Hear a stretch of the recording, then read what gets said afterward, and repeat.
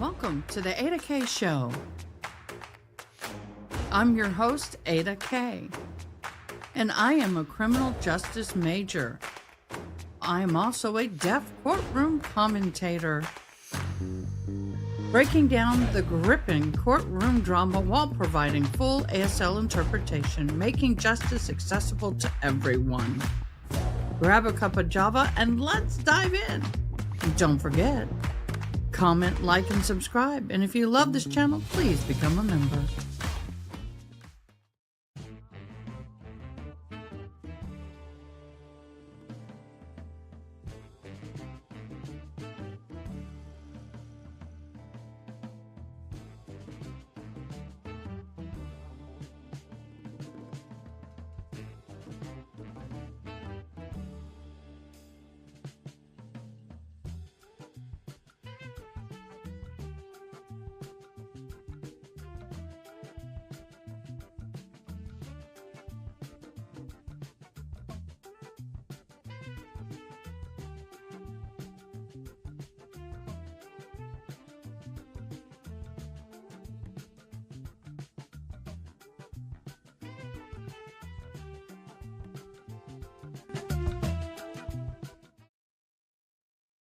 Good morning, everybody. Hello.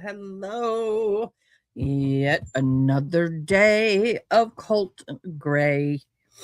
And we have a lot of testimony still to go in this trial. I need somebody to do a sound check for me. If you're watching in comments, just put, hey, so I know you're there. Miss Crystal, good morning. Thanks for the I liked. I need a sound check. Test. Let me play. On crime.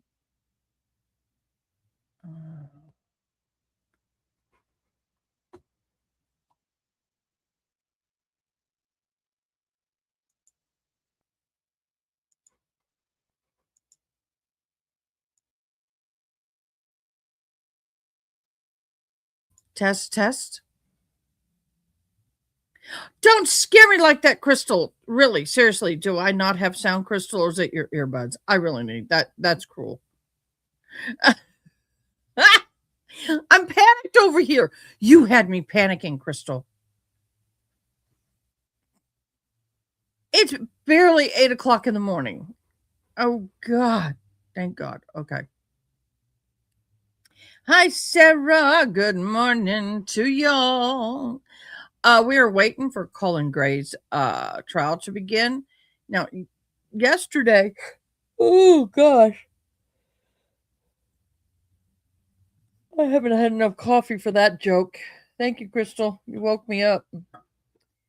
I have to confess, I got up late this morning. All right, we've got one thing to discuss. Okay, they're getting ready to start already. But I wanted to say that, first of all, most of yesterday was the mother of Colt and the ex-wife or soon-to-be ex-wife, I don't know, Marcy, opened the second week of trial. Her testimony was mostly in line with the state and their theory that Colin ignored the there escalating warnings, for the lack of better term, um concerning Colin's mental status. Now, some of the key points from her testimony, she stated that she continually urged Colin to lock up the weapon. She said, quote, they need to be locked somewhere, end quote. Now, she also talked a lot about Colt's, the son's anxiety, his violent outbursts. Hello, out and about with Diane. I mean, out and about on Old Women of the Hills. Hello. His destructive behavior, saying that she believed he needed professional help. And she testified that she sent Colin a link to an inpatient treatment center because she was worried about their son's mental health.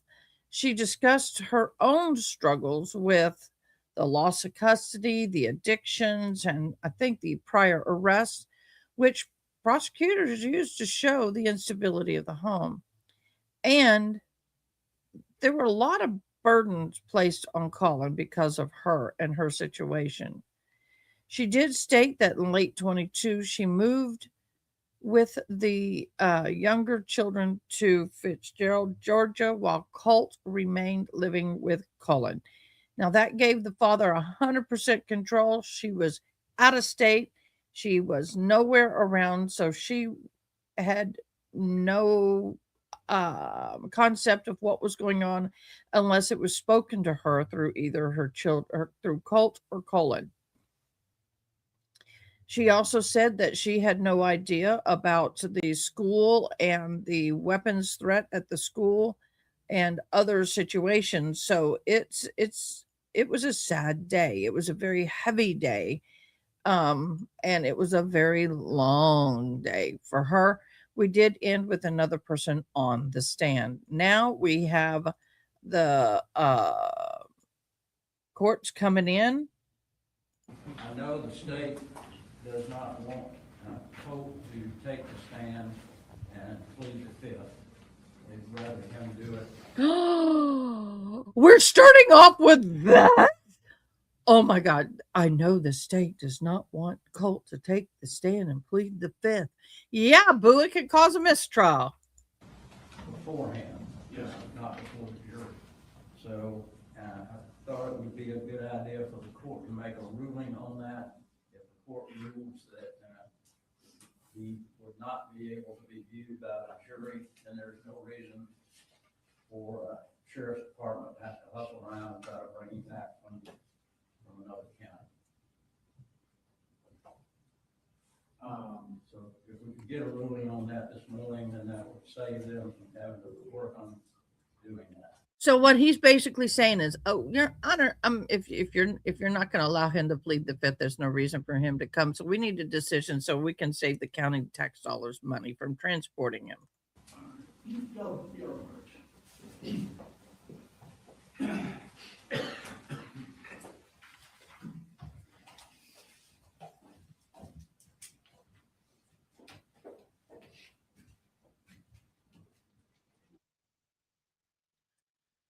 We've only been live 2 minutes and we already got a sidebar.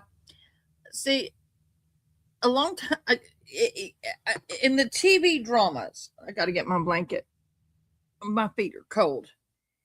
In the TV dramas, you'll see people go and take the stand and they bring them in handcuffed and they parade them before the jury.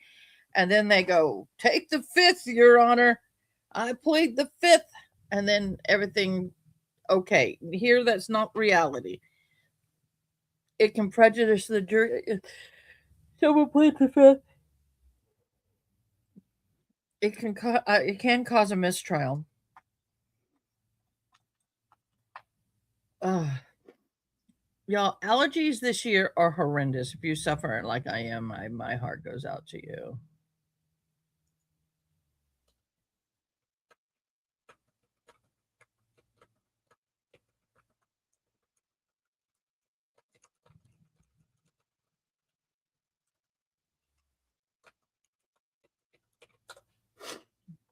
Hi, how's everybody doing? Thank you for the likies. Okay, let's talk about pleading the fifth. Real quick, pleading the fifth actually refers to invoking the Fifth Amendment of the Constitution, which protects a person from being compelled to incriminate themselves. Went over a lot of this when I was in my last semester. You cannot be forced to answer questions if truthfully answered. You cannot answer questions that can expose your criminal activity and liability. So the prosecution, this protects the criminal trial, civil depositions, congressional hearings, and the police investigators. In popular culture, like I was talking about, I'm going to read this section. In popular culture, invoking the fifth often portrays as Only guilty people do that, and if you're innocent, just answer. That's not legally accurate, but it is emotionally persuasive to the juries and to the public. And in a civil case, which we're not in, it can hurt you greatly. It looks evasive, undermining one's credibility, and it creates a narrative of suspicion. In some situations, it can be a very smart thing to do. Innocent people can actually mistake facts. You may not know the evidence yet exists, things like that. But bottom line, it can be very damaging to the trial if you have someone plead the fifth.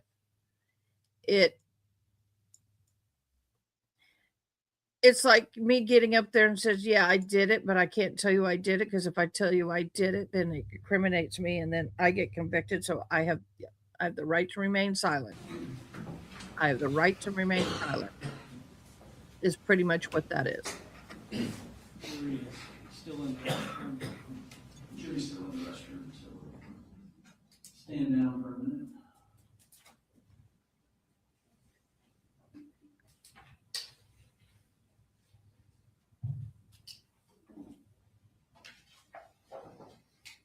A lot of people think that they can plead the fifth and just get out of answering and use that as a tactic. Let me finish that thought. A lot of people can use that as a tactic to think that they can get out of testifying, but it doesn't cover you under that situation. What you're testifying about is the topic in and of itself. It's all about self-incrimination. Participated more yesterday than we got to, but I believe 4. We have the 2 investigators who took statements from the defendant, and each of those interviews is, the first one is I think that's an hour and a half, and the second one I think is 2 hours, so that should take most of the day. Any issues with, I'm assuming y'all talked about any content that might be redacted? You have talk or there is none? We have to talk. And we don't believe there is any. I'll talk to Mr. Barry and we'll confirm that, but yeah. Still have investigators that, especially to war and placards and whatnot. Yeah.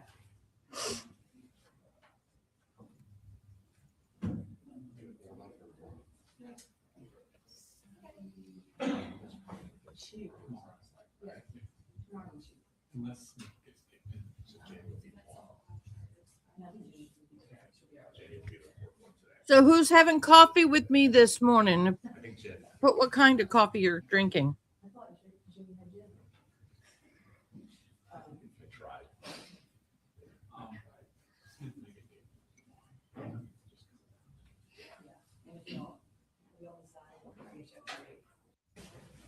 State and call its first witness of the day.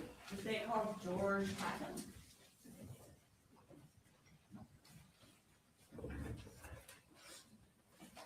Okay, here we go, guys.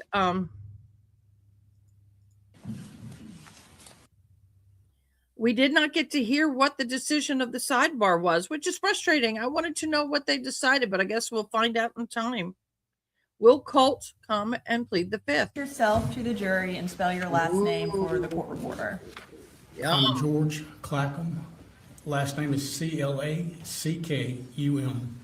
And what do you do, Mr. Clackham? I'm a senior project manager for Kevin Price Construction. And you said, so you work for Kevin Price Construction. What does a senior project manager do? He manages mostly the administration side, but some field work as well of construction projects. And how many projects are you working on at one time? Somewhere between 2 and 3 usually. Back around May of 2024, did Colin Gray start working for Kevin Price Construction as well? Yes, he did. And what position did he hold? He was a superintendent for us. And what exactly is a superintendent? They kind of manage the subcontractors and the day-to-day operations of the project itself. Whereas you're working on kind of overseeing several projects on the administrative side, the superintendent will be solely working on one project generally? Most of the time, unless the project's finishing up or just starting, then there may be some overlap. Okay. And did you work with Colin Gray? I did. In what capacity? He was the superintendent on projects that I was managing as a construction manager. How much interaction did y'all have? We usually had every day we'd have some interaction, sometimes all day long, sometimes just, a few times a day. And what was his general work schedule? He usually worked either from 7 to 3:30 or 7:30 to 4. But a lot of times they would work later than that in the day. Okay. And would you be there on a daily basis knowing what time he left or didn't leave? I would not. If Mr. Gray had a childcare issue or emergency, would he have been able to leave work early or miss work? Yes, as long as, he lets people know what was going on. And how would he have gone about doing that? Who would he have contacted? A few times he, texted me and said, told me something was going on, or he would call the president or the vice president of the company. Was his job flexible in that way, and that if he did need to leave, he could? Yes. And you indicated that he did from time to time take advantage of that flexibility? Yes, there's a few times. I'm going to draw your attention to September 4th. What project was Colin Gray working on at that time? He was on, at that time, he was on Forsyth County fire stations. Okay. There was 2 different fire stations up there. And are they in the same area? They're about 30 minutes apart. And then Forsyth County, what city is that? Coming. Was he present at the work site on September 4th? Yes. And that morning, where were you located? I was actually I'd gone by the fire station in Rockdale County that we had just finished, just to check on some things there. And then I was on my way to the office, but never got to the office. And where is your office located? It's in Athens. Was anyone being fired that day or anything like that? Not that I'm aware of. And at some point that morning, did you receive a call from Colin Gray? I did. And you indicated that you never got to the Athens office. Was that on your way to Athens? Right. Do you remember around what time it was? It was morning, probably somewhere around 9 or 10, I'm guessing. Okay. But that's just a guess. And what did he say in that phone call? He said that the school had called and his son had broken his arm and he needed to go to get him.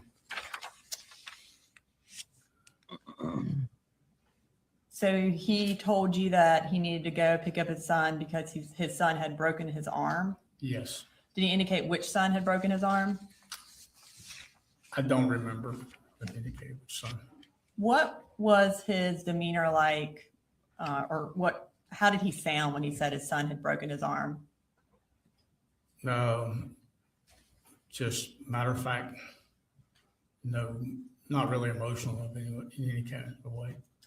And the phone call was, I know you said around 9 or 10, but from the phone records, it was around 11:15. At that time, had you heard yet about the Apalachee school shooting? I had been listening to the radio earlier in the morning and I heard there was a shooter, but didn't pay attention to where school, what school it was or anything associated with it. So at that point, did you know that it was at the school that Colin Gray's son went to? I did not. Later that day or early the next morning, were you forwarded an email from Mr. Gray? Yes, I was. Who forwarded it to you? My boss, Kevin Price. I'm going to show you what's been marked as State's Exhibit 181. That's that real fast.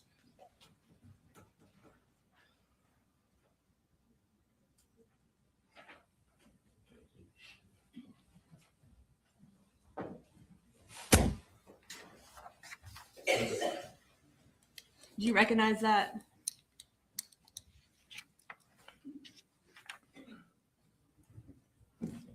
Yes. And what do you recognize that as? It's an email that Coley had sent to Kevin concerning something he had to do the next morning. Okay. And is it a fair and accurate copy of the email that Coley or the defendant sent to Kevin Price and then that Kevin Price then forwarded to you? Yes. Your Honor, at this time, I would like to introduce into evidence the Exhibit 181. No objection. 81's good. We're going to go ahead and publish it for the jury. So this email was sent on September 4th at 10:47 p.m. And can you read what Colin Gray wrote in that email? I'm sorry for the late email tonight. My son had an issue today at school. I have to meet with his school in the morning. I will give you after I meet his teachers and counselors. I will get with George in the morning as well as Andrew and give him a rundown on who is coming to the job. Thank you both for everything. Again, sorry to reach out so late, Cody. Thank you, Mr. Clacken. Nothing further. Cross. No questions, Judge. All right, thank you, sir. You're free to go.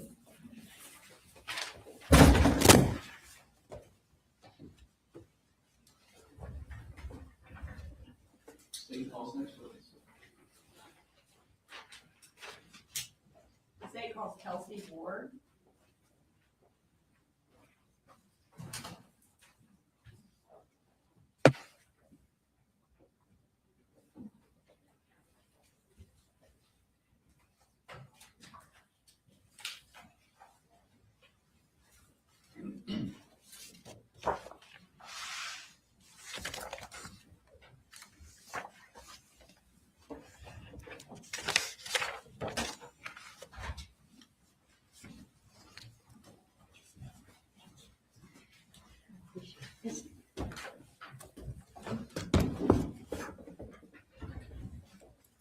Will you raise your right hand?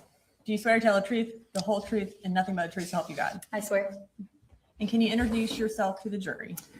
Yes, I am Kelsey Ward, and I am an agent with the Georgia Bureau of Investigation. And what region of the Georgia Bureau of Investigation do you work at? I work at the Athens Regional Field Office, which is Region 11. What, I guess is Bexar County one of the counties that Region 11 covers? It is. And is that one of the counties that you're assigned to work with? It is.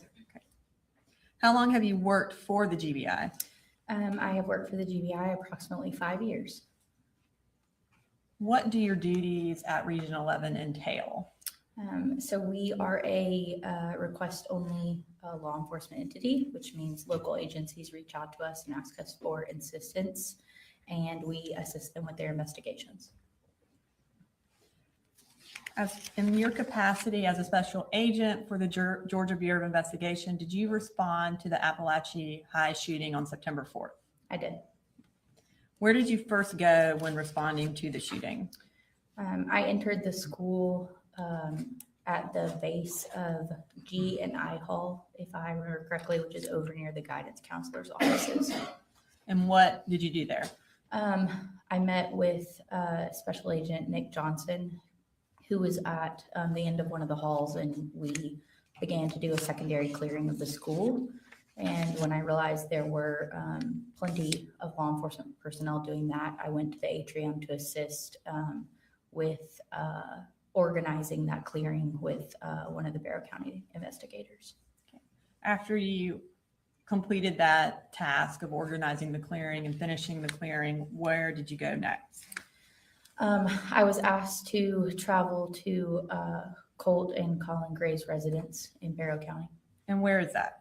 It's located at 896 Harrison Mill Road in Bethlehem, Georgia. And is that in Bexar County? It is.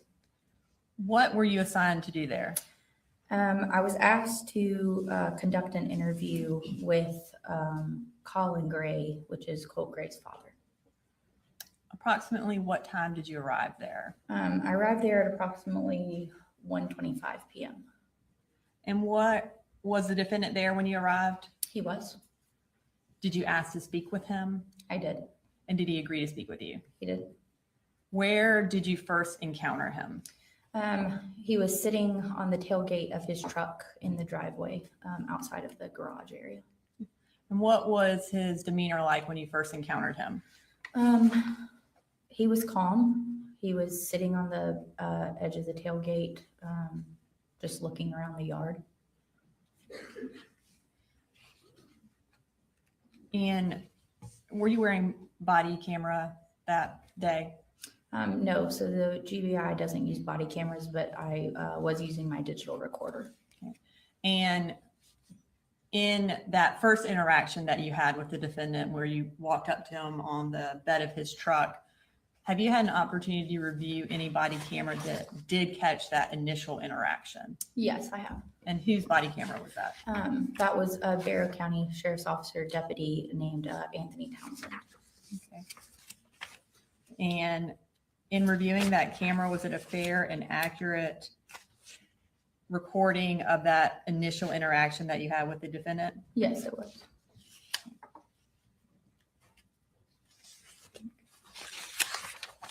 So that interview is case exhibit 212 and it is on our hard drive. You're all right. This time I'd like to introduce into evidence case exhibit 212 and play just the portion of that body camera where it catches the initial interaction between Special Agent Ward and the defendant. No objection. It's limited, timestamp for this particular system. Yes. Unless it's the only thing on it. It's the only thing that's being introduced. We're not doing the entirety of the.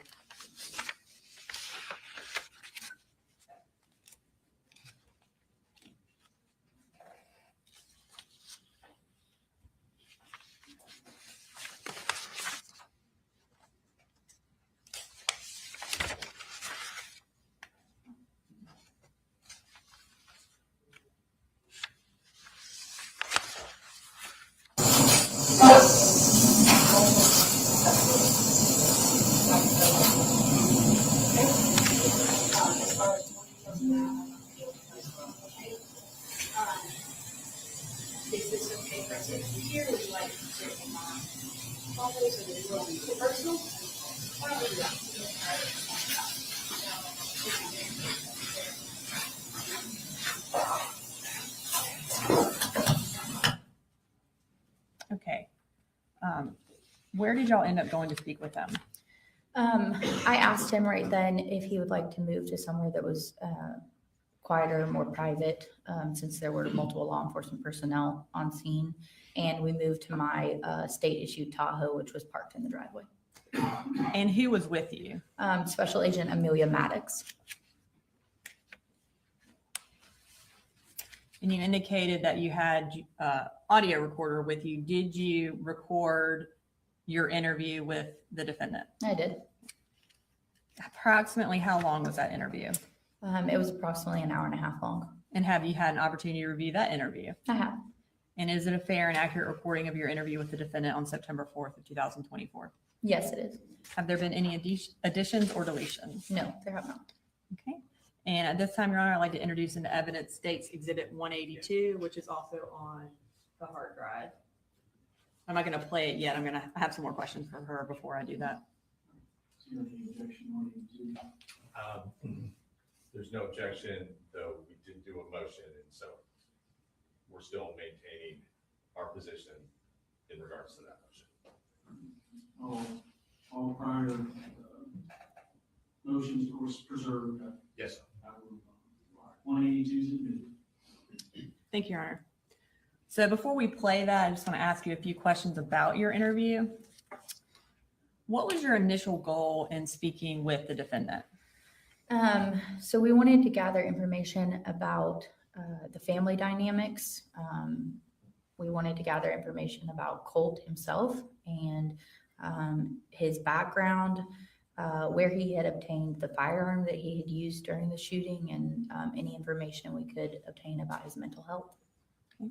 So at that time, you did not know where he had gotten the firearm. No, we did not.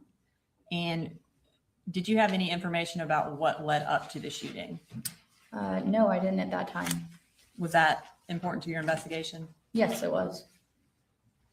And was finding out where he got the firearm important to your investigation? Yes. During the course of the interview, did he tell you whether or not he had custody of Colt? Yes, he did. And just generally, what did he say about that? He told me during the interview that he had papers showing that he had custody of his children and indicated that those had been compiled by DFACS. Okay. What, if anything, did he say about Colt being violent or aggressive? So he said over the course of his interview that over the last, I believe he used 5 to 7 months, Colt's behavior had become more aggressive and escalated, and that Colt had previously broken a window, had been involved in physical altercations with Colin. There had been 3 to 4 of those physical altercations. He used the term bull rush when describing how Colt would come at him during those altercations, and he would physically have to hold Colt or take it, is how he described his incidences with his son. Did he talk about Colt needing mental health treatment or any attempts to get him treatment? Yeah, he did. And what did he say about that? So he told me that just in the week prior to the incident occurring, he had actually, he said he had been on the phone with counselors, and he indicated that he felt that Colt needed to maybe be checked into a place, and that basically he had been doing some emailing back and forth with some mental health facilities. And did he indicate in terms of Colt being checked into a place if that's something he had been working on? Yeah, so he said that some emails had gone between him and a lady at Project Aware, but he didn't indicate that he had taken any steps to actually take him to that meeting. And did he mention whether or not Colt specifically thought he needed help? Yeah, so he actually made the comment that Colt had said that he felt like nothing his dad was doing for him was helpful, and that he might need to be checked into some kind of asylum. What, if anything, did the defendant say about where Colt got the firearm used in the shooting? So we talked about that pretty in-depthly. He stated that originally he had allowed Colt to use another weapon when they had gone hunting, and that weapon had jammed or backfired, and it had scared Colt. And so he and Colt had talked about Santa Claus, i.e. himself, Colin, purchasing Colt another firearm, which did take place, which he ended up purchasing Colt the 6-hour firearm that he used during the shooting. And that was purchased at Mike's gun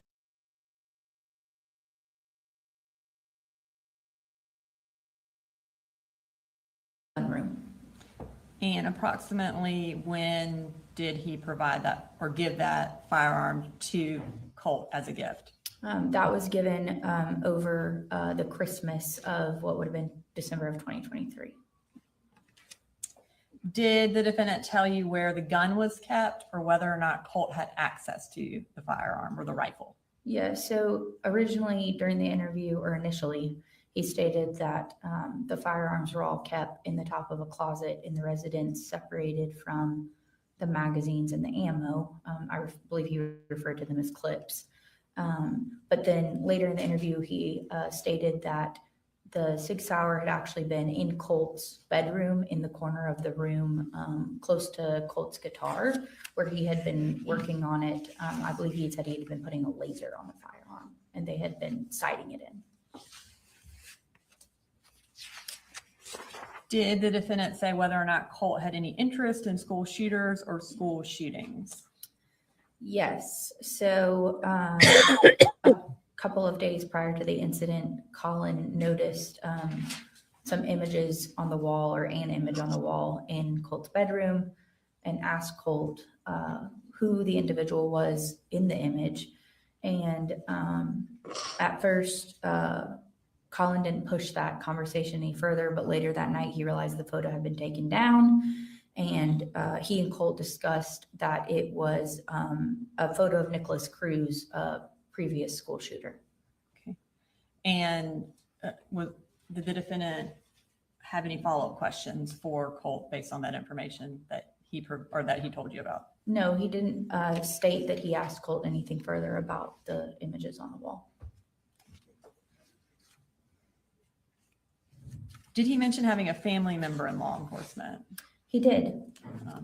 And did he seem to have familiarity based on that family member with kind of what y'all's plans were with doing a search warrant, that kind of thing? Yes, he actually said he knew exactly what we were going to be doing at the residence. We had been discussing executing a search warrant inside the home and outside of the home. And his response was he knew exactly what we were doing, that his sister had been a cop, a lieutenant actually, previously. Did he mention whether or not he had reached out to his sister related to these issues with Colt, him having access to the firearm and him having the picture of the last school shooter on his wall? No, he did not say that he had reached out to her about any of those things.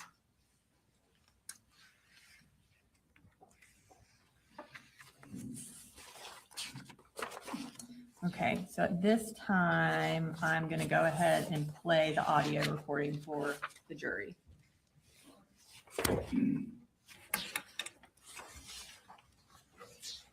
ladies and gentlemen, as I heard, this is an hour and a half, thereabouts. If you need a break during it, because this will push us beyond our normal break, just raise your hand and we'll stop.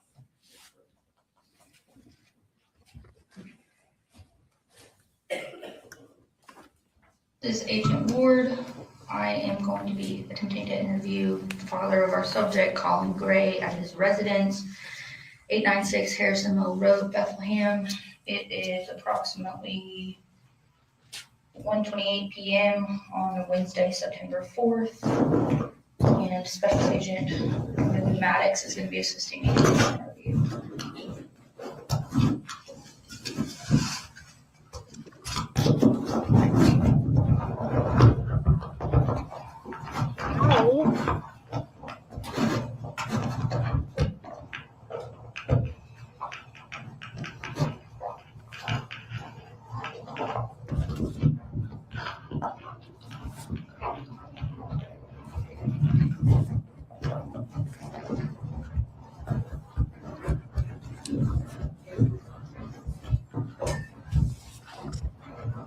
Sorry about that, y'all. That's not comfortable. Makes my nose rattle.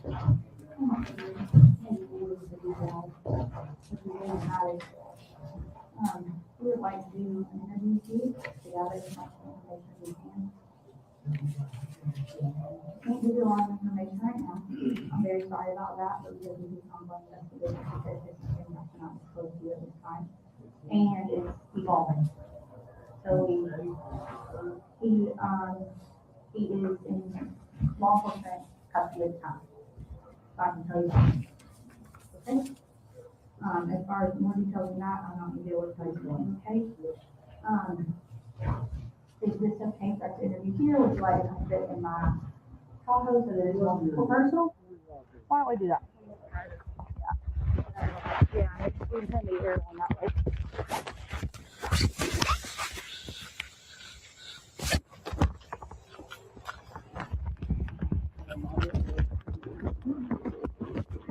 Next door. Okay. And my little baby boy is Austin Road. Okay. So, man, Have you made contact with them? my daughter started texting me this morning. Okay. If you will come sit in the front seat, I'll move my butt back. No, just come here.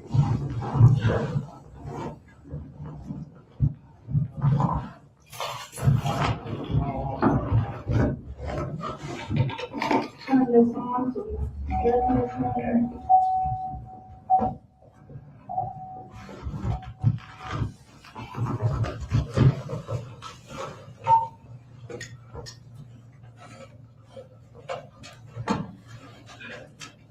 got enough room. Because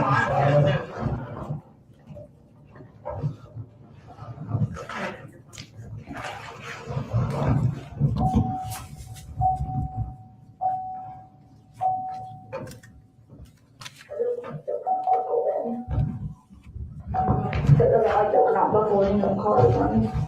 So like I said, just kind of tell me about your family. Tell me about, Colt, kind of tell me about the dynamics at the house.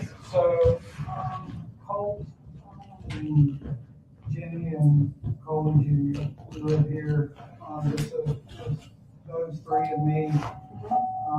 We originally, all my kids were born and raised in Statham. They were all born in Athens. We had a big farm in Statham a few years ago.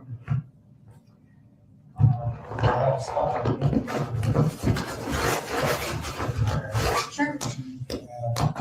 Her family's all from South Georgia, so COVID all hit, like I'm hurting, I need to heal, so it was like, hey, let's take some time, we'll stay down there. Her grandmother passed away, there's a family house down there. I said, so I can heal, and nobody's doing any building because of COVID. And I said, you can get a job at Georgia Pacific, like, be good. So we went down there and started down that path. And I don't know, we were down there probably 6, maybe close to, maybe, I guess it was 8 to 10 months. It was close to a year. And then I started feeling better. Her and I kind of not really seeing eye to eye. She, at that time, her issue was drinking. So back then. So I said, hey, we just need to get out of this down here. The kids are kind of stuck in like the schools in Ben Hill County, Fitzgerald. They're good. They just don't have the money and access. So everything's like literally like days behind, it felt like. So I used to be assigned to the Perryfield office, Oh, so there that you was go. actually my area, There so you go. I'm very familiar So- with Ben Hill. Those are my counties. and I tell people, I'm like, the clock literally moves Yes, it does. 10 minutes slower, but I also want my kids to see that way of life and see how all the different color, races of people, everybody like meshes, everybody gets together. I want them to see that. He had some trouble with some bullying in Jefferson a while back, and that kind of just was, I thought, you need to go down there and just see the simple way of life, and we'll just take it easy and we'll build our way back up here. I said, once construction starts, Dad will go back up there, get a job, and we'll be right back in business. So we stayed down there about as long as we could, and I've got my son-in-law who I got a job doing what I do, full circle, called him up and said, hey, I'm healed. Is anybody hiring? He's like, everybody's looking for you. Like, call these people, they want to hire you today. I'm like, great. So had an interview that day, had a job the same day. I'm like, great, we're going back home. We're coming back up here. And the kids are all happy because this is where they know, So came back up here, and she stayed down there with little one, and Colt and I just started out in Jefferson, just him and I. And when was that? This was probably about a year and 4 or 5 months ago, and that's kind of where the bullying with him kind of started a little bit. Okay. And He was already at the high school then as well? no, he was at Jefferson Middle School, so he was in 7th grade at that time. So talked to some people like, hey, what can we do? Went up to the school multiple times, sat down with counselors, principals, like, look, hey, Colt is real reserved. He's not he's kind of super shy in crowds. He doesn't he's just not that hell-raising kind of kid. I said, but somebody is continuing to kind of bully him at lunch. And so this went on for probably 2 or 3 months. And finally it wasn't, it would get better for a day and then it'd be right back to the same thing. And he is a very smart kid, but once he gets off task, he's like off task, so grades are taking a beating. I'm like, look, I said, at the end of the school year, I said, even if you have to take this grade over, I said, we'll go move back over towards Statham, where everybody's familiar. Our church is here. I said, we'll come back. We'll get back in the groove. We'll get Jenny and Boo back up here and till your mom gets stuff sorted out. All right. And those are his sisters. That's his sister and his little brother. And his little brother, yeah. So at that time, I thought it was still just her having issues with drinking, and we'd been up here for 6-8 months, maybe, like I said, it might be that year mark.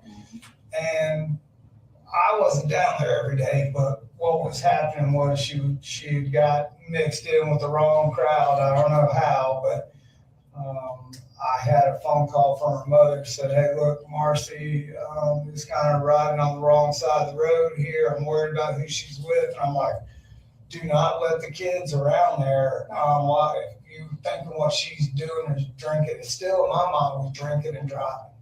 So what it ended up being, we find out, I get a call. Colt and I just had moved to this house, been here a couple of months. DFAX calls me at like 2:00 in the morning, and I'm like, hello. She was like, I need you to come down here right now and pick up your 2 kids. I'm like, it's like 2:00 in the morning. I said, okay. I said, it's going to take me 4 hours to get there. She's like, oh man, where do you live? So we went through this whole thing. I'm like, tell me what's wrong. I said, I can hear your voice. What has happened? She said, just like this, I can't until you're face to face and you sign a piece of paper. I'm saying you're their dad. Right. Okay. So I'm thinking, okay, she got a DUI. Okay. So I hung up the phone. I said, look, we got to go down there and get your brother and sister. He was like, I told you, Mama doing things she shouldn't be, riding the roads all hours of the night. So him and her had a rift down there, obviously. So that was part of the reason why we were just going to let them kind of get calmed down. Yeah. And if the 2 older ones the little ones wanted to come up here, then that was fine. We're just going to try to make it to that summer, right?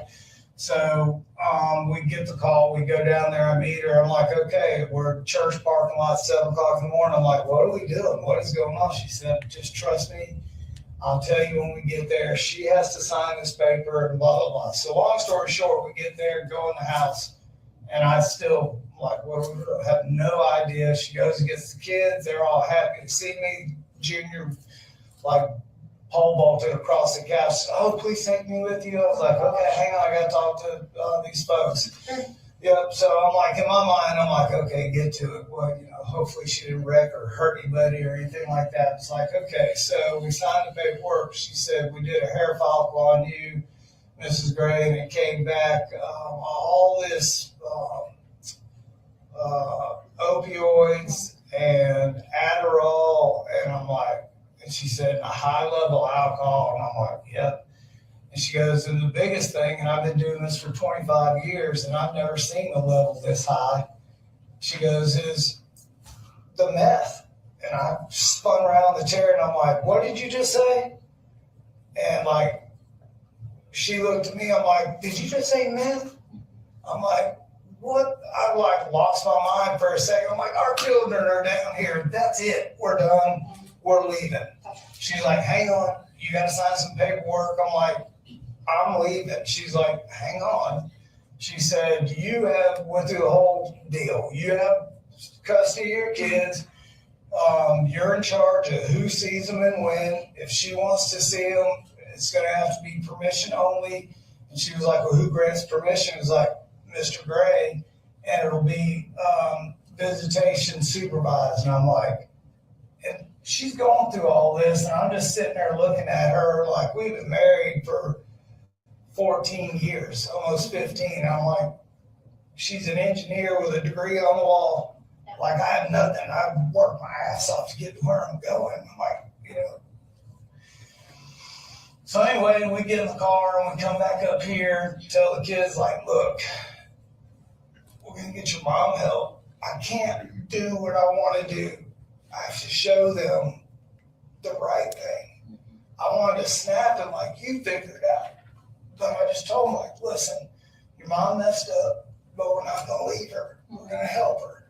I said, Dad just started his job back here. As soon as the insurance kicks in, we'll get her sent somewhere to get help. I said, that's what we're gonna do. So we came up here, probably 3 weeks were good, you know, lieutenant guest at 2:30 in the morning beating on my door. And I'm like, yep. He's like, can you step outside? And I'm like, I can. I'm like, what's this about? He was like, we got a call that you went to pick up your kids for fall break and you never brought them back and you won't answer the phone. And I'm like, no. I said, let me get the paperwork out of my truck. I said, here's the paperwork from DFAX. Went through that whole thing. He said, that doesn't matter. He said, I said, it does matter. I have custody. That's what this paper says. And he was we were going back and forth about, like, I'm not taking my kids back to her. Like, that's not happening. So we got that worked out. And nothing further from that. I said, if I've got to come in there and talk to somebody at the office with y'all, I'll do that. I said, but we're not. The reason they're here is because of all of this. And it's a danger to have them around her. Like, so pretty much from that point on is when Colt and his mama had a riff. And once he found out it was meth, he just was pissed. And that was about a year ago? The meth thing was probably about 8 months ago, 8.5, 9 months ago, because she took it to heart, and we kind of found some places, and she checked herself into an inpatient care down there, and I was going to move her up here to Athens as long as it was inpatient so she could see the kids, as long as she was getting better. So they were happy about that, but Colt and her were still kind of at odds. And how old would he have been then? He's, I would say, in the time that the rift started, he was probably about 12 and a half, maybe 13, and it went through 13 and to this point now. Yeah. So he's really pissed about how she was doing and what she was doing. That her daddy got involved down there at that house, and like he called all these juvenile places trying to have Colt taken away because he broke a window, just stupid shit that her dad was trying, just caused a bunch of. While he had been down there, yeah, and it just caused a big old. I'm like, just hang on. I said, I'll drive down there. I'll get you Colt. We'll come back. From that point on, he just is not like he could just take it or leave it with his mom. So I said, listen, she's in rehab. We'll take this as you want to take it. We're not going to just let her back in the house until she clears some hurdles for everybody, including us. But the other two, little man, the little one, like, he doesn't know the bad. They don't understand. And I can't break into a meth conversation with my 8-year-old. So Jenny is old enough to know. She knows what's going on. And she's just kind of like the neutral one and doesn't want to cause a rift. And she knows that Colt and her have got issues. And so probably about 5 or 6 months ago, 7 months ago, shortly after we got back from all there, got everybody settled and going. I'm like, Colt, we got to start talking about school. And then his mom would be on the phone giving him grief about not wanting to go to school. So from that point on, his attitude escalated to the point where he would be like just cussing and talking to me like you shouldn't talk to me. And that was 5 to 7 months ago. Yeah, it's continued on, with a couple of and they, argue with him and like you can't say or do this thing, you can't just lay out of school. And he's like going to hands-on trying to fight me. So I tried to just either hold him down or get him like hold back and just turn my head like stop. He's 14 now? Yeah, he's 14. And not, don't like take the bell or any of that old school stuff. He knows like it's not what we're supposed to be doing, so I just take it. Yeah. Till he calms down and I let him talk it out and we like, hey, this is not working. Okay, so obviously the first time, like, oh, okay, I was a kid once. Second time it happened, I'm like, no. So we had been on the phone with counselors. Yeah, and my mother-in-law is a school teacher for 40 years. Like she gets it. Okay. And I'm like, he's got to have specialized. It can't just this isn't just five and dime. Like he needs may need to be checked into someplace. I said, if it continues to escalate and it goes towards his brother or his sister, Right. then he needs to go right there. So, we've had probably maybe 3 or 4 of those kind of altercations to where he's gotten above aggressive with me.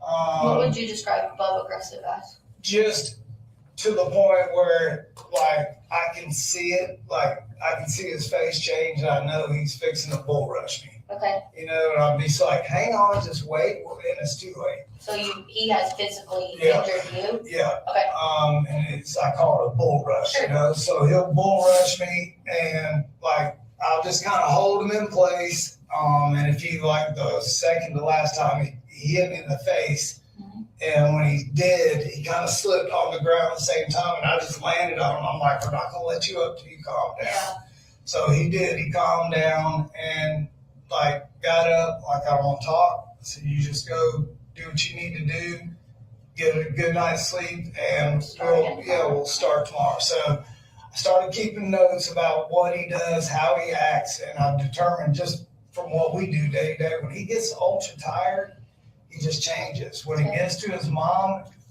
there's no discussion. And I just walked in there when I got home because I had this gut feeling, and when I went into his room, I know what happened. I turned the news on, and it was either one laying there or he was one in custody. So I'm aware of what happened. And so that was been like, Doug, we need to get him to go somewhere. Like, that's what we have been trying to do here for the last probably good week or so. Like, so for about a week, you've been trying to get him institutionalized? not institute. Okay. He called his mom and said that that nothing that I was doing was good enough, and that maybe he just needed to be in an insane asylum. I'm like, he's just been. When was that? That was probably a couple weeks ago, maybe, in passing. And I'm like, no. I said, listen, I talked to him and told him I've got been on the phone with the school and the counselor at school. Okay. Like, they're all aware of what's going What's on. the name of with that him. counselor? Do you know? I've got. We can look later. Yeah, I've got an email where we've been back and forth. Okay. She sent me another piece of document from Aware. Okay. Counseling is a third party. It's a third party counselor. Right. Said, would you be? I'm like, absolutely, yes. I would love to do that. Give me the paperwork. So I filled it all out, signed it, and sent it back. I said, tell me what we need to do, and we will make this happen like the next day. So she said, once we get that filled out, when he comes to school, we'll sit down and meet with him. I'm like, okay, do I need to be there? She's like, no, we'll just meet with him first. Okay. I'm like, okay. So the goal was them to meet, and then the paperwork I filled out was, the way I took it is, it's not an interest for the school or anybody. She's just more dialed to the child, trying to get him, like, Hands-on care, basically. correct, right, and make that determined for me. I don't want my wife, who's sort of kind of involved, or my mother-in-law to, say, oh, he needs to be, institutionalized. I want somebody, third party, that doesn't know anybody in the family to say this. So To make like a mental risk assessment? Yes. So that's what I was trying to do. And yesterday I said, hey, look, it takes a little, and I tried to give him a pep talk. I'm like, So hey, this was yesterday? this was yesterday. Okay. I said, and I'll show you a text. I'm like, it takes a lot of guts to do what you're doing. Go walking back into school after all this time. I said, you're doing the right thing, and I'm super proud of you. So, get back home from work, come in, cooking dinner, and he said, I didn't go to school today. And I'm like, okay, what happened? He said, I got dressed, I got ready, he said, I started to walk out the door, he said, and the bus came, I didn't have my book bag, he said, and I said, you didn't feel like going today, did you? And I said, it's not the book bag or the bus. He said, I just don't want to walk back in and have everybody go, oh, look. And I said, Colt, I can't go to school for you. I said, I have to pay all these bills. I'm the only one doing all of this. I said, and I'm getting people in there to help you because I can't. And you need to go to school. So you're falling behind. I said, and there's no left behind, like they're not gonna fail you. You're just gonna be left in the dust trying to catch up. Right. So I said, let's go to school today. I said, let's get the right people in front of us. That was today. That was today. And I said, let's make a plan and we'll figure this out. I said, there's nothing, I kept telling them, there's nothing that we can't overcome that you've already not overcome. Right. You've been through a lot and you've done the hard part, you know? So this morning, I can show you the text. I was like, hey, I'm proud of you, what you're doing, everything. It's just a good thing. Just constantly giving them a pep talk. Today, Yeah, if I could get a picture of that. yeah, it's all good. And did you take him to school this morning? Did he normally rides the bus when he goes? So he rode the bus today? Yeah, yes, ma'am. So how it works for me is I get up, I get everybody ready. Okay. And then I take little one to school at Austin Road, then I go to work. Okay. Those two catch the bus, and then I'm home by the time Junior gets off the bus Gotcha. at 3 o'clock. And Junior's the youngest one? Yeah. Okay. Mhm. So I'm usually here when he gets home. So this was today. I said, morning, big boy. I'm proud of you. I love you. And I hope you have a great day today. I will see you this afternoon. He said, getting ready for the bus, and I love you.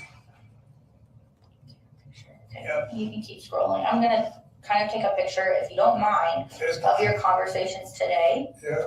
Okay, and keep going. Perfect. Okay, and keep going. This is where I'm like, something's wrong. Okay. I thought he got in a fight. Okay, keep going. Okay, keep going. And keep going. Thank you. So, Tell me, I have just, that's great information. That is exactly what I, wanted to talk to you about. Yeah. I have a couple of more specific questions. Okay. So, I was told there are weapons in the house. Yep. We live in Georgia. Yep. Not Everyone's got everyone has them. guns. Tell me about his awareness of those firearms, his Sure. past with firearms, Sure. hunting, Yep. anything like that. So, it originally started with telling him, was like, hey, when I was dealing with all this as a kid growing up, the way I coped with it was deer season. Mhm. I said, Thanksgiving and Christmas, I said, I was in the woods. I said, Nana Gray used to just raise all kinds of cane because I was always deer hunting. And I said, so this was last year. I said, so let's try to go deer hunting. I said, we'll get through all this together. I said, your mom and I will take care of it one way or the other. I said, our family will be together. And I'll never stop for y'all. And I'm going to work my butt off. I said, you're going to go to college. I said, that's just how that's going to be. And I said, it's going to be fine. We'll just take it one day at a time. I said, so do you want to try deer hunting? I said, it's the last day of deer season last year. Okay, He was like, yeah, he was like, okay. And I said, all right. He was like, but I don't have a rifle. I was like, I know. I said, I've got some. I said, we got to teach you the way around of a firearm and all of that. And he is like OCD about knowing. Like, so he'll break into whatever we're hunting that rifle was, and he did all his research, and I was like, oh, that's impressive. So he throws himself into whatever he's interested in. Yeah. Okay. So as a treat, I said, hey, I bought a rifle, and I said, it's an AR platform. I said, I know everybody's got one. I said, this will be what you will take hunting with us. And he's like, this will shoot a deer. I'm like, this will shoot a deer. Tell me about the specs of that firearm. So the one that we took, this is my daughter. Can I answer this real quick? Jenny? Hey, are y'all back in class? Okay, all right, give me a little bit and I'm headed to you. All right, bye. So that spec of that firearm was a Bushmaster 450, but that's not what he had. I know what he had today. Okay. Because he shot a deer first time ever in the woods. Okay. It was amazing. It was like, great. I'm like, okay, I'm turning the page. I'm turning it on with my son. bonded, like greatest day ever. Like in my mind, I swear to God, I thought we were gonna he was gonna be perfect from then on. You know, Yeah. we had this outlook No, together. Exactly. So the only thing is, when he shot the deer, the gun jammed, and we couldn't get the bullet out. We couldn't. It was jammed in there so far that I had to take the top part of it apart, and I couldn't get the bullet out, so I had to point out the back and take it apart. So the firing pin couldn't hit the bullet. So we got home. Long story short, he was all excited. He's like, "But I don't like that gun jam." He said it scared me, and it did. It blew up a big old flash. I said, "Well," you go get our stuff back together. We keep doing good. You're doing good. I said, maybe Santa Claus will bring you one. Yeah, I said, the guy that gave us the 25 acres was trying to get us to come kill a bunch of coyotes because they're killing all these chickens. And I said, James said he wants us to come take out some coyotes this year. I said, Santa Claus may do something different, a different type of weapon for you. So I bought him. Okay, I gotta call BS. I gotta have a BS moment. I gotta call BS. Why would you expose your son, who has zero weapon knowledge? Taking out coyotes on someone's ranch is not something a beginning lead shooter can or should be doing. I feel like you're talking out your butt on this. I'm not saying most of what he's saying may or may be true, but going over to this guy's ranch and he's wanting us to take out coyotes and do this, I don't believe it. I want to hear it from them. I want to hear it from him. And I don't know why that just changed. I didn't touch it. I want to hear it from him. This to me makes no sense. That's not something you take a kid to do who's never had any real training with a firearm to go take out coyotes. Y'all go do the poll. I posted the poll.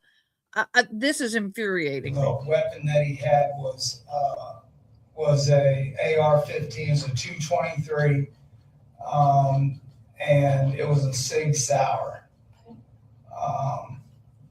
And that was kind of like his big Christmas present, where I said, this is for you to hunt with, but it's not a toy. He gave that whole speech and everything, and he understands how. And that was his Christmas present this past Christmas, yeah. And so we've gone to the shooting range a couple times just so he learns gun safety. He took the range test with me. Okay. And he understands what weapons are and how it all works.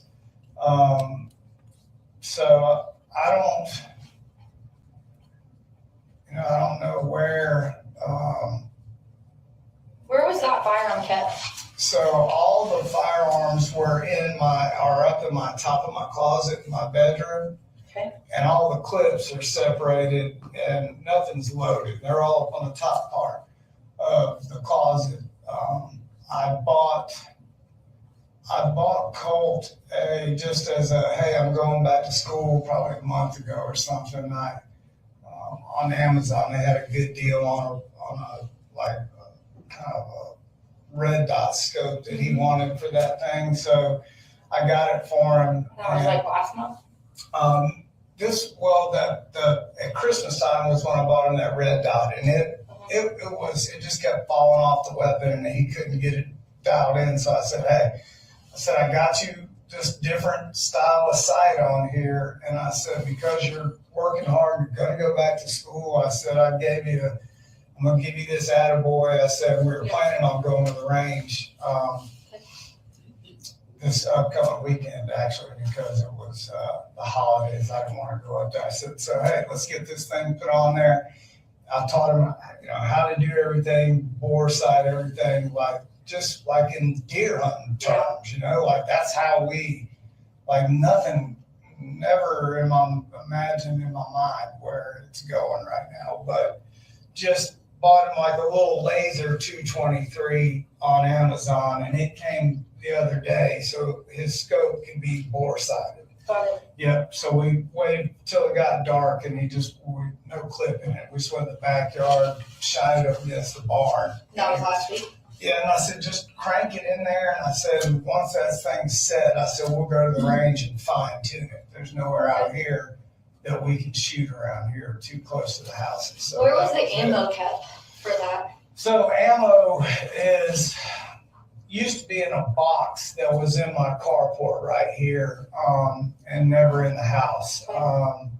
And then I brought some of the ammo that we got, I bought for the range. We just bought like bricks of 9mm or the 223 from Academy, and it's all sitting up there like in the top of the closet. In your closet. Yeah.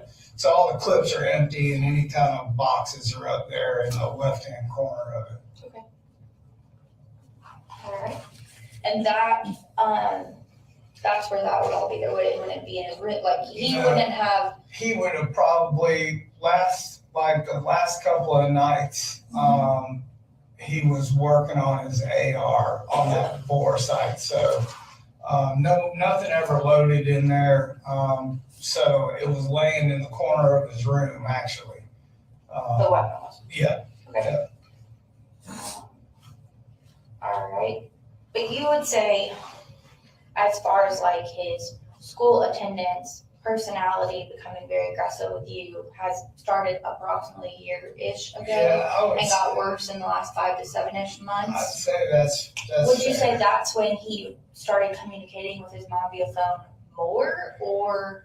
And what was, so is she in that, like, where is she Well, now? so she's down staying with her She's mom. still down there? Yep, and they're actually driving up here. Now, Because after all, and I left out this part, sorry, after all that with Lieutenant Guest, a couple days later, she shows up here unannounced, beating on the door and was like not supposed to be here by letter of the law.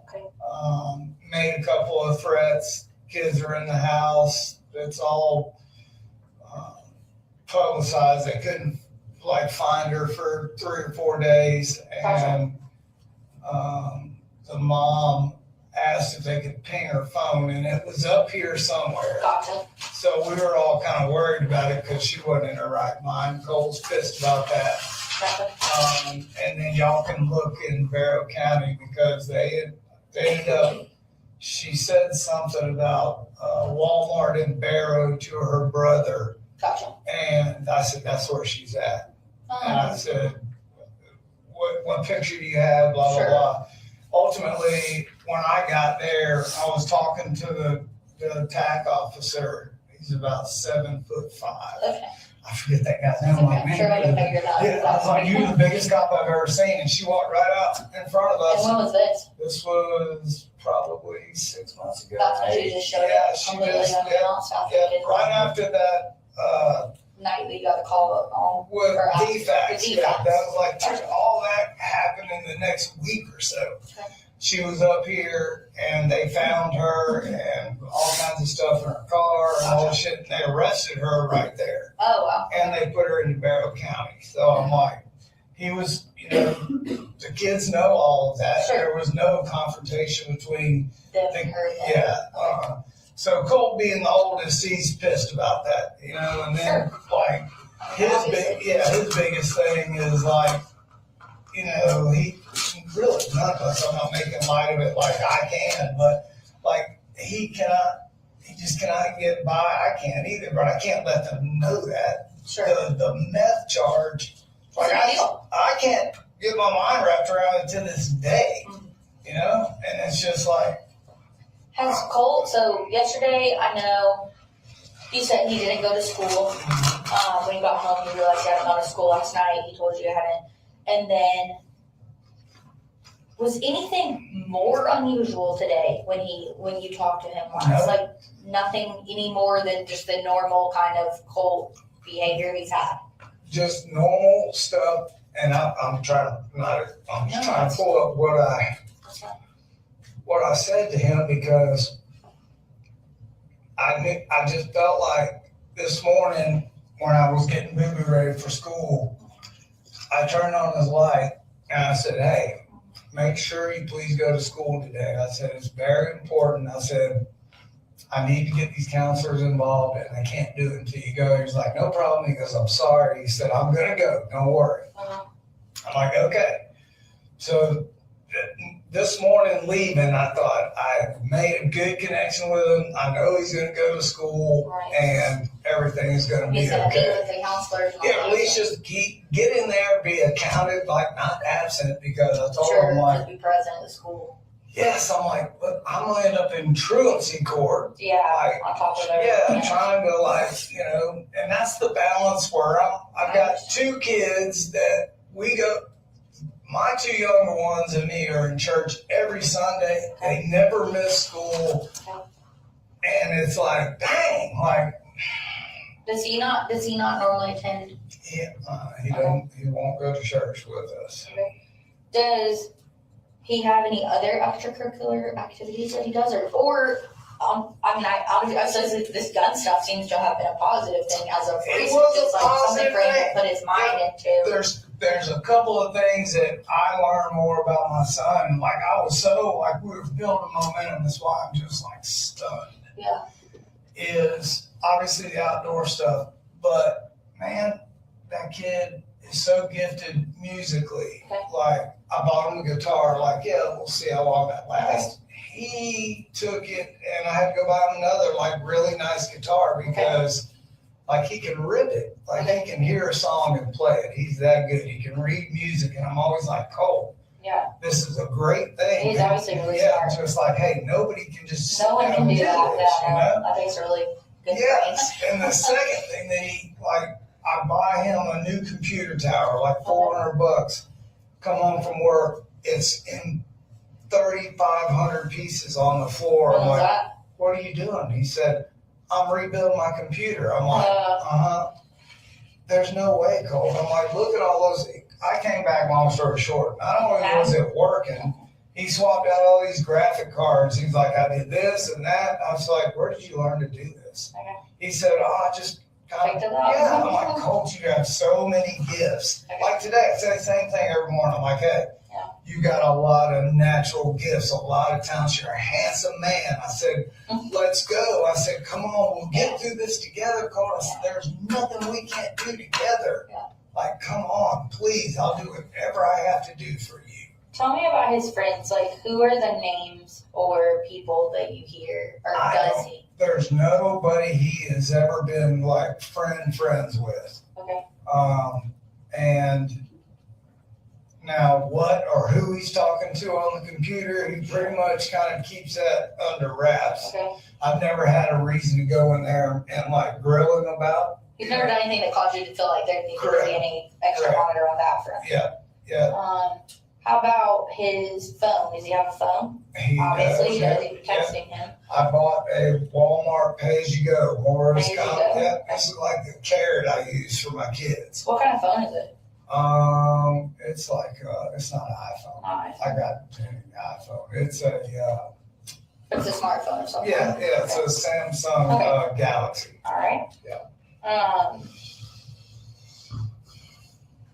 Have you noticed him being on his computer or phone more in the last couple of weeks, more than usual, or No. just more focused on the gun the last couple of days, or is that pretty No. normal since you got it for the door? For the probably last week, like the gun, he hadn't even like once we got that little bullet in there and he bore sighted it, he just put it back over there and didn't really do nothing. His big thing was he broke 2 strings on his guitar and he said that he needed his guitar because he had met somebody and they were playing like not jam sessions, but they were sharing like back and forth licks on the guitar. And I'm like, okay, so I got that guitar string the other day and fixed it, but there's not been like, in fact, that's like one of the things I'm continuing talking to him is like, hey man, you know, like I love hanging out with you and everything, but you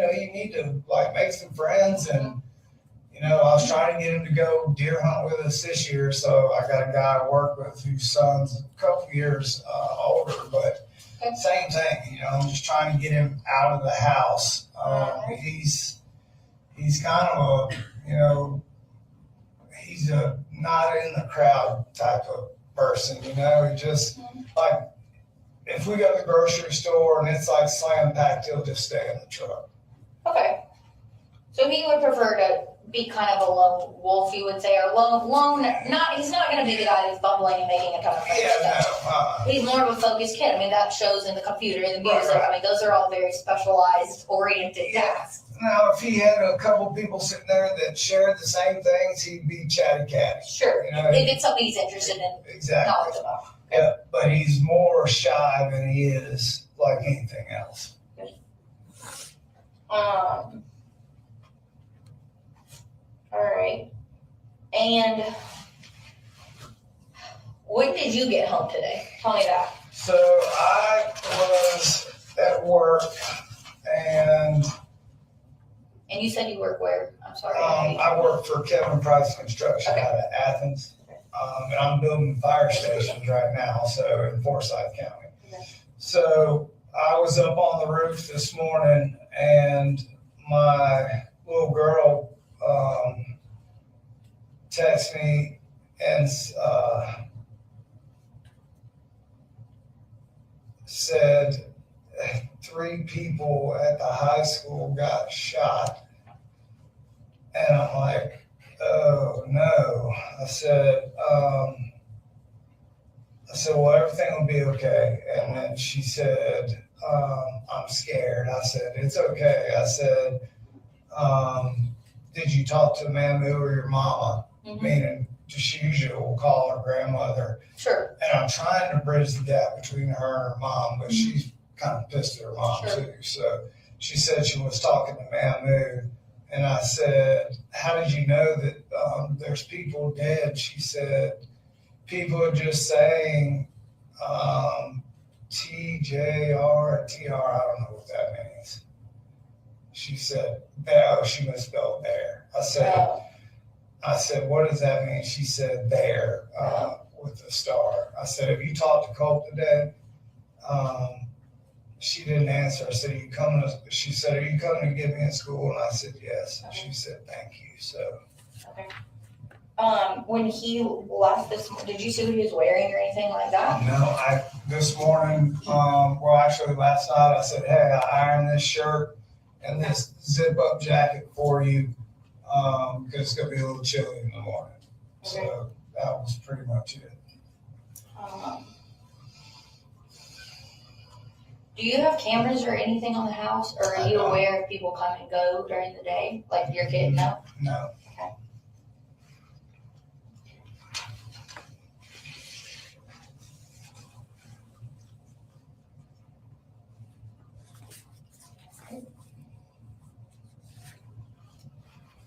And how frequently, day to day, would you say you talk to Colt, like during the day? Like, do y'all text during work? Like, what is your communication Yeah, with him like normally? It's nonstop, really. Nonstop? Yeah, texting and talking to him, to the point where I know activated. But What about today? I know I just took, it looks like mostly you sending and him not Yeah, responding. this was after, like, at 9:42. Uh-huh.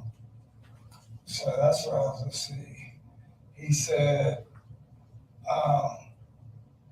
I'm getting ready for the bus. Love you. So he said, I'll text you in about an hour. He said, it's important, so answer. And I figured, okay, he's gonna be rolling into school and he likes my pep talks. And I Okay. tell him, like, you can do it, just like, if I don't, surprisingly, he's like, I can get a pep talk. I'm like, okay, so I try to. So he asked for one of those, and that was at 9:42. Yep. Okay. And I said, okay. I said, what are you going to be texting me about? I said, is everything okay? He said, yep. And I said, okay. I really hope you have a great day, Bubba. Okay. So that was at 8:30. And then at 9:42, he said, just out of the blue, I hadn't been talking to him. I was actually having a job meeting about the crane on site. Okay. And out of the blue, he says, I'm sorry, it's not your fault. That was the 2 texts that and I wasn't talking to him. And I said, what's wrong, Bubba? I said, you didn't do anything. He didn't answer, and I said, hey, like, what's wrong? Yeah. So, Let me get a picture of that, I guess, I just want to make sure. yeah, so that was at 9:43, and then he answered at 10:03. Do you want to try to hear the times in there? Yeah, can you pull it over to the left for me, just so I can? Oh, hang on. Sorry, Yeah, I know you're there you go. busy.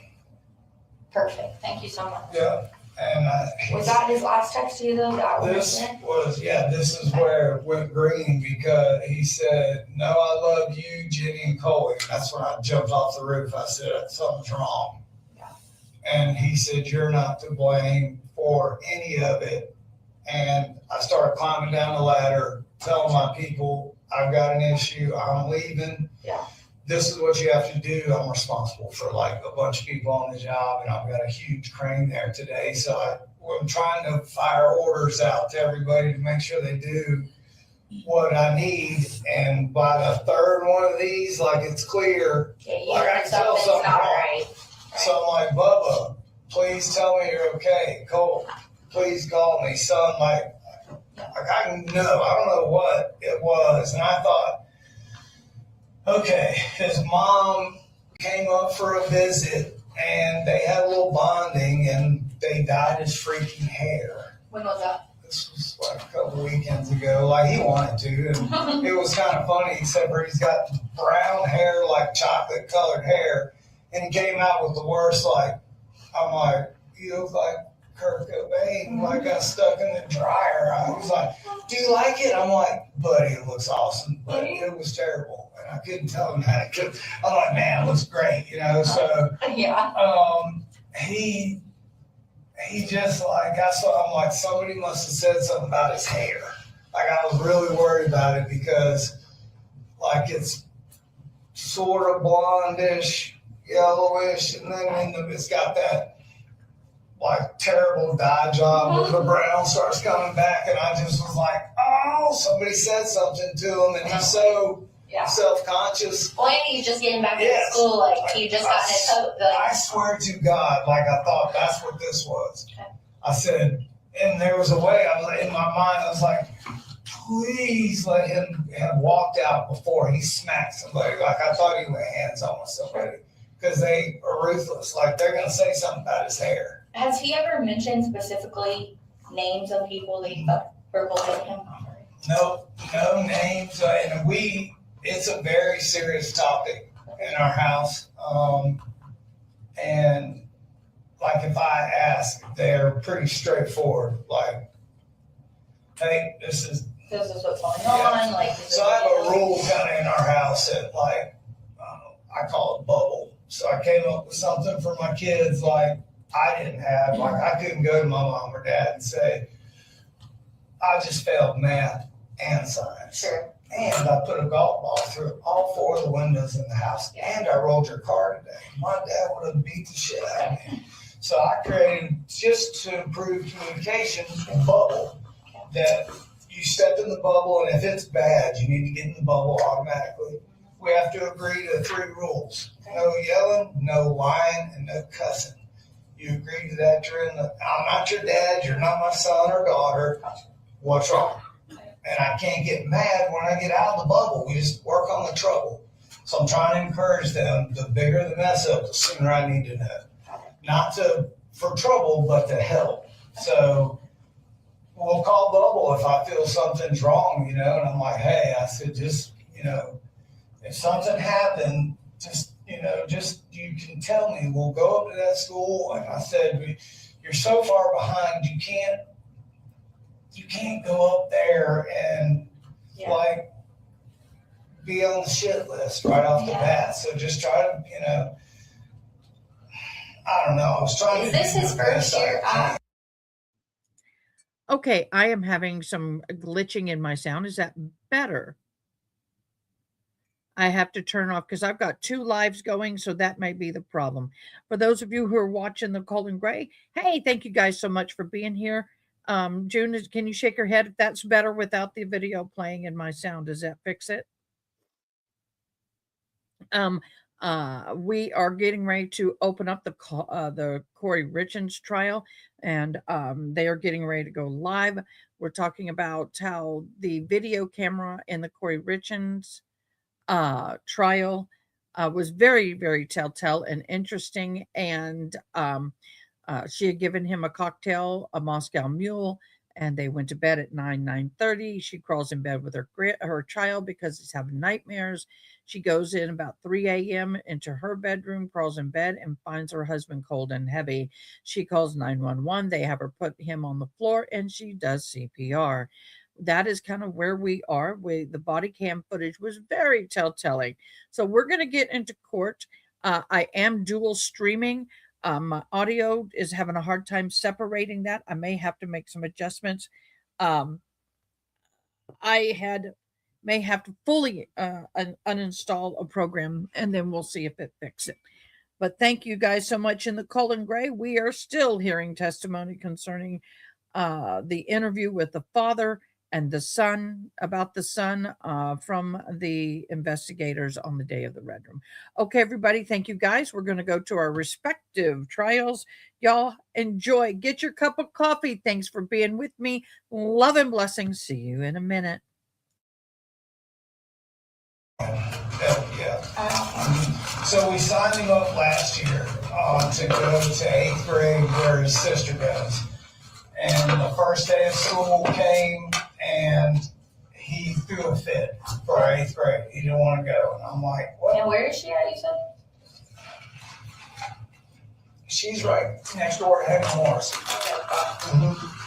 He was supposed to go there last year. Well, the change, all that was going on, like he just couldn't do it on the first day. So I said, all right, we'll try the second. Like, no. And my mother-in-law and all of her wisdom while I'm at work, and he's out of school the second day, says, well, hey, how about if we sign you up for online school? And that's all it took. Of course. And I'm like, no, we can't do that. Right. I said, you have to go to school. And he's like, no, man, Luke, show me. And she like broke it down, like, Okay. showing him that, yeah, he truly could go to online school. And I'm like, So he probably already didn't want to physically go to school after knowing that was an option. yeah. And so it's just like, I don't know if what's happened with his mom and, the back and forth about all of that. And, just the way that kind of, when he was down there trying to get him locked up in YDC, and there's a rift, and that's why I said, we'll just come here and we'll decide who comes and stays. And I know she's your mama, but you have to be adding value to the family. You can't come here. Yeah, just cause problems. Yeah, I understand. So I'm trying to instill in him that, like, hey, your brother and your sister are watching. Like, little Coley is watching you. Just like, even if you feel like crap that day, still try to be a good person for your brother. Yeah, like a good role model. Yeah. Have you been in his room today and looked around or anything like When that? I got home, I walked in and I'm like, Sorry, do you know? I don't know if that's one of us, Amelia. in that black car, there's 3 or 4. Okay, I was just making sure that it Yeah. wasn't someone that you didn't. Okay. Alright. No, so I came home and was like, man, I go into his room and I just had the feeling like, but then I'm like, I'm overreacting. I'm like, there's no way. I mean, how the hell is he going to walk across the yard with a long rifle and get on a bus? There's no way this is him. And by then, his sister's doing what she's doing now. I'm calling her every 5 minutes. His mom and his grandmother. And I'm like, it's fine. Everybody's watching the news. And I said, hell, it's not him. I said, all the guns are accounted for. They're in my closet. And I said, except for the one Colt put that laser in. I said, I'll call you in a minute. So as soon as I got here, I opened that door, Fox News, I left the TV on, and sure enough, there's Apalachee High. And I'm like, Jesus Christ. I go down to his bedroom, and I just stuck my head inside there, and there's his 2 guitars and it's laying over there in the corner, and it's not there. So I called his mom, and I'm like, how in the hell does he get on the bus? Or is there somebody else involved here? Like, I don't understand. Like, how in the hell, like, nobody's talking to me. I know what happened, and I'm upset and sad, but I'm really pissed because that kid, man, like, this is so wrong. And he's been feeding us a whole bunch of, yep, I want to get better. We're going to go to the thing and talk to his grandmother. Like, hey. So I just stuck my head in there and called his mom and said, well, stand by. Yeah. I said, because his AR is not here. Okay. You guys, we have to take a pause over here.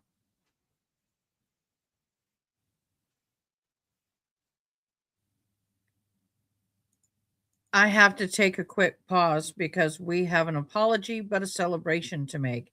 Yesterday was our mod's honey 2800 birthday, and we not forgot. I knew it was her birthday.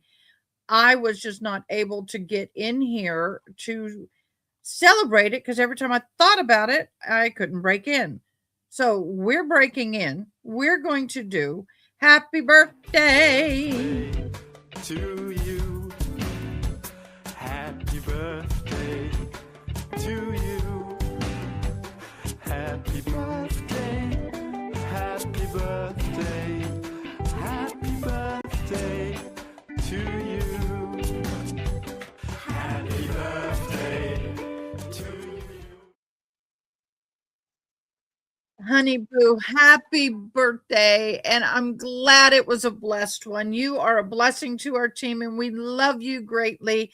Thank you so much for being a part of Ada K Media. And I am just so blessed that you are with us. And I look forward to another year of blessings, happiness, hopefully wealth for you in the next year. See you in a little bit. And then y'all start beating on the door. I'm gonna find out what information I can give to you at this time. And that's one thing I'm gonna try to do for you because I'm sure you have 9 million things going through your head right now. And I've got to And get you have my other two kids. Yes, so that's important as well. It's the only thing that I'm like, Okay. It's just a normal, like, I can't believe it's Also, like, though, do you have any follow-up questions? Yeah, I've got a few. All right, what you got? I have a 15-year-old. I was told, I didn't see it here, but I was told Yes, sir. you need the restroom. Okay, all right, we'll take a 15-minute break.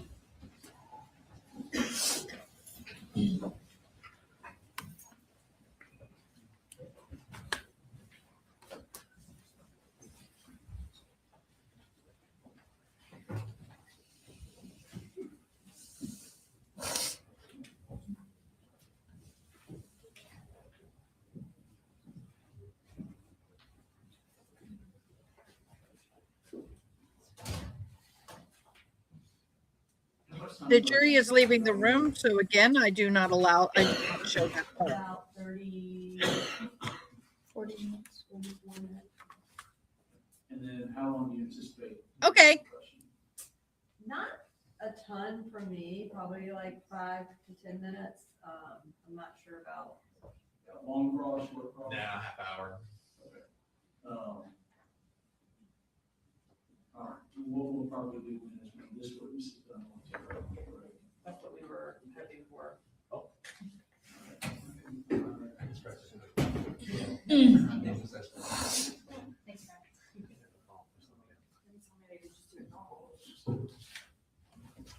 right, we'll be in recess.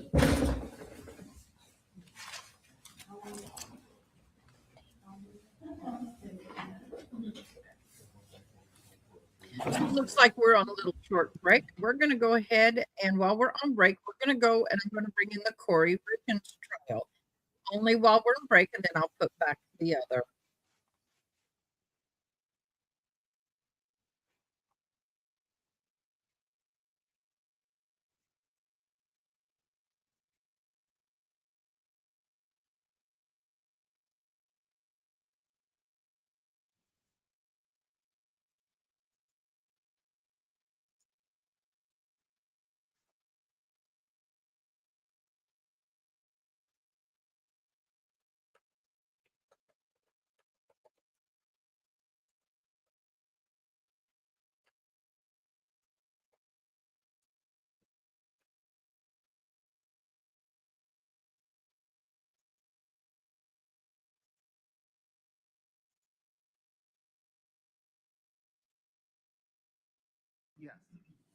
Very good. Let's invite the jury in, please. Oh, I'm sorry. We just have 1 minute. Of course. Just to make sure everything's set up on our end. Yeah, do you want to test it? I think so. Just to make sure. That way we're not. Yeah, doing let's it do in it. front of the jury.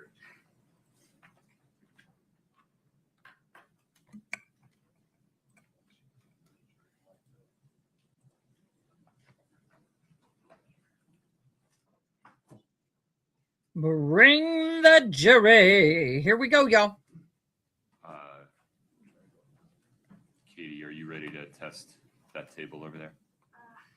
30 seconds. No problem. It's just what we're doing now. I'll just show, make sure that what I'm gonna show. So we're, Okay. Scott, can we test you while we're doing it? Do you have something else? Something I can put up?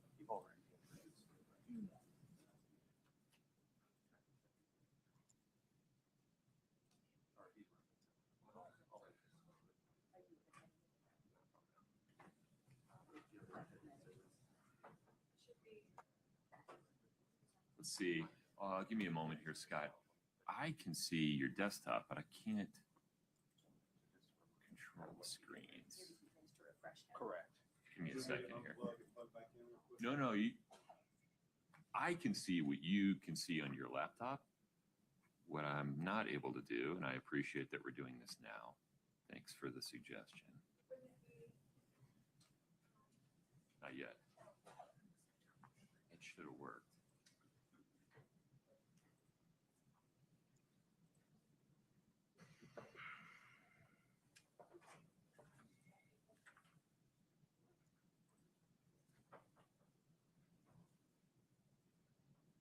Brittany, something's going on here.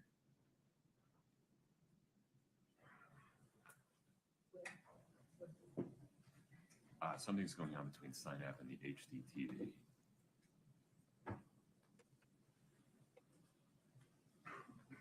go. Yeah, we're probably going to have to reboot that, aren't we? Yeah. Folks, I apologize. This is going to take 5 minutes. Through no fault of yours. If you're wondering what I'm looking at the reflection of the HD TV. I'll unplug it. Yeah. I apologize. Can we go off the record, please?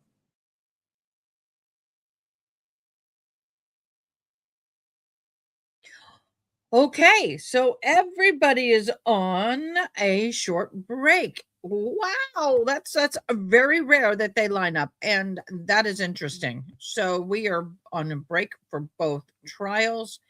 Well, sorry, didn't mean to do that.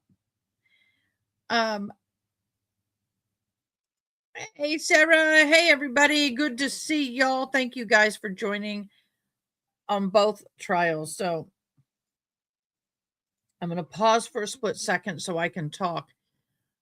This is a very interesting week that we have here. We are deep into the Colin Gray, the trial where the child was given an AR, went to school and committed redrum. The father had full custody. The mother had the other two children, and then her custody was removed because of her inability to stay sober and out of trouble. This is the same mother who took her mother, Colt's grandmother, Colin's mother-in-law, and taped her to a chair for almost 24 hours. The poor old lady got up and testified in court. Granny did really good. She did an amazing job. She really loves her grandbabies, and you could tell she did the best she could with what she had. One of the takeaways for me from her testimony was the fact that if she didn't give in to Colin, he would go disruptive. He would cut furniture, cut walls, put fists in walls, destroy windows, threaten. I mean, he called her names. He was very verbally abusive. And so she'd give in to stop the behavior. Yes, that is enabling. And the magazines and some of the bullets that were purchased for him was through her. She bought them from Amazon. I know for sure the magazines, not quite sure about the bullets. I believe she purchased some of the bullets. She said she believes she may have purchased some of the bullets. So that is a very interesting perspective on what's happening. Yes, the mother did test positive for MRUG, and my cat just fell. Sorry if you heard a thud. The cat just went shroom. So she is an addict and struggles with addiction. She was late to court Friday, and thus the jury was sent home early, which did not make the judge happy. He ensured her that she would be on time Monday morning, and she was on the stand for most of Monday. Excuse me. Now, over in the Corey Richens trial, we are just beginning that trial. I'm sorry. Colton would throw the temper tantrums. It's hard. Colin and Colton, it's hard for me. That neurodivergent brain really struggles with that. So, Colt is the grandson. Colin is the son-in-law. I mean, it's hard. The names are so close together. So the son-in-law is Colin. Colt is the grandson. Colt is the one who would throw the temper tantrums and threaten and cuss and be a bully until he got what he wanted. Another thing today that I heard that really bothers me is the fact that they shot a weapon and apparently the ammo got lodged and it didn't fire appropriately and it scared the boy, Colt Gray. And the father, Colin Gray, basically was kind of like, oh, we'll get you another gun. Another weapon. My mind is boggled at the reasoning of these two parents. I had a conversation the other day, and I'm going to stick to my guns on that conversation, and that is most children are the product of their environment. A child is not born evil. Child to me is not born evil. So I really struggle with this. I, on one hand, think that parents do need to be held accountable, but on the other hand, to what level? So we're going to have to wait and see. All right. The Corey Richens trial is, we're going to get back into court. They're swearing in an officer. The Colt Gray is still in recess. In the Corey Richens, we're hearing a lot of groundwork being laid. The video was played. One body cam video was played. Oh my gosh, y'all. I was really floored. Number one, it was really good video, by the way. I wish all the body cams were that good. But she, at times she looked really authentic and at times she didn't. Her mother showed up, the sister-in-law, the brother-in-law showed up.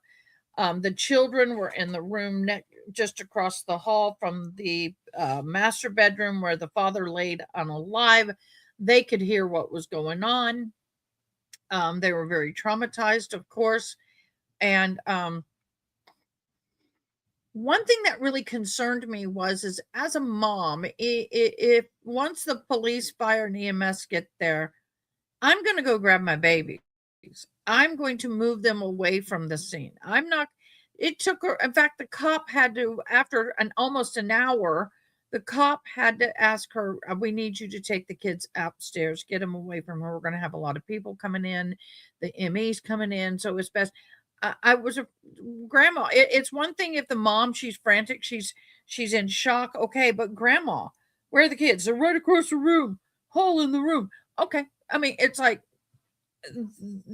the kids to me should have been paramount, should have been the first thing anybody thought about. And they seem to be an afterthought in this situation, in my humble opinion.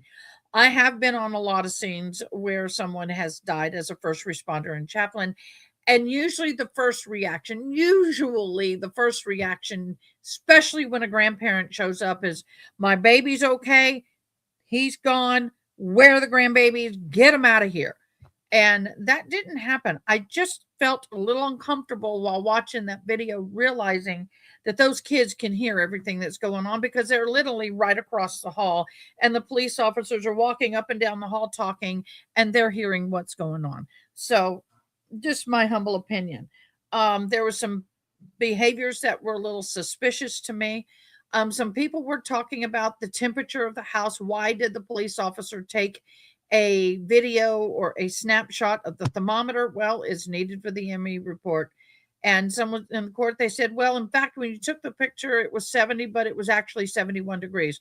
Guys, your home can fluctuate within minutes between 68 and 72 degrees pretty quickly, depending on what's going on in the house and environment outside. So anyway, that's kind of where we are in this case. We got another officer who's loading up. Let's watch. And some penalties of perjury. Thank you. Have a seat.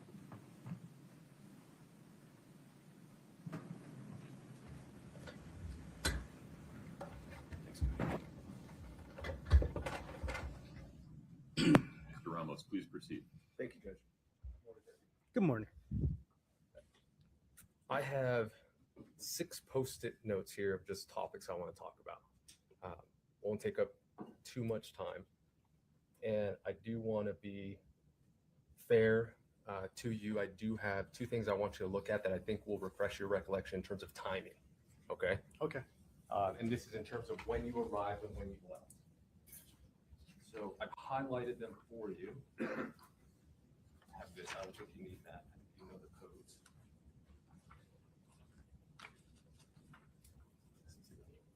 So take a look at those and let me know if you recognize them.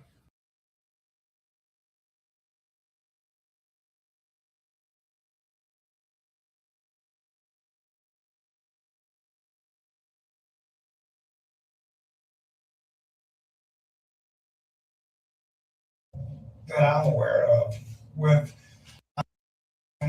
like, I will not touch my children. I will not strike my kids. Yeah, It's not gonna happen. that's. And he knows that. Right. Well, and I know this is hard to talk about, but I want to get a little more in depth. You're good. Go You ahead. met with counselors, y'all talked to counselors. Yeah. What exactly have the counselors said? Have they given any sort of mental health diagnoses, anything like that? No, the one now, as far as the counselors at school go, he has not sat down and had like a full on that I'm aware of with the counselors at school, other than the conversation about, can I look at my phone? This will be the email. Yeah, I was gonna ask you if you didn't mind, we would love to get Yeah. a copy of that, just so that we have it Yeah, as well. so Jade Baker, Lisa Butler. And I'll just forward this to you if you just tell me, Yeah, but if it's you don't all, mind. yeah, it's all good. It's, so Project Aware. So they sent me this original email, basically would I fill out paperwork for them to be involved?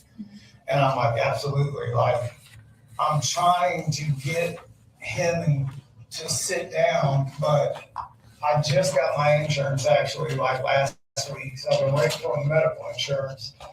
And then the lady I thought I was going to take him to doesn't take my insurance, United Healthcare. So this is Lisa Butler sent me this and asked me to fill this out Okay, for Colt. when was that? This was last week. Okay. So they had this, I filled it out and said, absolutely, I would like expedite. Can we just get, like, I know he needs somebody, not to this level clearly.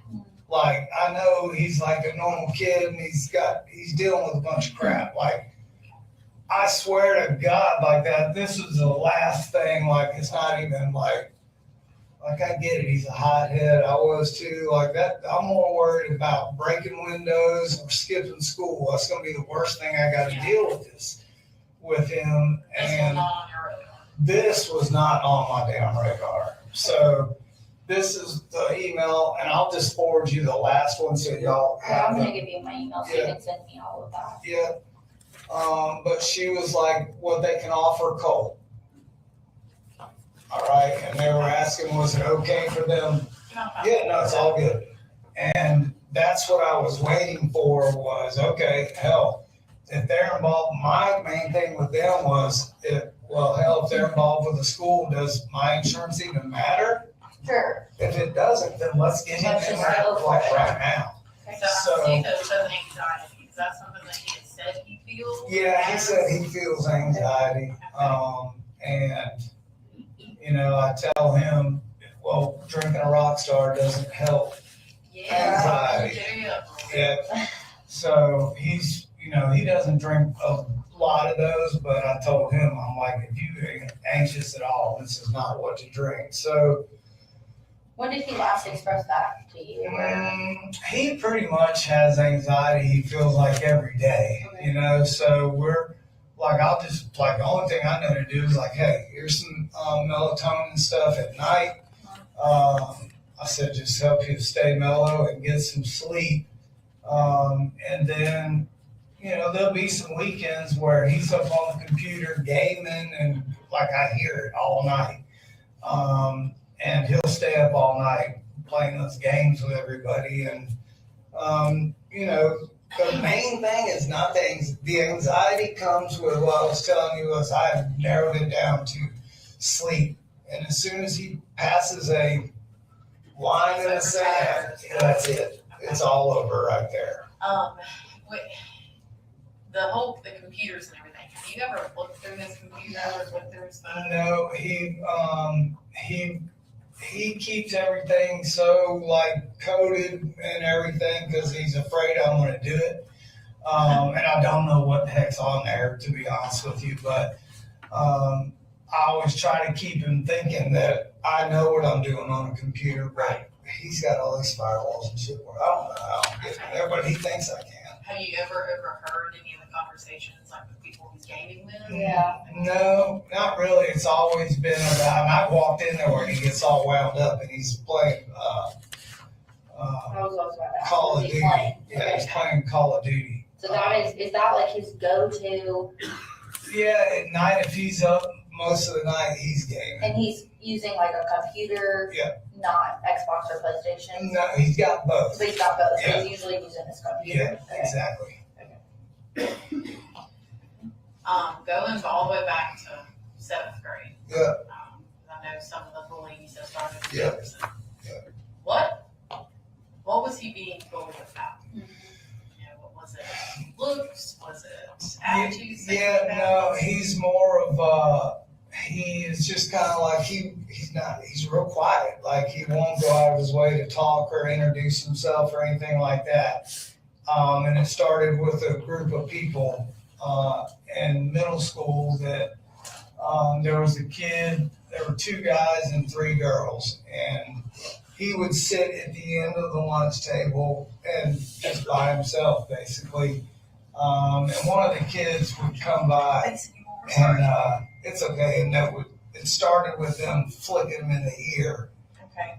And that's the first time I went up to the school. I was like, okay, we're not just yik-yakking now. I know it's just a flick in the ear, but, you know, they made contact with him, and I don't want to make sure we're doing the right thing here, and you got people on this. And it just kind of kept going on all year, and I said, listen, can we, like the 3rd or 4th time I went to Jefferson, I'm like, can we, like, have him just show up for school? And, like, I know this is terrible, but I was in ISI in high school a lot because I'm the only boy of 4 sisters. Oh gosh, okay. So No need for explaining. Yeah, I got it. So that was just something to where he didn't and has never really been around a lot of bullying, obviously. And I don't know if he knew how to respond. I just told him, do not touch anybody else. Yeah. Like they're touching you, but 2 wrongs don't make a right. So we kind of back and forth about that, and it was clear by the end of the year that when he came home, he was like, listen, I'm good. I'm 7th grade over. He's like, I don't want to go back to that school. I'm like, okay, well, where do you want to live? It's just us now. he said, I want to get as close to Statham so I know where we're at. I'm like, okay, so that's how we ended up here. And this was before the littles came back up here, right? Yes. Okay. Yeah. And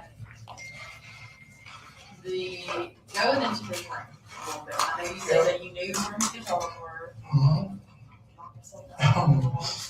You knew where he kept that rifle in his room. Yeah. Have you ever been in his room further than just sticking your head in? Oh, yeah. I'll go in there and sit on the bed and talk to him about whatever we're talking about. Bring him dinner, I cook dinner every night, bring him in there if he's in the middle of something, So, yeah, I'm in there quite a bit. Okay. Did you ever see anything in his room that concerned you? I mean, no, and I'm on like full alert for it just because of what's going on. And I'm the rift between him and his mom. He's not going to school. So I'm like, I've been looking for Pictures, posters, notes, conversations. No, things left laying out. Nope, he had this weird poster on his wall of some guy with a red wig on. I'm like, who is that? And he was like, oh, I'm glad you just said that. Yeah, what did he say about that guy? So it wasn't that guy. It was the guy that was on his wall 2 days ago. And I walked in and I'm like, where's the punk band dude? And I said, who's that? He goes, you don't know who that is? I'm like, no. I said, I don't know who it is. And why is he on your wall? He's like, oh, it's no big deal. I'm like, okay. So I let it go, finish dinner, like, hey, I'm going to go take a shower, and then me and Boo Boo going to watch a movie. And I said, where'd that picture go? And he said, oh, I took it down. I said, well, who was he? He goes, you really don't know who that was? I'm like, I'm asking who it is. He goes, oh, that's one of the guys that did that last school shooting. Okay, and that was maybe 2 or 3 days ago when I saw that picture. Yeah. What did he say why he had that? Or No, what is it? he didn't say anything other than I had no idea what that, it didn't look like something wrong with that kid. Yeah. You know what I mean? Like What kind of picture was it? So it was like a magazine headshot of like a brown-haired, like teenager, like late teens, and he had glasses. And he put that the same place that he had previously had his That rock star thing. red Yeah. poster. And now that she just said that, I didn't even think about looking in there for that. But somebody said something about a warrant, so I guess y'all go in the house anyway. So. Yeah, I mean, I hope you understand why. Well, Go yeah. And my little sister is a retired lieutenant out in Las Vegas. So Well, then you know what we're doing. I know exactly what y'all are doing, and I'm just pissed. What about a firearm in a silver toolbox or a Pelican case? Is any of that familiar to you? Yeah. What is that? A firearm that was in a silver toolbox or a Pelican case in your truck. You familiar with that? No, I don't have a Pelican case. Okay. What about, you have a toolbox on that truck? I didn't even see. No. Okay. So, this morning, oh, no, I'm sorry. No, what was that? Because I'm like, nobody's, that's the kind of stuff right there. So, I was even in the room as and you can heard see, that. there's like 100 people just here at school. There's stuff getting thrown all around. So, Yeah, and then I I'm saw not sure what this even is. the state troopers ripped out of here, and I'm like, So this is what I want to tell you. And if you have more questions, I don't want to get you sidetracked. Yeah. Finish your questions. Okay. I'll give them a spiel. Yeah. okay. Sorry. You're good. I'm going to give myself a star. Spiel later. So, no, I want to, because this is you saw the news. You know that there's some serious stuff that's happening. Yeah. And so we have got to get every detail and every bit of Yeah. information about him and his behavior and what Yeah. he's going through. Yeah. When it comes to his mother, when is the last time they have spoken to each other? I guess over the weekend they were texting, Okay. and she's down in Fitzgerald with her mom. Does she have any sort of mental health issues? And I know the meth has come up, but is there anything? No, I mean, and that's really the whole deal for her. It's like it was such a shock for everybody. It's like, this is like, you know, degreed engineered, like we were married, like we were knocking down tons of money. Yeah.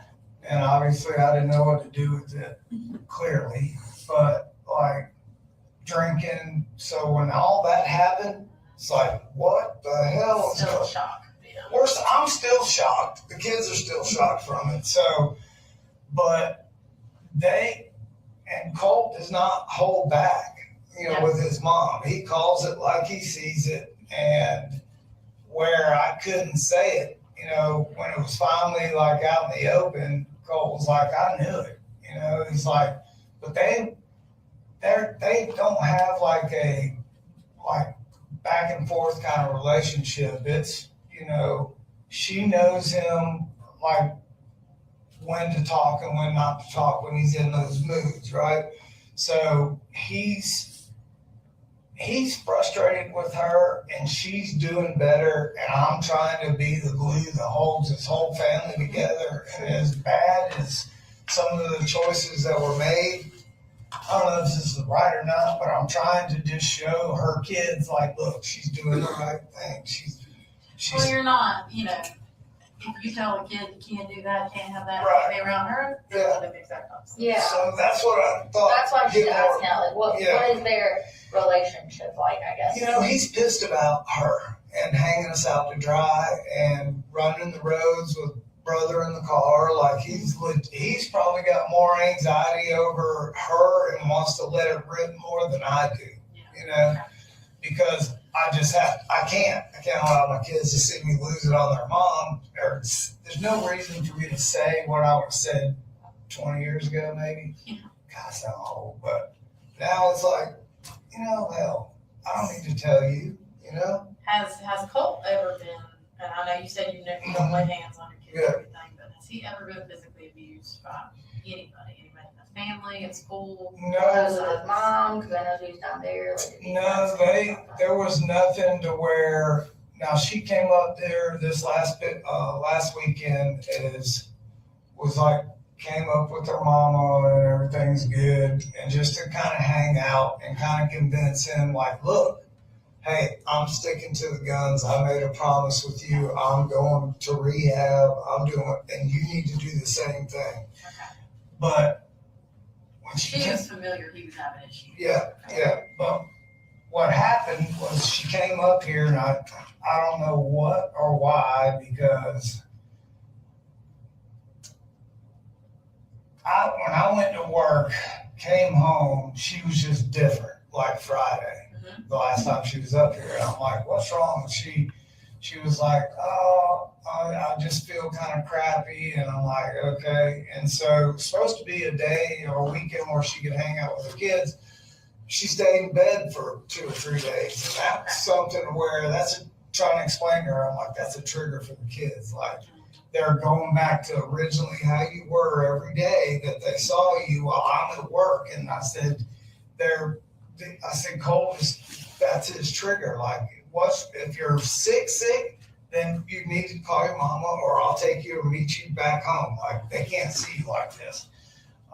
So turns out she had a urinary tract infection and some kind of stomach bug. So I'm like, okay. So I told Cole, like, hey, she just laid here, but here's what was wrong with her. There's something actually going on. It wasn't. Yeah, I was like, he was like, yeah, but you never know. Like, he just has no trust in her. And I'm like, it's very hard. And I'm like, she legit was sick, buddy. I'm just telling you. So I said, they're coming to get her. Her mom and dad are coming back up here. I'm going to work. And that was, I guess, the end of last week, maybe Friday. I need to think about it. But anyway, they had a falling out before school, and Calling his mom. yeah, Okay. and he was texting me, and I'm like, what what are y'all fighting about? And like, you need to be getting your shit together and going to school. Why are you arguing with your mom? It started early that morning. Then I didn't hear anything from anybody. At lunch, I called her and I said, hey, is everything okay? He make it to school. Like, this was his, first day back. And she was like, no, Mama came and picked me up, and Colt was here. And I'm like, no, he wasn't. He was at school. And she said, no, he was in his room. And when we came and started cleaning out all of my stuff, said he walked out of his room. Nobody knew he was there. I'm like, I have a text. He was at school. And she goes, no, he wasn't. So I called the school. They're like, no, he wasn't at school today. I'm like, okay. So I came in and I'm like, what in the hell is going on? He's like, Mama, I don't know what. I'm like, why'd you lie about going to school? He said, when her father tried to get him thrown in YDC down there, it was just ugly, like mess. What was that about? Yeah. Ever since I said I do, her dad is like, it's like the true shotgun wedding. Oh boy. And so he's a 2-time Olympian pole vaulter, and like, it's shitty because he's got a great heart and he's put so many kids in school on full scholarship to teach them how to pole vault, but he has no people skills. Like, he's terrible. Yeah. And like, he doesn't even know his own kids. So that's when they were staying down there, and I'd come back up here to start work and try to get enough money so we could move back up here. All this rift stuff with them. And so when all that happened, the dad and Colt had a big falling out. He was saying if he ever showed up back down there that the grandfather was like, we'll throw you in YDC, blah, blah, blah. So just a shitstorm. When they showed up to take her, it was just supposed to be her mom. And when they showed up to take her and bring her stuff, the dad was with her. And so that was bad, but not as worse as me going arguing like Colt is at school and then him calling me and going, I'm sorry, I didn't go to school. Yeah. Like, so you just played right into their hands. Now it looks like I don't know what the hell's going on. Yeah. Makes it look like you're not aware of where your kids are. And I'm like, well, so like and it's such a fine line I have to walk with him when I'm saying that, because I'm trying to build him back up. Mm-hmm. Like, hey, we can push through this, and Mama does all, like, it's fine. Well, I just don't try to just beat them down whether they're wrong, or just like, hey, let's learn from this, build them back up, and just keep trying to be positive. But that was the last time they were like face to face. I was at work and they took her, I think it was last Thursday, but they'll know because they've got the absentee thing at school. So Now, was that around the same time as the hair dyeing? no, it was probably the week after. Okay. Yeah, the week after. No, the hair dyeing kind of blew over and everybody was like, okay, well, they thought it was cool except for me, but I didn't say that. You had mentioned, I'm sorry, I was talking about, you had mentioned, like, Colt's mom, alcohol and drugs and stuff. Is there any reason you would suspect or have noticed or thought that when she has been up here, since she's been up here recently, could she have been supplying him with either of those? No, I don't. And No? even if it was even remotely a possibility for it to be in that house, like, this is why I'm just stunned, is because Colt would have the DEA put a helicopter in that front yard Okay. and help them find it. Okay. So Like, he's that's, just, because of the mom, he's Yeah. so against, nope. because he saw it, I did. Okay. Yeah, Okay. like 100%. Okay. Totally. Do you keep any alcohol in the house or anything? No, I hate alcohol so bad. Like, I can't even, no, there's no alcohol in that house. All right, well, focusing on specifically today, this morning, and the events of today. Sure. This firearm you said that he got the rifle at Christmas. Is that right? Yep. Okay. And then something kind of not broke with it, but some got jammed. So Yeah, so the original rifle that we went deer hunting with killed the deer, but it jammed. that was the Bushmaster. That was the Bushmaster. Okay, so then you got a new one at Christmas. Yep, so I took it back to Mike's gun room. That's the only place we go. And I was like, hey. He's like, damn, I'm really sorry. He even told Cole, he's like, I'm sorry, pick one out. Okay. I was like, don't pick one out. Like, Yeah. I just wanted to show Mike, hey, can you fix this? And I'm like, all right. I was like, Coach, you can wait in the truck. I just wanted to see.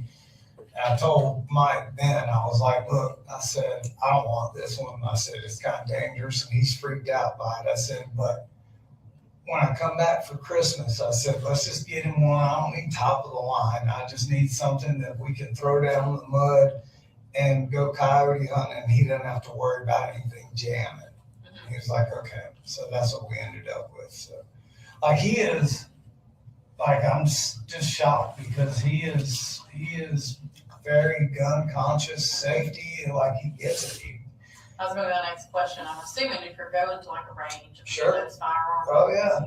Yep. Like he took the test at the range pass place, I'm like, he's like, you have to take it. I'm like, I know, you're shooting too, you take it. Yeah. So I made him take it with us. And Jenny went the last time and watched us do all of that. So there's safety measures, glasses, ear protection, like they do it how it should be done. And we have not physically gone out shooting outside of that, like at a range in a not controlled environment yet. We haven't done that yet. So the goal, we went deer hunting. Yeah, that was the one, like I literally bought him that rifle like a couple of days before we went deer hunting. So that's the extent of that. As far as you mentioned that, like, how could he walk on a bus with a long rifle? Yep. Is this a firearm? I know, like our Daniel defense rifle is what we carry. We can basically take them apart into two pieces and break them down. Is he familiar with how to do things like that? No, he actually was asking me the last time we went, and I was unsure with that SIG how to break it all down. I said, so the only thing that I do, I said, we only shot like 50 to 75 rounds that day. I said, all I do is I don't break anything apart because I'm not sure how it all goes back together. So I said, I lock the bolt back. I said, and I take the wire brush that comes with that caliber, taught how to, clean it. I said, I clean the barrel. I wipe down anything that we were holding a lot of, wipe down the barrel, and then spray it with Remy oil just to keep the rust off of it. That's the extent of his knowledge as far as breaking down a weapon. He couldn't, like, if we told him to do it, he couldn't do it. That I'm aware of. I never taught him to do it because I had no idea. Yeah, that's totally. Yeah. And I think that's a good question to have, like, how do you get on the bus? Does he carry a backpack? He does. Yeah, it's a Jan Sport backpack. We just bought the same one that he wanted for his little time. I'm just telling you, man, like his little sister, man, idolizes him even when he is just being a total ass. Like, your sister thinks you own the moon, dude. Like, come on. And I'm just sitting here like, what the hell am I going to tell her? As far as, I know you talked about he's been physical with you before. Yeah. Has there ever been any of those instances at school where he's gotten physical with anybody? No. You're aware of? No. And the only time it's ever been that was at Jefferson, and I was called about that. But full-on fights or really even any kind of bullying or chippiness or like nothing like that at school. So. Okay. And I know you said he was kind of falling behind grades-wise and stuff. Yeah. Have he had any difficulties with teachers? Well, so, hey man, you should work for the GBI. When you get older, you're going to be a good one. That just jogged my memory. So very good. So, when he went that day, first day or whatever, and he wasn't having the smoothest day, his first initial try back, right? Yeah. So when he came back home, I'm like, hey, I said, what's the deal? I said, is it students? And please tell me it's not bullying. Like, I'm worried about that. And I'm just waiting for him to say, oh, they're giving me crap about his hair. And he was like, no. He said, but I just feel like the math teacher is out to get me. Okay. And I'm like, what the hell are you talking about? And he was like, just the interaction that we had. I mean, it was such a, like, that is such a left field statement. I kind of felt like he's kind of like, okay. Like maybe there's more to Like maybe my dad's being she's turning into a buckhead Betty. So I'm gonna mess with him. And I'm like, well, what does that mean? You know? So I just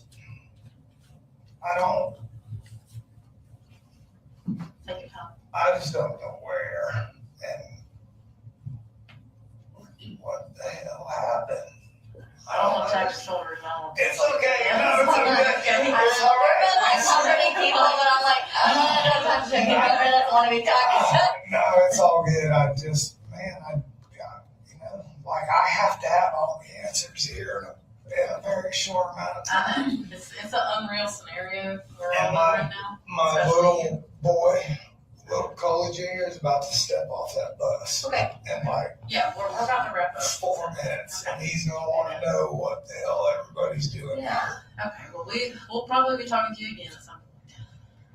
We need numbers, cards. Yes. So You need anything from me? if you can forward me, We'll meet. We'll go through whatever we have to until everybody's got everything that they need from me. Kelsey, you want to put your stuff on the back of the store? yeah, I'm out. The other thing is I don't know. I'm gonna try to figure this out. I don't know treat it. what all has happened, but man, if he is responsible for anything. So that's the spiel I want to give you. First, I want to tell you, this is not your fault. And you're going to, in the coming weeks, you're going to see things, you're going to hear things, people are going to say things, and they're not going to be kind. And me telling you this is not going to mean anything, but I need you to just hear me say this to you as someone that has never spoken to you before. You sound like a great dad. Apparently not. But listen, you have to listen to me. When things like this happen, you can't blame yourself. You have to be what you've been doing all along, which sounds like a great father figure and doing the best you can. And honestly, you sound like a great dad. I mean, you have really been doing some incredible work in all your kids' lives and holding it together in situations that are unbearably difficult. Something happened I never even could imagine. But here's the thing. You are doing all the steps. You come around. You are doing all the steps. Hey guys, I'm sorry to interrupt, but I want to tell you that I have a very, very important Teams call that I have to go on. Y'all know I'm searching for a job, and so that's what this is dealing with. So I'm letting courts play. I'm here. I'm in the background. All is good. But thank you guys so much for joining. Back to court. So you need to hear that from me. You see the things you're going to see and what you hear. She's going to open the door. Get on this side. Okay. You have to understand that you have to keep being this dad, the dad that you just described, because your kids are going to need you to be that and keep being that, okay? 2, the GBI is handling this, and we are available to talk, answer questions when we can answer questions. But also, if you hit a wall one day and you're like, no, I can't do this anymore, I need you to know you got to call us, okay? Because we have resources and you're going to need resources because you just are. You're going to get to a point where you're like, you know what? I'm there. This is, I know, and you're going to be, and it may be today that we just need to go in and start working on that. But at the same time, this is going to be big. When it does come out, when we can tell you all the information, it's going to be hard, okay? I am sorry that I cannot sit here and give you all the details right now as a parent because I can only imagine. I am a new parent. I can only imagine what you have going through your head right now. I am going to try to find out, okay? I just sent a text.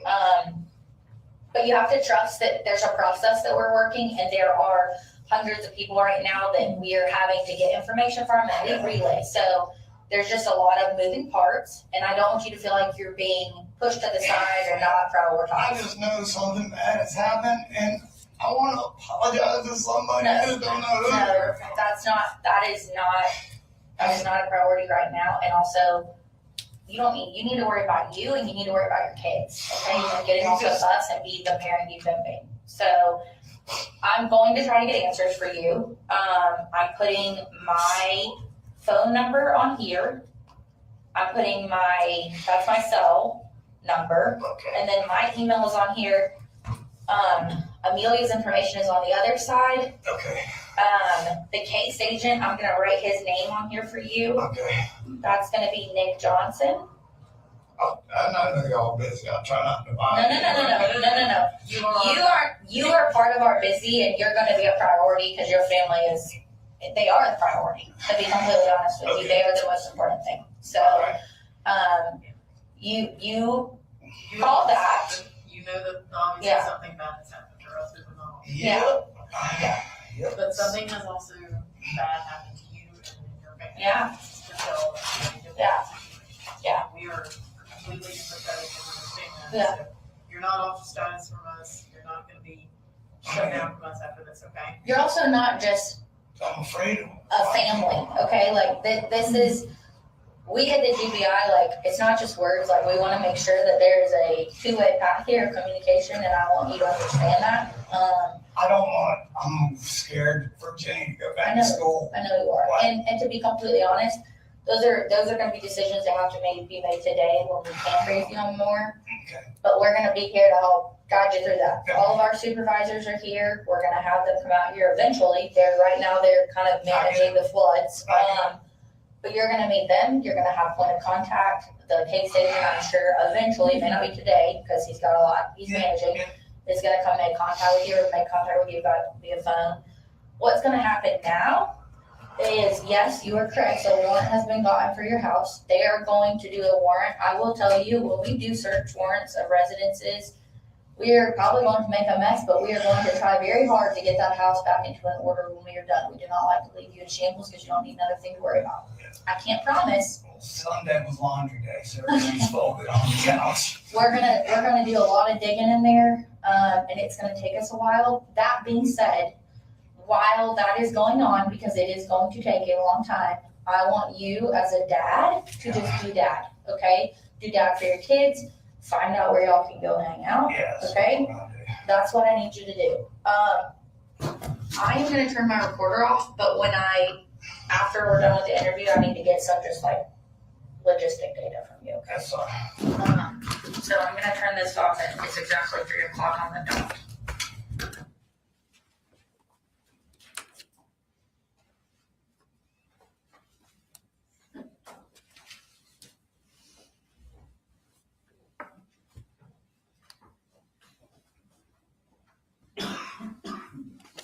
You mentioned that once you turn the recorder off, you were going to have to get some logistical data. What did you end up doing? Well, I got his date of birth and that kind of stuff. And then I asked him if we could take his cell phone and download it. We were going to have it downloaded, and we completed a consent to search form at that time that he signed, agreeing to let me take that phone to have it downloaded. I'm going to show you what's marked as Exhibit 183. Do you recognize that? Yes, I do. What do you recognize that as? This is the waiver of constitutional rights to a search warrant of an electronic and or a cellular device. Okay.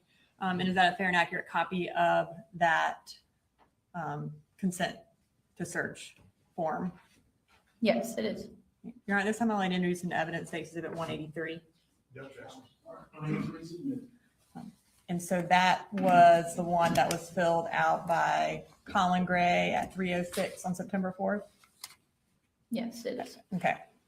So at the end of your interview with the defendant, you said you had to give him a spiel. Is that part of rapport building? Yes, it is. So at the end of interviews, especially in situations like this where the person is emotional, I try to get everyone back on kind of a collected field, because I know that I knew we were going to be needing to make contact with him again, and there was going to need to be a two-way road of communication. So I wanted to make sure that he understood what it was going to be like moving forward. Okay. And so your goal is for him to remain cooperative with you? That's correct. Okay. And is that part of getting the consent to search form when you're talking to him, maintaining that rapport, maintaining that cooperation? Yes, it is. Okay. So at the beginning of the interview, and then obviously there was the part that you spoke to him after your recorder was turned off. I guess the beginning of the interview was a little muffled. So I want to go through some things from the interview to see make sure we didn't miss anything. Sure. When the defendant was talking to you, did he mention that DFACS was involved with their family when they were down in Fitzgerald? Yes, he did. Specifically regarding the search for how to kill your dad? Yes, he did talk about that. Okay, I did not hear that in the interview. Let me see. I know that he mentioned that DFACS had been out to the house because he told me about him breaking a window, but he may not have mentioned talking about the specifics of how to kill your dad. Okay.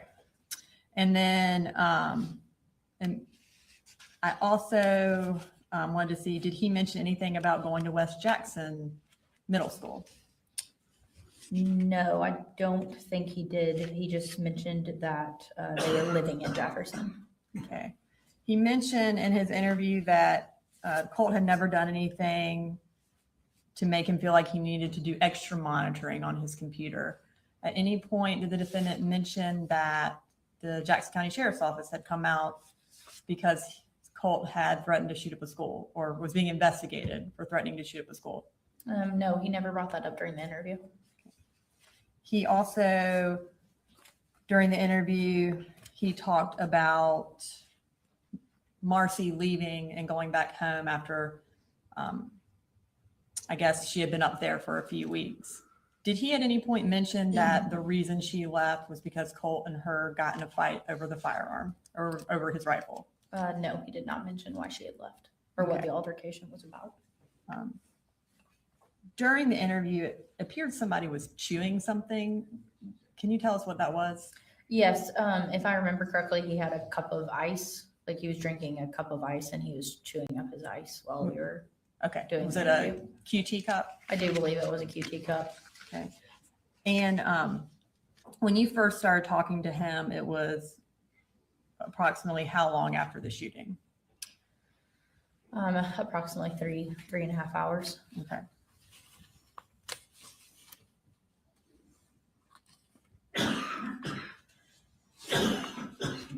Okay. In that interview, you talked to him about Jenny sending him some text messages.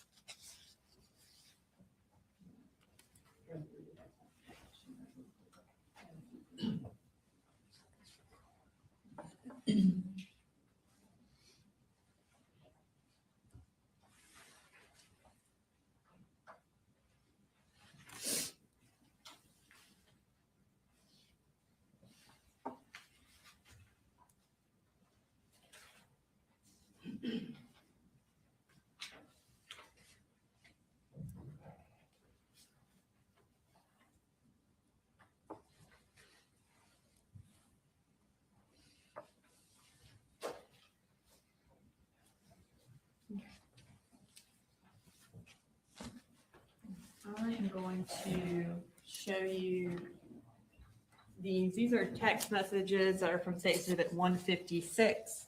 They are from September 4th, and they are between Jenny and the defendant.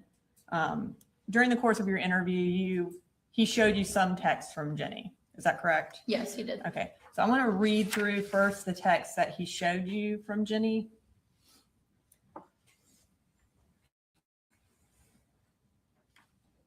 So we'll start there at the top text. No, Judge, we're not objecting to the text messages. We would object to them going out to the jury, but that's a conversation for later. So Jenny sent the defendant a text message at 10:55, and can you just kind of read us through the text messages between Jenny and the defendant that he read to you? Yes, so she sent her dad a text that said, "I'm scared." And then he responded, "It's going to be okay." And then he said, "Who did you talk to, Mama or Mamu?" And Mamu is Deborah Polhamus, his mother-in-law. And she said, 3 people are dead at the high school. Jenny responded with that. And he said, "How do you know?" in all lowercase. And then when she didn't respond, he, a couple seconds later, sent in all caps, "How do you know?" And then in all caps, he responded, "People are saying," and TJRTR was an email. And then she sent back, "Please, I'm scared. I can't call you. I'm in a lockdown." And then he asked, "What is TJRTR?" And that's when she corrected and said there. And he said, "Did you talk to Colt today?" And Jenny said, "Are you coming to the school?" And she sent that at 11:11 a.m. Yes, that was 11:11 a.m. And then at 11:11, he responded, "Yes." And then the last text that he actually showed me was at 11:12, and she said, "Thank you." Okay, and at this time, I want to read the text that the defendant did not show you. So what is the next text that Jenny sent to the defendant? So the next text that she sent was, "They may not let us out of our lockdown thing when you arrive, but still stay." And that was at 11:15. And then at 11:15, he responded, "Well, I'm OTW," which means on the way. He says, "Have you heard from Colt?" And quite a while later, so at 12:17, she responded, "They said that the police will be escorting us in a few minutes." And then right after that, she sent IDK, which means I don't know where though. I assume the parking lot or the football field. And then she said, they also said the threat isn't in our building, so that's good. And Colin responded, "Yes." And then she sent back, "I'm still kind of shaky though." And she says, "I'm chilling with my friends and they've been comforting." And that was at 12:19. And right after that at 12:19 still, he says, "Jenny, have you talked to your brother?" And she says, "No." And then she sends, "But I think we are thinking the same thing, and I don't want to talk about it over text." That was at 12:20. And then he right after responds, "Yep, 10-4, which means clear in law enforcement terms. He says, "I'll be here in just a few. Let me know when you're back in the building and when I can come get you." And she says, "All right," with a heart emoji. And what time was the 10-4 text and then the all right text? The 10-4 text that he sent her was at 12:20, and the all right text was also at 12:20. Okay. So all of these texts would have been sent and received by the defendant before you spoke to him. That's correct. But he did not show you these. No, he did not. Okay. During the course of his interview, he also mentioned that when he received a text from Colt, the one about "No, I love you," and Jenny and Coley, that is when he got up and he left his job site. Does that sound accurate? Yes, he stated in his interview that he had received a couple of text messages in a row and got off the roof, is how he phrased it. Okay, I'm going to show you that text message, and will you read for the jury what time that text message was sent? Yes, I will.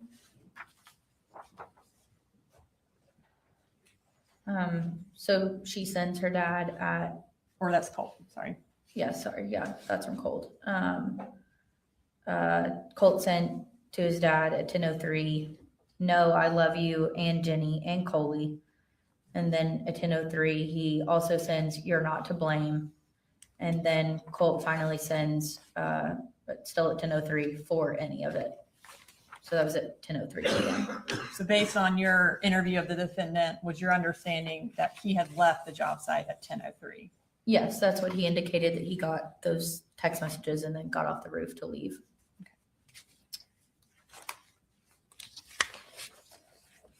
After you concluded your interview with the defendant, what did you do?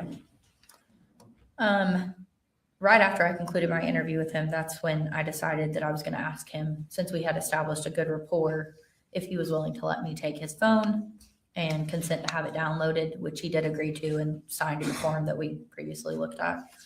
And that was at 3:06 p.m. And then what did you do the following day?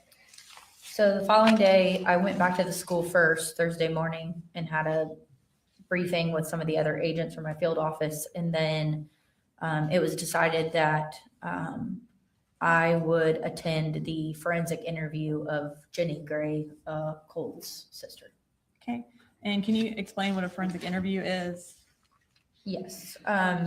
So a forensic interview is a specialized interview process that's done by a specially trained professional. And it's a method for obtaining information from children using open-ended questions. And you ask those in a neutral and non-reading format. And then it's always age appropriate for whatever child's age you're interviewing. And where did that interview take place? So that took place at the Treehouse Inc. in Winder, Georgia. And who brought Jenny to the interview? Colin did, her father. Was Colin the only person who brought Jenny to the interview? Was anyone else in the car to your knowledge? Not to my knowledge. He was the only one that came with her.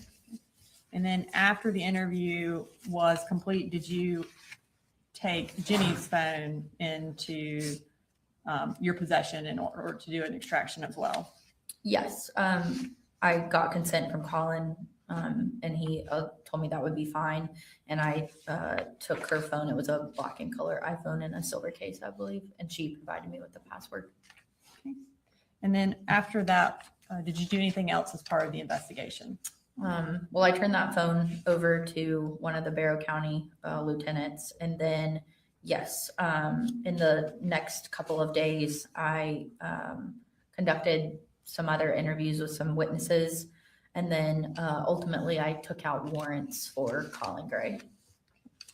And do you see the defendant, Colin Gray, in the courtroom today? Yes, I do. Can you identify him by piece of clothing he's wearing? Yes, he's wearing a navy suit with a blue, I think it's striped undershirt. Your Honor, at this time, I would like record to reflect that the witness has identified the defendant. I don't have any further questions at this time. Yes, Your Honor. Good morning, Special Agent Ward. Good morning.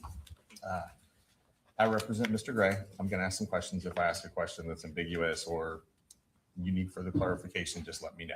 Sure. All right. So according to your testimony, you first went to Apalachee High School on September 4th. Yes. And after doing a couple of responsibilities there regarding clearing the different parts of the school and then meeting with everyone, you decided to relocate to Mr. Gray's residence. Yes, my supervisor asked me to go conduct an interview. Okay. So you arrived at Mr. Gray's residence approximately 1:25 p.m. Yes, it was approximately 1:25 p.m. And I'm guessing you were not the first law enforcement officer to arrive at that residence that day. No, when I pulled up, there were other law enforcement personnel on scene. Okay.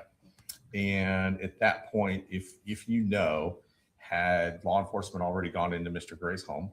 I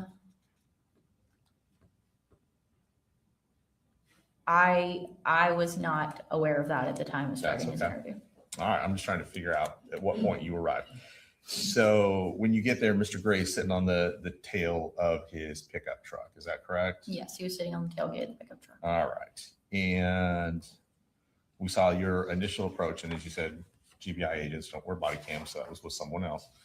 However, you were able to start a conversation with Mr. Gray when he was sitting on the tailgate and ask him if he wanted to make a statement. Is that correct? Yes, I approached him and asked him if he would be willing to do an interview with me. Which he said he was. Yes, he did. Okay. And we heard it. It was a very long statement. He sounds like went in the car with you and Special Agent Maddox. Yes. She sat in the second row, and then I sat in the driver's seat, and Colin sat in the passenger seat up front. Okay. And then one of you had a digital recorder in order to audio record the interview. Is that correct? Yes, I did, and I was taking it out of my folder where I had carried it over, which is why there's all that noise. Okay. And just to kind of, because there was a little bit of noise, just to kind of hit some of the high points.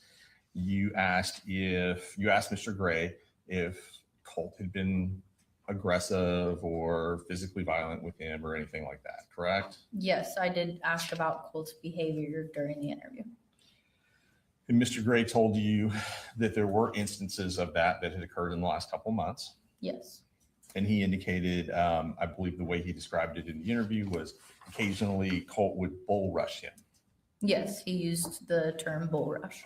He could see, Mr. Gray could notice a change in Colt's appearance on his face. And that would be a clue that maybe something was coming to Mr. Gray. Is that what he said? Yes, he stated that he would observe a change in Colt. And then Colt would bull rush him, which, tell me if this means something different to you, but to me that suggests that he would just kind of charge at Mr. Gray. Is that what your impression was, or did you clarify that? Yes, I interpret it to mean that he would run at his father. Okay. And that seems to make sense because Mr. Gray then told you his response in those situations was simply to hold on to Colt or to grab Colt and hold on to him.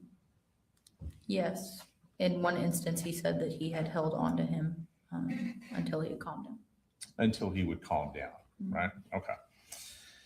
And there were several times in the video, but just since we're talking about this, where not the video, in the recording, where Mr. Gray indicated that he did not use corporal punishment on the children. Yes, right? He did make the statement that he didn't lay hands on his children. Right. Or use a belt or anything like that. Yes. Though he did certainly comment that that wasn't the way that he was brought up. Yes, he made that comment. Now, you also asked about mental health, counseling, things like that. Yes. And he told you that he had been looking into getting Colt treatment. Yes, he said he had in the past week specifically been trying to get him counseling. And he talked about speaking to someone at his school. Yes, he said that there had been emails. Did he in fact show you one of those emails? He did.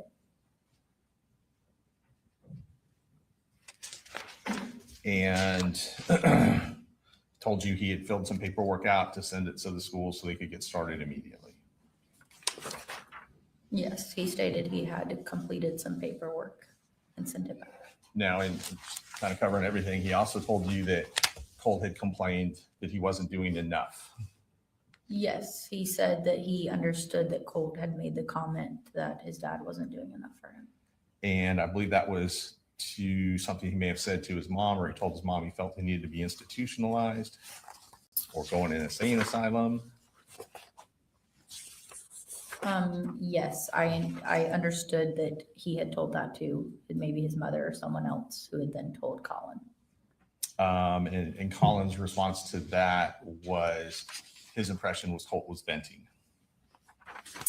Do you have that I can look at? Where that response? Sure.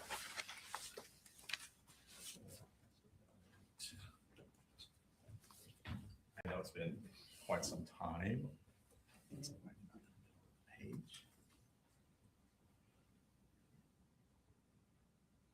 Yes, it says, I'm like, he's just venting. Okay.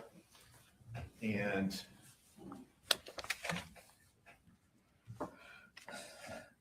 Colin Gray, Mr. Gray, at one point said that he wanted to go through the school because he wanted a independent third party to make an unbiased assessment of Colt. Is that correct? And if you need to refresh your recollection, let me know. I know it's been over a year. I have the transcript. I was just trying to find where exactly, I know we were discussing the Project Aware emails when yes. So he says, I asked him what the name of the counselor was at the school, and he didn't have it in front of him. He said he would check the email. And then he said, that Project Aware was a third-party counseling. And I said that I understood that.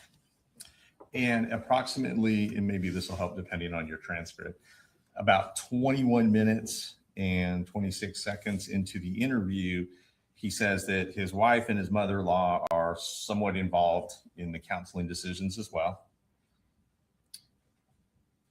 He said that he didn't want them to make those determinations, his wife or his mother-in-law, that he wanted somebody third party to do it. Someone, a third party that didn't know anybody in the family Yes, that's what he said. to make an unbiased assessment. Yeah, his exact words were to say, this is what we need to do. Okay. And he talked about being in communication with Colt during this time, whether it be in talking or sending text messages. When you say this time, what do you mean by that? Sure. Thank you for asking me to clarify. During the first couple of weeks of school. Yes, he had been in communication with his son who was living in his house. And he showed you a text message, for example, that said, it takes a lot of guts to do what you're doing, to go walking back into school after all this time. I said, you're doing this right, and I'm super proud of you. Do you recall him saying that during the Yes, interview? I'm looking at it in the transcript. Okay. Yes, he said that. Okay. And he gave you several examples during the course of your interview with him of his efforts to be positive with Colt. Is that fair to say? He mentioned multiple times that he had sent him what he called pep talks. Right. Even if there was something that he didn't like, Mr. Gray didn't like, such as the dye job on the hair, he told you he was still positive. Yes, he Colt told, it looked good. yeah, he told Colt that it looked good.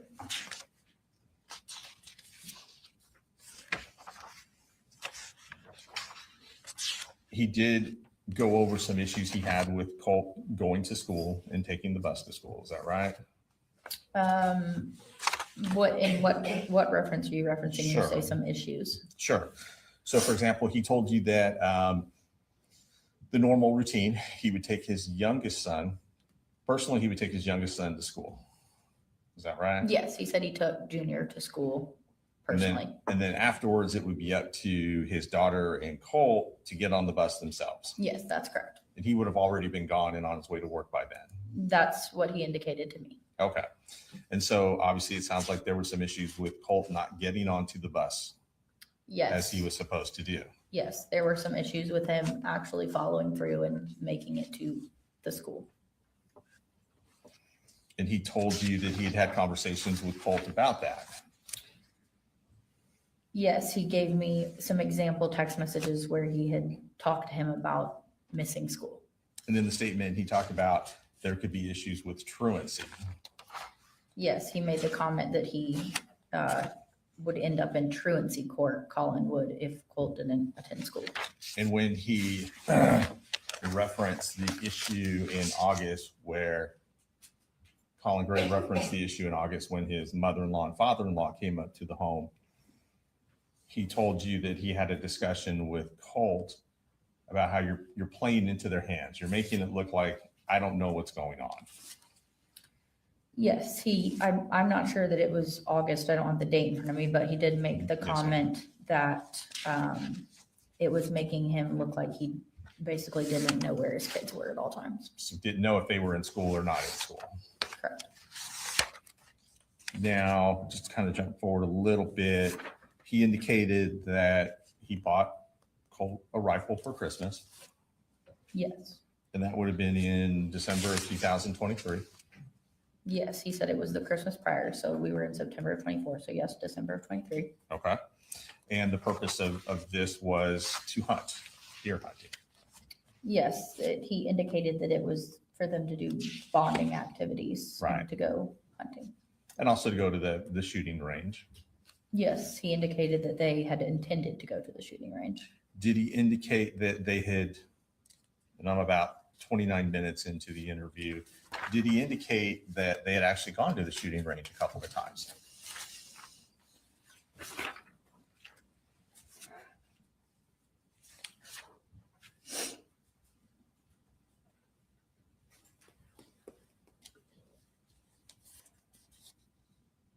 Yes, he said, we've gone to the shooting range a couple of times just so he learns gun safety. So they learned, Colt learned gun safety. They did some range tests. Yes, he stated that they had done a range test together. And at some point you asked him, Mr. Gray, where the guns were stored. Yes. He told you they were stored in the top of his closet in his bedroom. Yes, initially he stated that that's where the guns were kept. Right. In the top of his closet in his bedroom, but then later he changed that statement. Right. We'll get to the second statement, but initially he told you top of my closet in my bedroom, clips are separated, nothing's loaded. Yes, that was his exact sentence. Okay. He later indicated prior to school that he had purchased a red dot scope for Colt. Can you give me a reference of where that would be in his statement? Of course.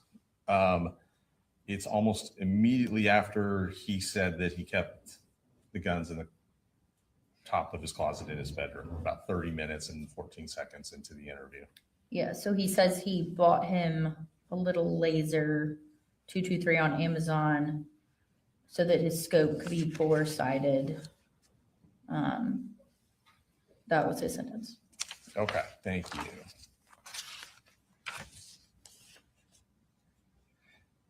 Initially, he told you that ammo was stored in a in a box in the carport.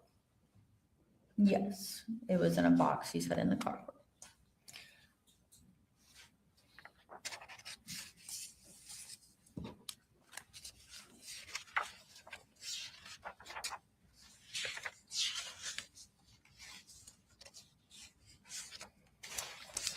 Now, as we move forward, he discussed an issue that had come up with his wife, Marcy Gray. I'm going to go forward to about 34 minutes into the statement he gave to you, where he said that she had made a couple of threats. And it appears to be around 34 minutes and 10 seconds into the statement. That helps. Could I see it? Because I don't have 34 minutes right here. I have 33 to 35. Gotcha.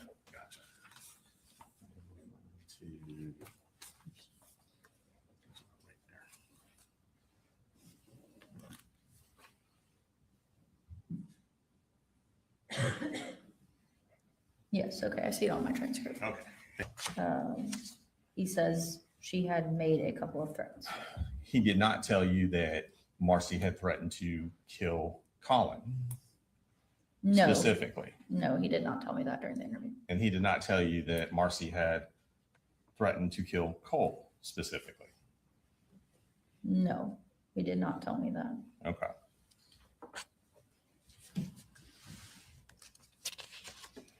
He just said we were all kind of worried because she wasn't in her right mind. Yes, that's what he said. And he said that Colt was upset about that whole incident.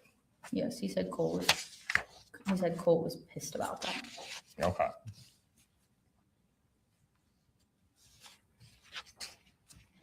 And he did describe that there were some trust issues between Colt and his mother as a result of her addiction. Yes, he indicated that there were some issues between them due to issues, he didn't specifically say addiction, but he said they did have issues between them. Okay. Did he say it was triggering for Colt to see his mom in bed all day, for example?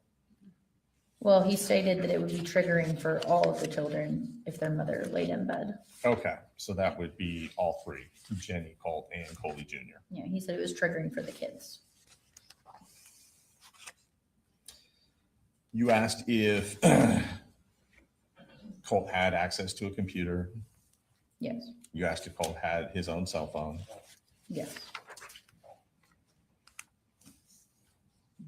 You asked about Colt's use of the computer. Yes. And you asked if Colin Gray was able to supervise that use or ever go onto the computer to see what Colt was doing. Yes, I did ask him that. And I believe he indicated that Colt had he called it codes, but I sounds like he was referring to passwords, that the computer was password protected. Yeah, can you tell me where that was at? I can. It might take me a minute as well.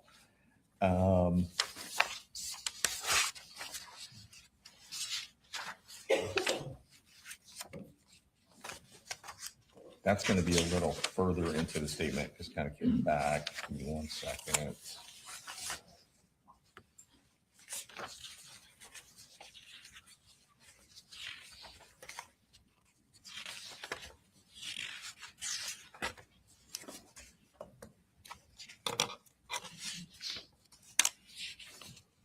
That's about an hour, 1 minute and 38 seconds into the statement, and I can approach if you need to, if you don't have that specific time.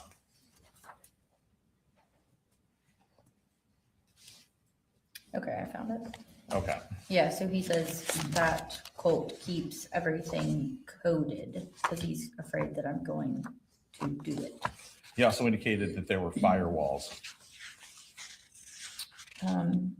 He indicated that it was coded, whatever he meant by Okay. that. And shortly after making that statement, did he indicate that he's got all these firewalls in shit where I don't know? Yes, he stated that sentence, firewalls and shit. And if you know for the jury, what is a firewall?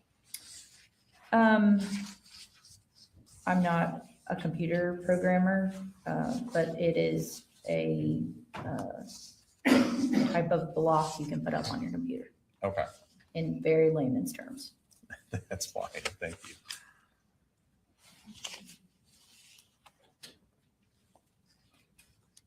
And so do you know, so Colin agreed to talk to you, Yes, right? He agreed to allow you to take his phone, yes, and you had indicated you wanted to download the contents of the phone. yes, He allowed you to take Jenny's phone. yes. He consented to the search of Jenny's phone, I guess is a better way of asking that question. Yes, he did, but we also obtained a search warrant. Okay. And obviously when you said you wanted to search Jenny's phone, that means extract the contents of the phone? Yes, we had the intention of downloading it as well. Okay.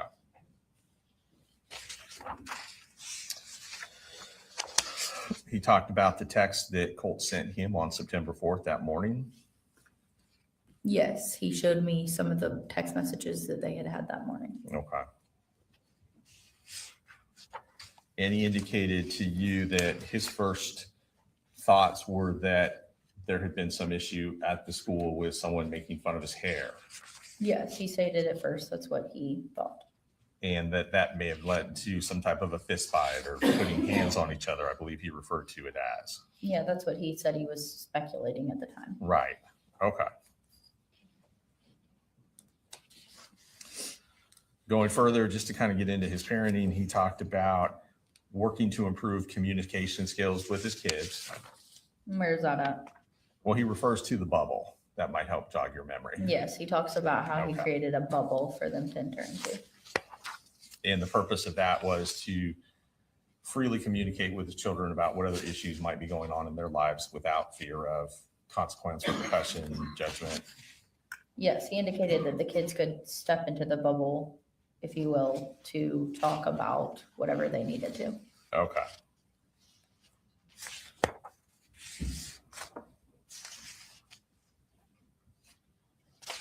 You asked him about pictures on the wall of Colt's bedroom.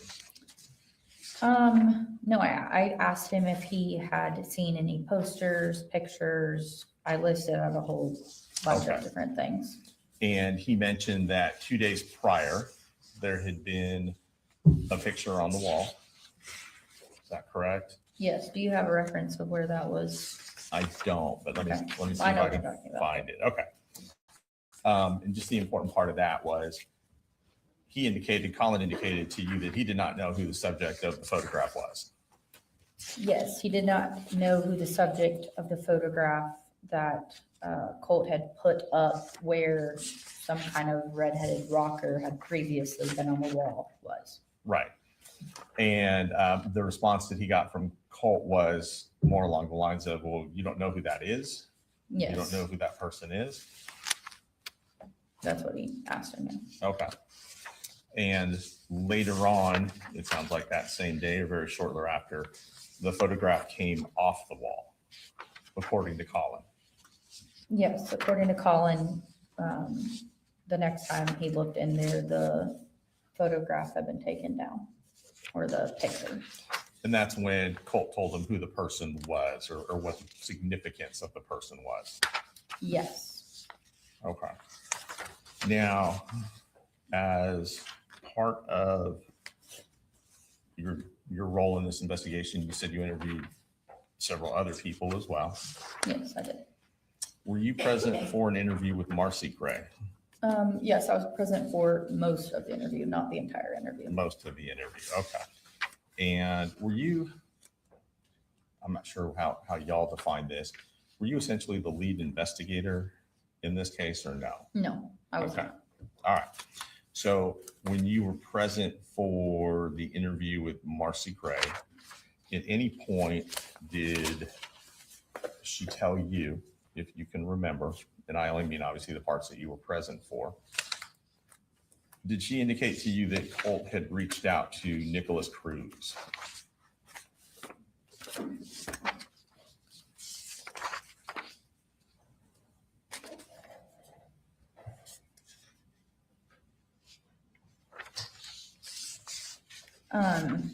She stated that he had referenced school shootings such as Columbine and Sandy Hook. Right. And that he had an interest in school shooters, but without you showing me where she said that, I can't say if she specifically said Nicholas Cruz.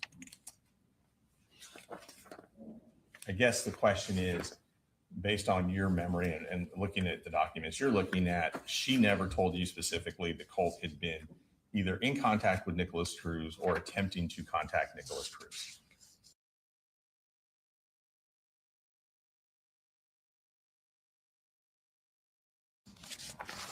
Without going all the way back through this transcript, I cannot answer if she specifically said the name Nicholas Cruz.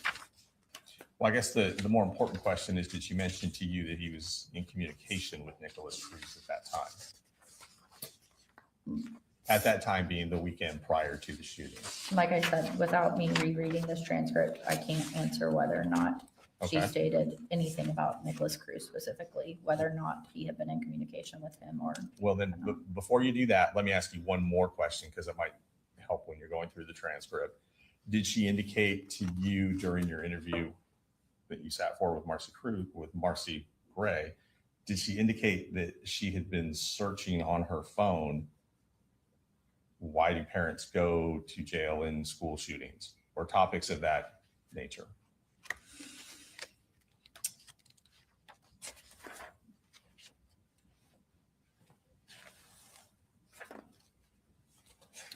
Without reviewing this entire transcript, I cannot answer that specific question. Okay. Would that have been relevant information for your investigation? Would what be relevant? So if she had information that Colt was in communications with Nicholas Cruz immediately preceding the shooting, days within the preceding the shooting, would that have been relevant to your investigation? Well, at that time, I'm just taking everything she's telling me. Okay.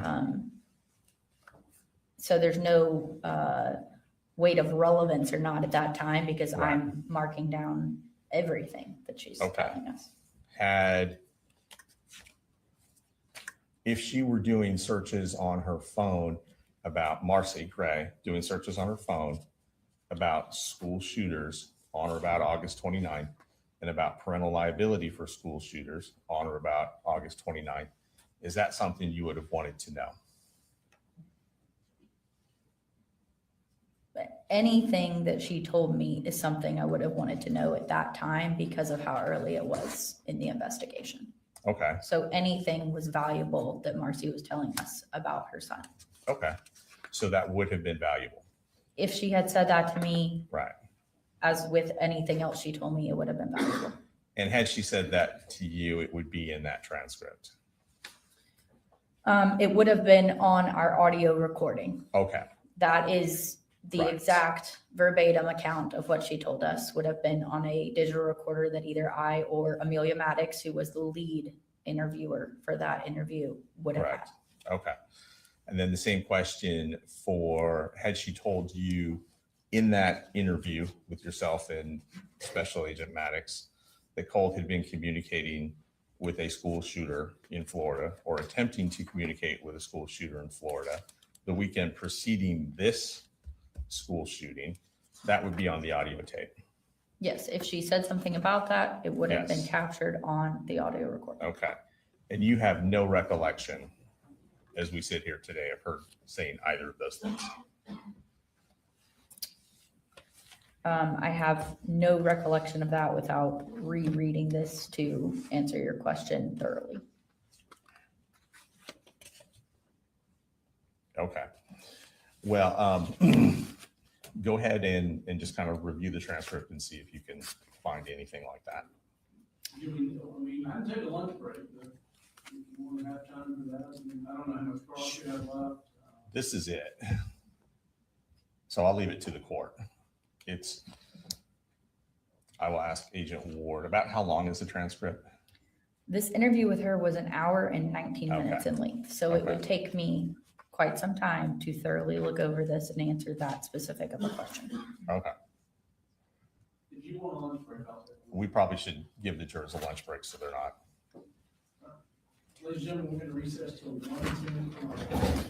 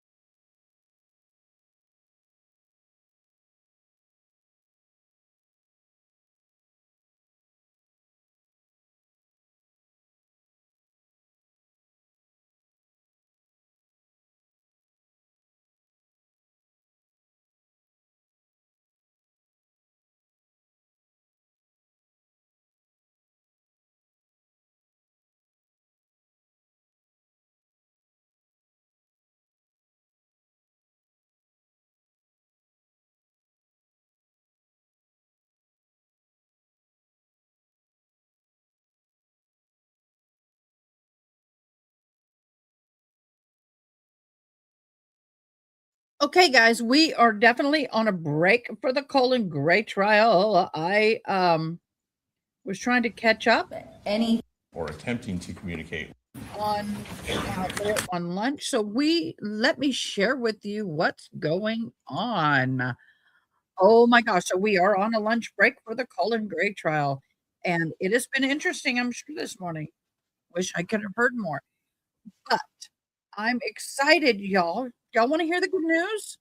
Give me a thumbs up if you want to hear the good news.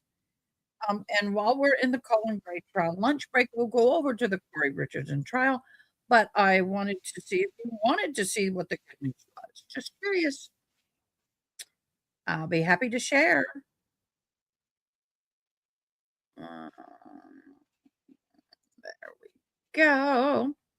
Oh, I got a thumbs up. Okay. The good news is this. Y'all know that I'm deaf without my big bad mamas. Well, these big mad mamas have died or are dying. They don't really Bluetooth very well anymore. And some devices, they don't Bluetooth at all. And I've been working really hard with Texas Workforce Solutions to get new hearing aids. And they said yes to the new hearing aids. But they also said yes to new inner ears. They said yes to a lot of new things. And not including did they say yes to those, but I may be getting a new iPad. So in other words, all the technology that I've needed, they've said yes to. So I'm very happy. Okay, so let's go on over to the Colin Gray. I mean the Karen Richards trial. Oh, and the good news is the good news is I should have them within a month. Sometimes it takes 3 months once they order the hearing aids, but they're putting a stat in. So I'm really, really happy. All right, let's go over to the other trial. You had a conversation with Miss Richins, and was it Ms. Richins that told you there were THC gummies, that Mr. Richins had possibly taken a THC gummy? I believe she did mention that there was THC gummies.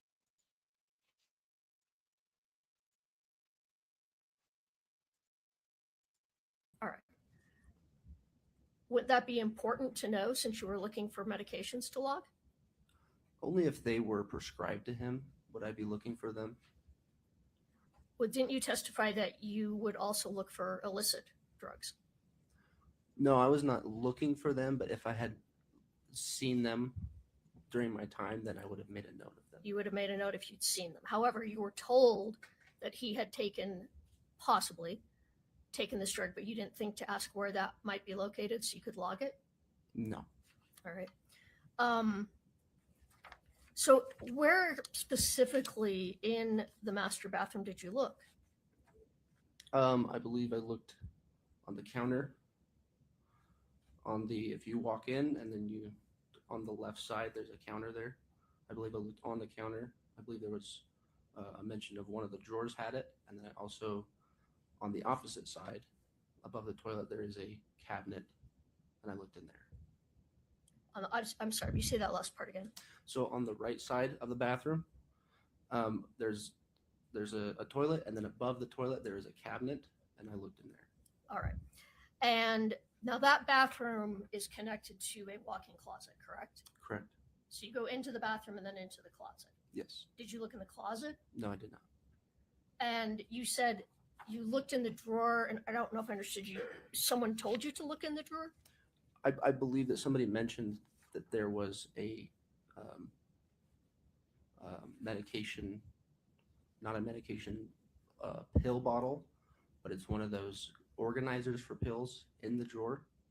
And I believe that one of the deputies came to me and said that one of those was in the drawers in the bathroom. So that's why I looked in those drawers.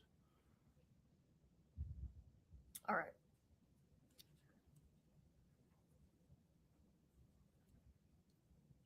So when you left at approximately 5 in the morning, a little bit after 5, what did you do with that medication log?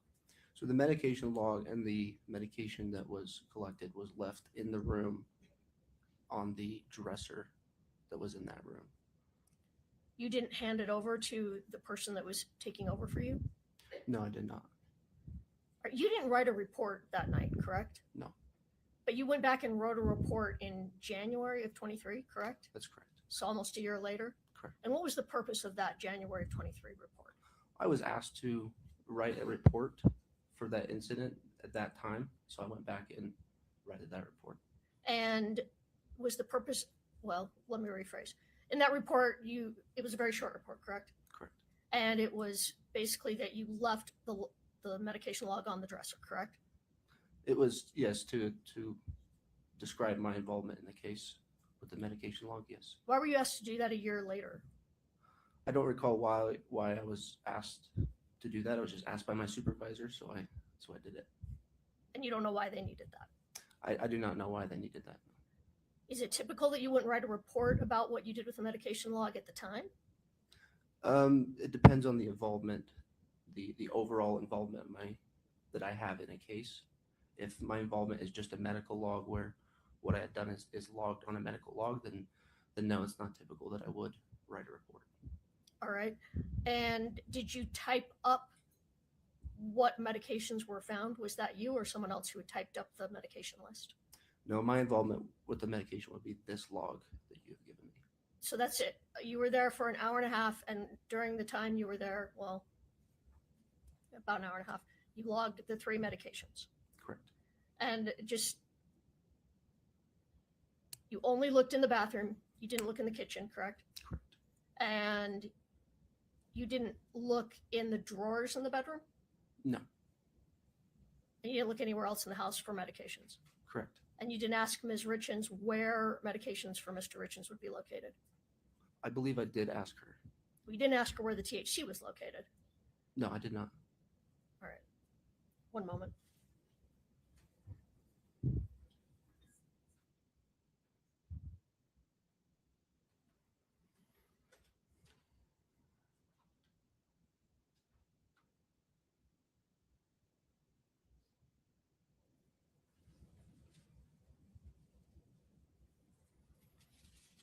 You mentioned that you were also in charge of scene security. What did you do in terms of security that night?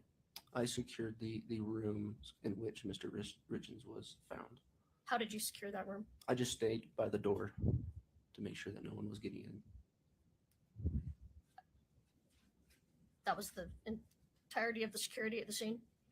Well, that particular area, yes, there were some children in the house that were trying to get in, so my job was to make sure they didn't get into the room. Did the children, they did try to get into the room? Yes. Was Ms. Richens with them? No. All right. And you said you're with K9? You're with the K9 unit, correct? Yes, that is correct. And as part of your duties to the K9 unit, you search for illicit drugs on scenes? It depends, but yes, I have done that in the past, yes. Well, I mean, the point of a K9 dog, isn't it a drug sniffing dog? The point of mine, yes. Yes. All right. So you're familiar with searching for drugs on the scene? Correct.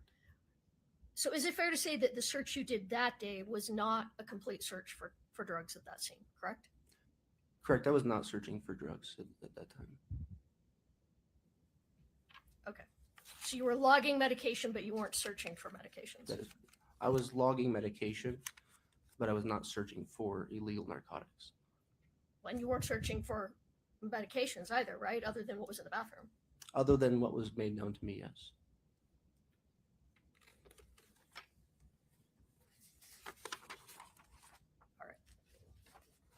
I have nothing further. Ms. Shervinack, any further questions? Yes, Your Honor.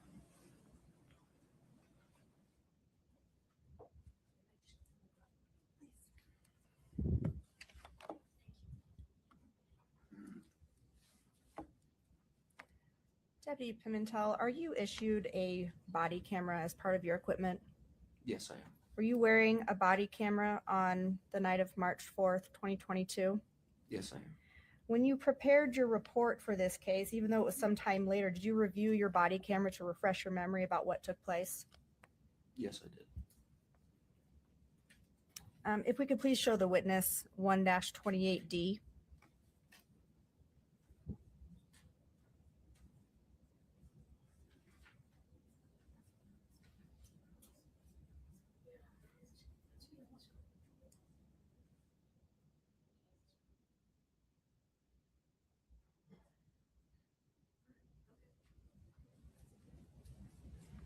Do you recognize this?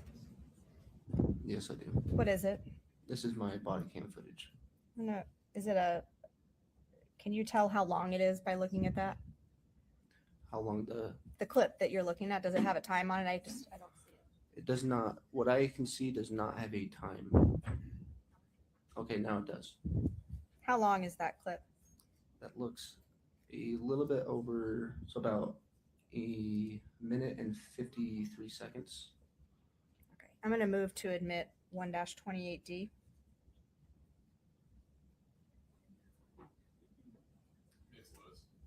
Oh, I'm sorry, what? Any objection to admission of states 1-28D? No, Your Honor. Okay, 128D is admitted. Is there sound for this one, Scott? There should be. Yes, Your Honor, I just had it muted. Oh, my apologies. Okay, let me publish. Go ahead, sir. So describe for the jury what we're looking at here on your body camera. So this is the cabinet that was above the toilet that I was mentioning earlier that was on the right side as you walk into the bathroom. And this is the bathroom attached to the master bedroom. Correct. This is the bathroom that I had mentioned earlier. Are you opening the cabinet? It's kind of hard to see. We only have the bottom. Yes. And what are you looking for? So again, I'm looking for medication that is prescribed to Mr. Richens.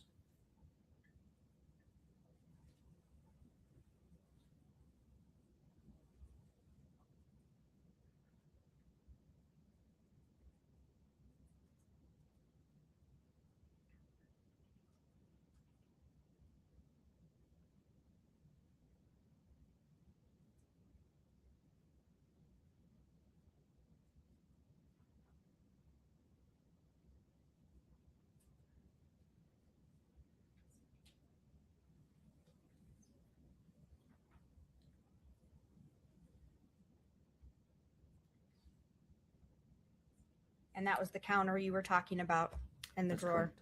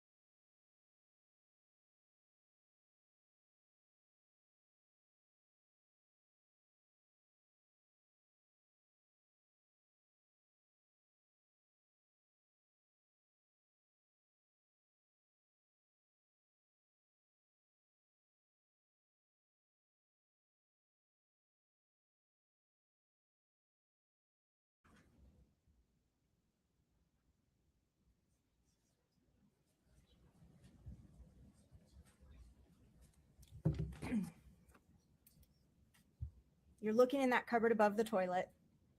There were no THC gummies in there, were there? Not that I could see, no. And you opened it up and you looked inside. Correct. You didn't see any weed gummies in there. I did not. Ms. Lewis, anything within the scope of redirect? Can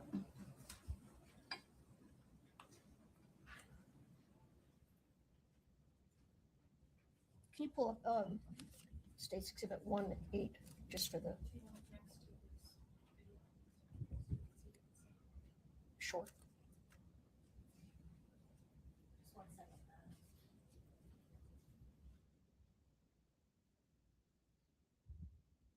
Let me know when you want the witness to see it. You'll see it at the same time as the witness, Ms. Lewis. Are you ready? Yes, I'm ready. Okay. You and the witness can see it. Go back over here, I'm sorry.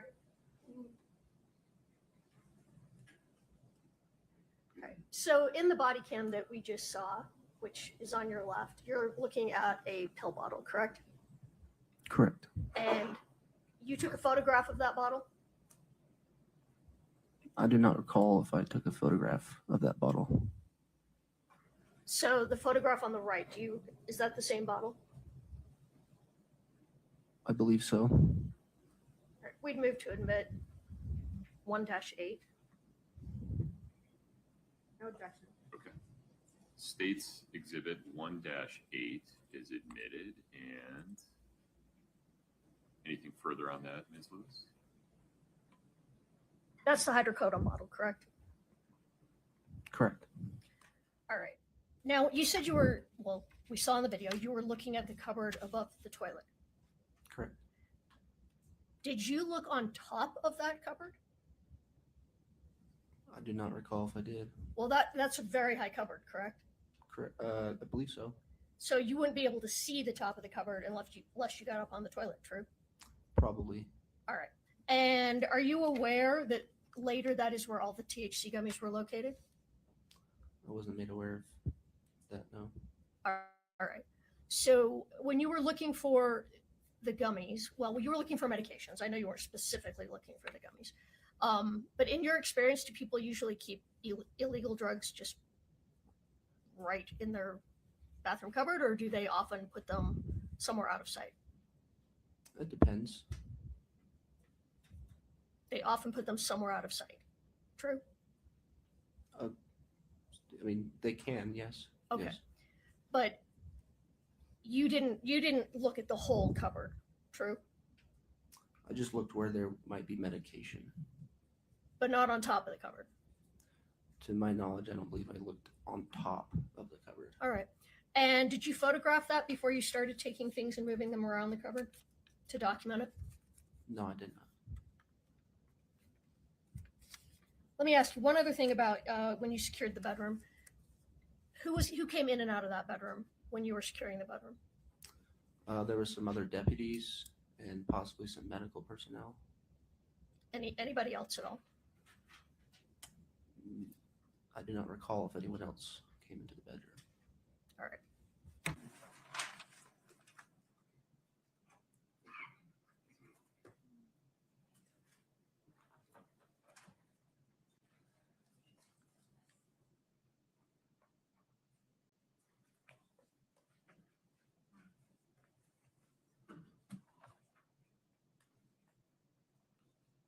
Is offered. If you'd step in front of Brittany, we'll get you sworn in.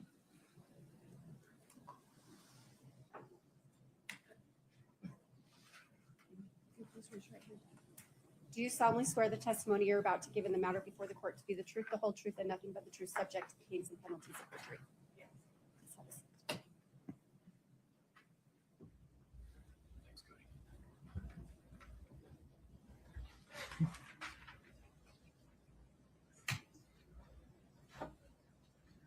Good morning. Good morning.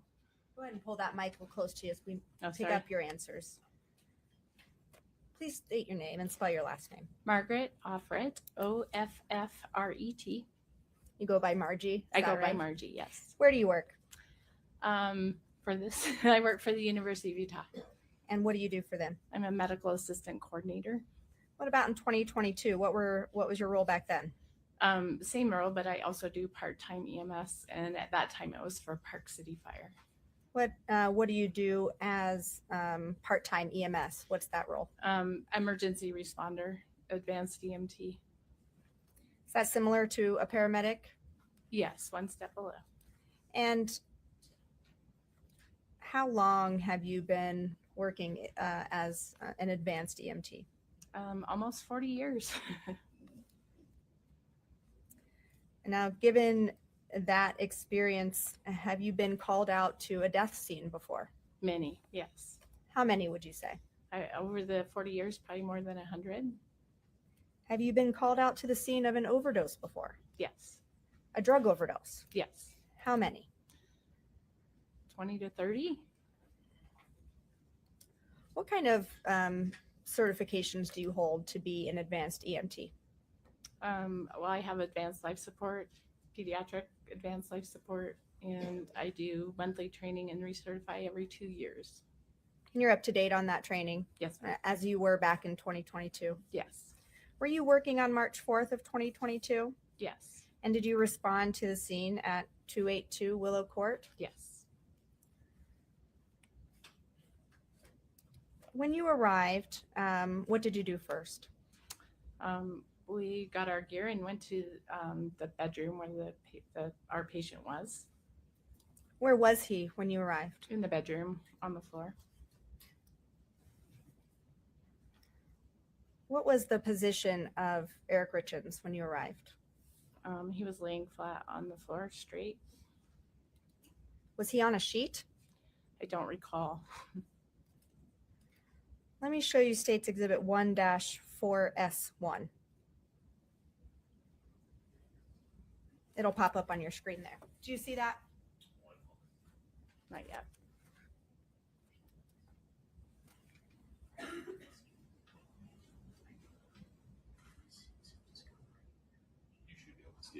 I can see it. I can see it. Do you recognize that? Yes. What is that? The scene in the bedroom. That's the scene that you were just describing? Yes. Judge, this has already been admitted. I would like to publish it to the jury. No objection. Okay, one moment. So when you arrived on scene, if Mr. Richens had been on top of a sheet on the floor, would you have moved him? No, only if it was in the way of what we were doing. Now, were you made aware that Mr. Richens had been pulled to the ground from the bed? I don't recall that we were aware of that. That's just where we found him. Now, in your line of work, have you been on a scene where people have been pulled to the ground on a sheet to perform CPR in the past? I don't recall sheets, but people have been pulled off the bed.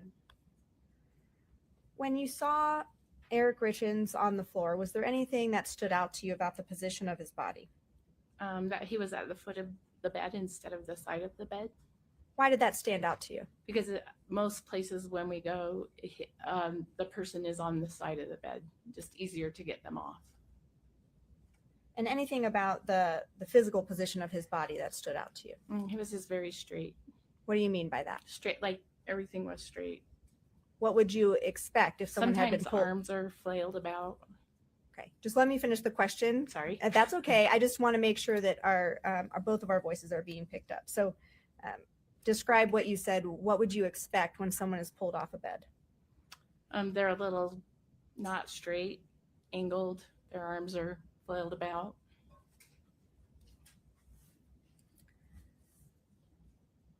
Did you perform life-saving procedures on Eric Richens? Yes. What did you do to attempt to resuscitate him? We hooked up the Lucas machine. We started an interosseous IO needle and gave him epi and the cardiac arrest protocol. So I'm going to have you describe a couple of those things for the jury because I know that you use these terms all the time, but they might not know. What is a Lucas machine? A Lucas machine is the machine that does compressions for us so that we're free to do other things such as IVs, or IO needles, interosseous needles to give medications.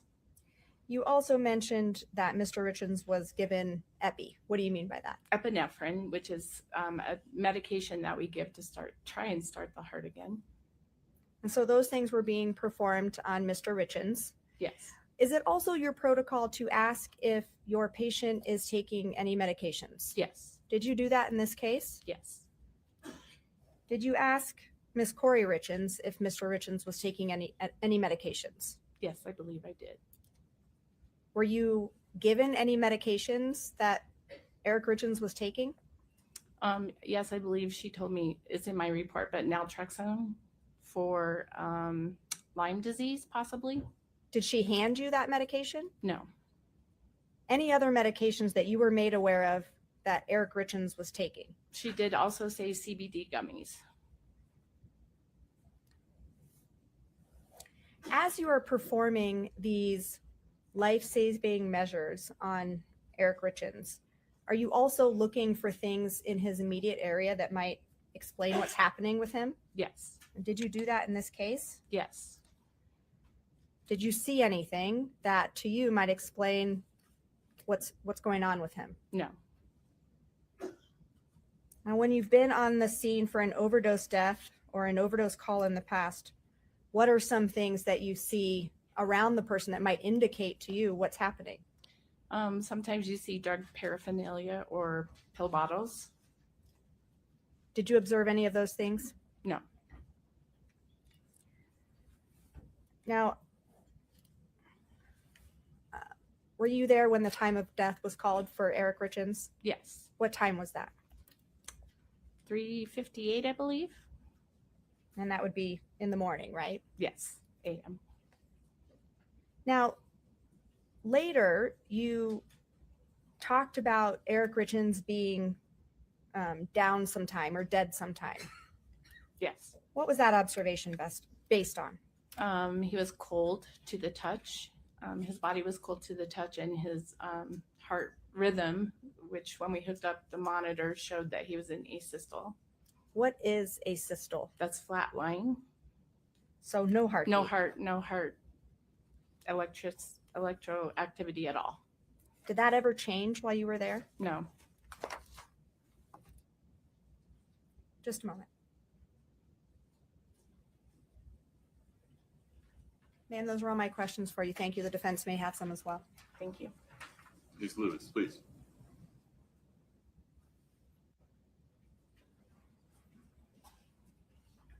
Good morning. Good morning. You weren't the first EMT or EMS to arrive on the scene, correct? Correct. When you arrived on the scene, others were already starting to work on Mr. Richens, true? One person, yes. Was working on him? Yes. All right. And what was that person doing? Compressions. Right. So you don't know if the body had already been arranged in any sort of way by the prior EMT? I do not. All right. Now, when you were first called to the scene, you believed it was a call for cardiac arrest. Correct. Yes. That was the chief complaint that was brought to your attention. Yes. All right. And what did you do? What was the first thing you did when you arrived? We hooked our I had a partner. We were hooking up our monitor to see what kind of heart rhythm we may have, and then attaching the Lucas machine, which does compressions for us. That's cool. It is cool. All right. So you went directly into the bedroom when you arrived? Yes. And yeah, that's $35,000. Cool. That's what the baseline for those costs. They can go up to $50,000 to $60,000. I would love one of those machines because CPR is hard work. Yeah, I'm not going to get one of those. I have an AED, but I am not going to get one of those. And you later wrote a report. It's called a pre-hospital care report? Yes. Is that true? Mm-hmm. I'm just going to have you take a quick look at this and tell me if this is... Well, actually, can you just pull it up on the screen and show her?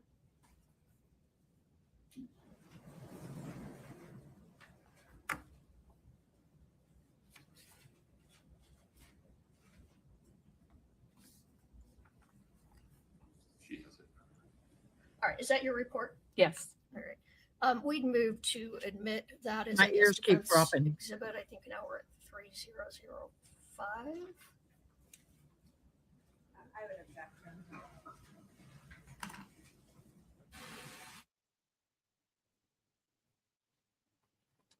I'm going to have to do this. Sorry, guys. My ears keep dropping, so I'm going to have to switch.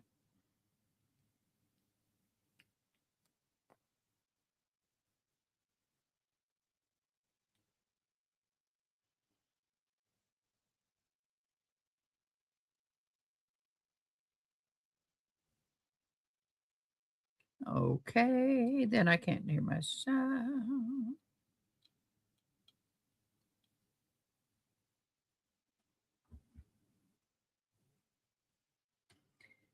Turn them on.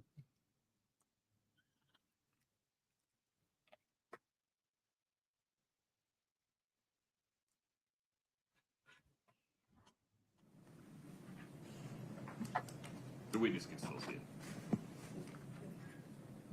Oh, she can still see it, you said. I'm sorry. All right. So In fairness to her, it's pretty small. it's, yes, it is small here too. I can. All right. So where did you get the information that he was possibly having a cardiac arrest.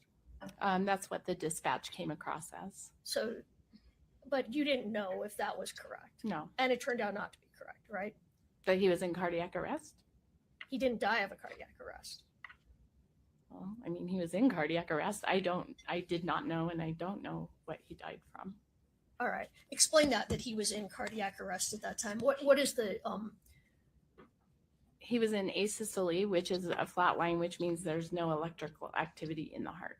That's cardiac arrest. all right. So And he was think, not breathing, obviously. so as a layperson, I was reading that you thought he was in the process of having a heart attack, but that's not accurate. That's not accurate. All right.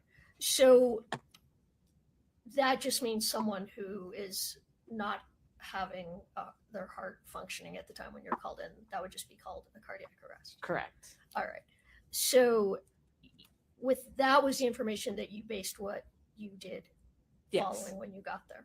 Yes. All right. And when you arrived, you spoke with, well, first you said you went right into the room. Correct. Yes. And you administered epinephrine. Once we got our lines started, yes. All right. And you also, I just lost the word. You also admitted Adrenaline? Yes, we did give Narcan. Okay, what's the purpose of Narcan? Narcan is to reverse any possible drug overdoses with narcotics. All right. But he had been asystole, help me with the word, Asystole. asystole for a while by the time you gave him that. Yes. And that typically would be helpful if it was given pretty immediate after. Yes, that's kind of a last effort. Let's try this. Okay. And then at what point did you go from In other words, they just did a Hail Mary. in the bedroom to, well, let me rephrase that. What did you do next? You gave him the Narcan, you gave him the epinephrine, and what else did you do in the room? I just continued to work the code until the Park City Fire medics got there. What does that mean, work the code? Tried to save him, continuing CPR, trying to figure out why he's in a cardiac arrest. And breathing for him, things like that. Were you able to determine why he was in cardiac arrest? No. All right. Not at that time, anyway. No. And then you left the room, true? Yes. And at the point you left the room, you knew that he was deceased, correct? Correct. And you went out, and is the first person you spoke to one of the deputies that was there, Deputy DeWin? I don't recall. Do you recall telling one of the deputies that you thought maybe it was possibly an aneurysm? I just possibly coming up with ideas, yes. Okay, that makes sense. And at that time, did you know his medical history? Yes. What I was. Okay, we're going to stop there because y'all, and I can't hear my own voice. I don't know. Can y'all hear me? Am I loud?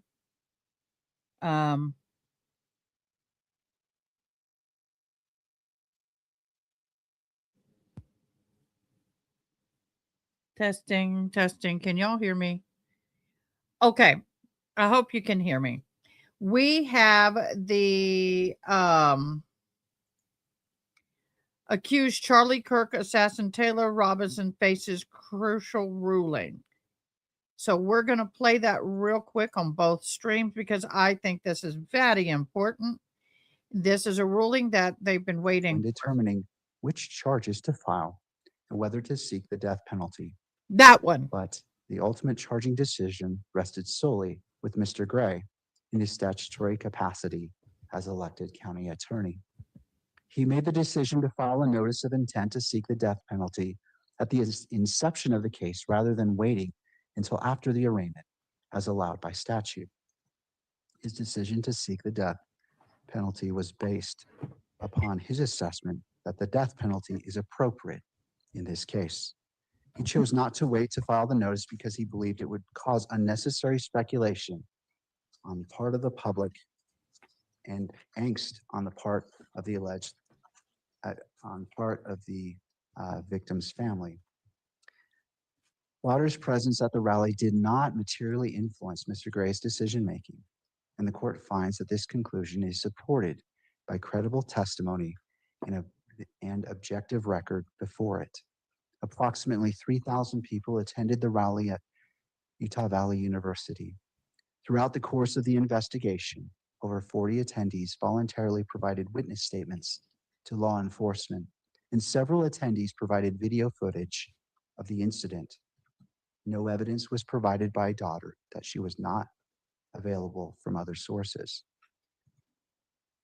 The state has chosen not to call her as a witness in support of its prosecution of Mr. Robinson. In October 2025, Mr. Gernander sent an email to defense counsel and disclosed his child had attended the rally at Utah Valley University, where Charlie Kirk was shot. Defendant moves for disqualification under Rule 1.7 of the Utah Rules of Professional Conduct, which provides in relevant part that a lawyer has a concurrent conflict of interest if there is a significant risk that the representation will be materially limited by a personal interest of the lawyer. In applying this standard, the court is mindful that this is a capital case. The decision whether to seek the death penalty is among the most solemn exercises of prosecutorial discretion, and allegations of bias or personal influence in that context warrants careful and searching judicial review to preserve both due process and public confidence in the integrity of these proceedings. Defendant argues that Mr. Gernander his decision-making will be and has been materially limited by personal interest, namely his loyalty to his daughter. Because no screen was in place to prevent Mr. Gernander's conflict from tainting the entire prosecution team, defendant argues that Utah County Attorney's Office should be disqualified from prosecuting this case. This is especially so because Mr. Gernander holds a supervisorial role in the office and is a key part of the prosecution team. Defendant has not identified binding authority establishing that a prosecutor has a concurrent conflict solely because the prosecutor has a familial relationship with the potential witness, particularly where the witness has no unique relevant information. In the cases defendant cites, the prosecutors were split between their loyalty to the government and their loyalty to the defendant, or a personal interest separate from the case being prosecuted. In State v. McClellan, the prosecutor had previously represented the defendant and had access to confidential protected information, which could undermine the defendant's right to due process. In State v. Balfour, the prosecutor had past financial, business, and political ties to a defendant, which could conflict with the prosecutor's duty to pursue justice and represent the government. In Wright v. United States, the prosecutor's wife was the defendant's political opponent whom she had accused of sending people to assault her. In State v. Tate, the prosecutor had been a judge on the defendant's case and had been privy to ex parte communications.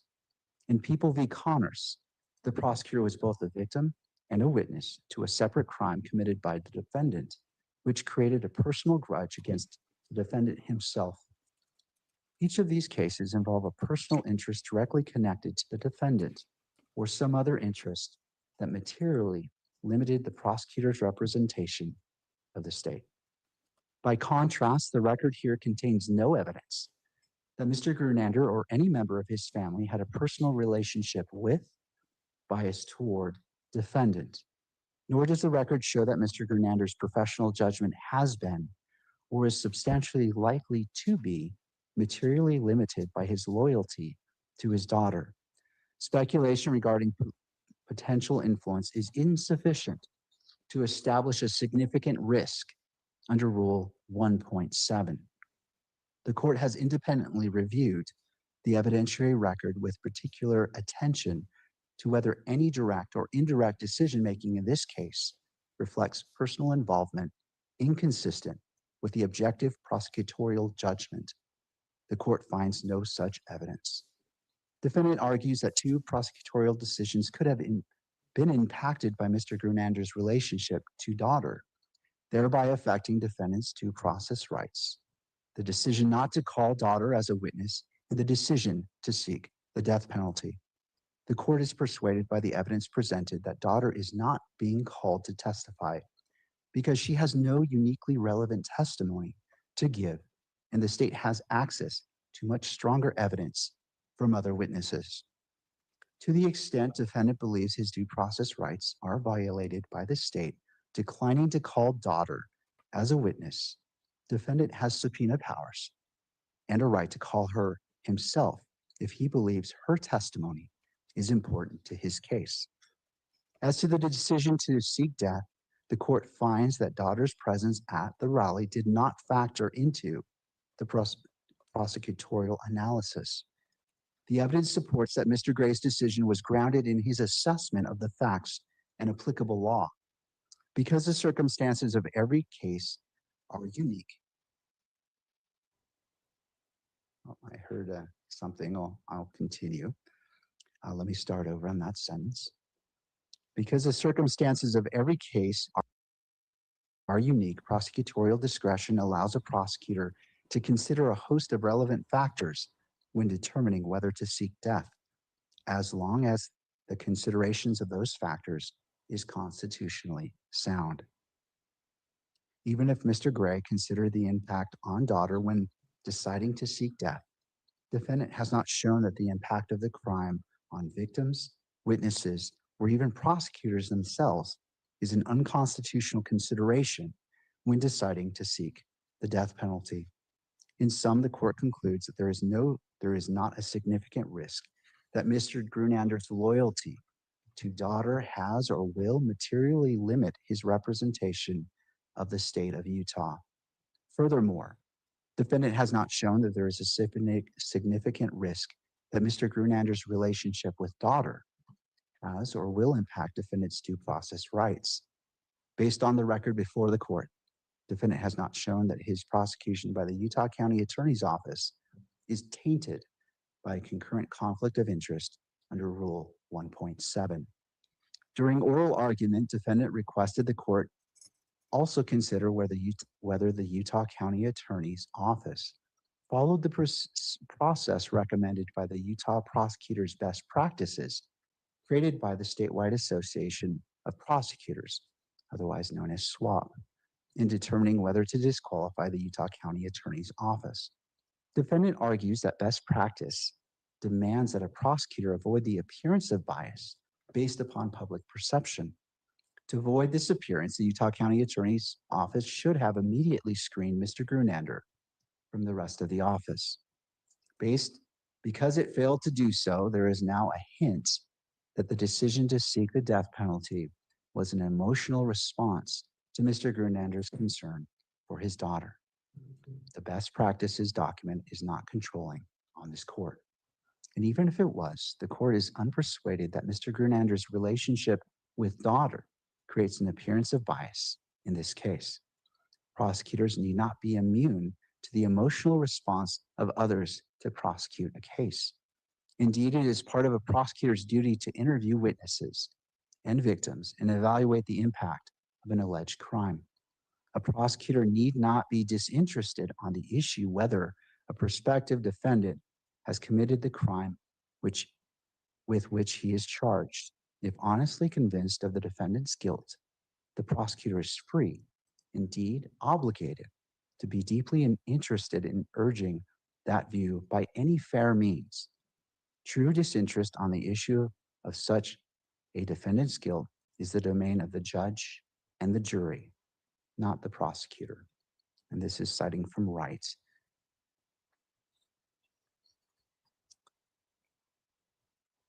Also, prosecutors need not be entirely neutral and detached.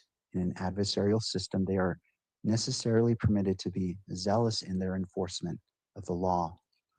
After reviewing the record, the court concludes that the familial relationship at issue, without additional evidence of personal involvement or influence, does not create a reasonable perception that the prosecutorial discretion was exercised for improper reasons. Zealous advocacy remains bound by constitutional and ethical constraints, and the court finds that those boundaries have not been crossed here. This ruling is confined to the specific facts established in this record. Different circumstances, such as evidence of direct personal involvement, uniquely material testimony, or demonstrable influence over discretionary decisions, could warrant a different result.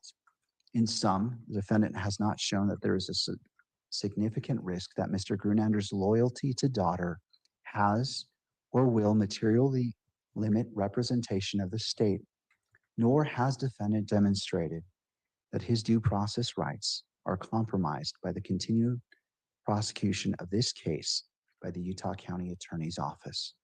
Applying this governing legal standard to the facts established in the record, defendant's motion is respectfully denied.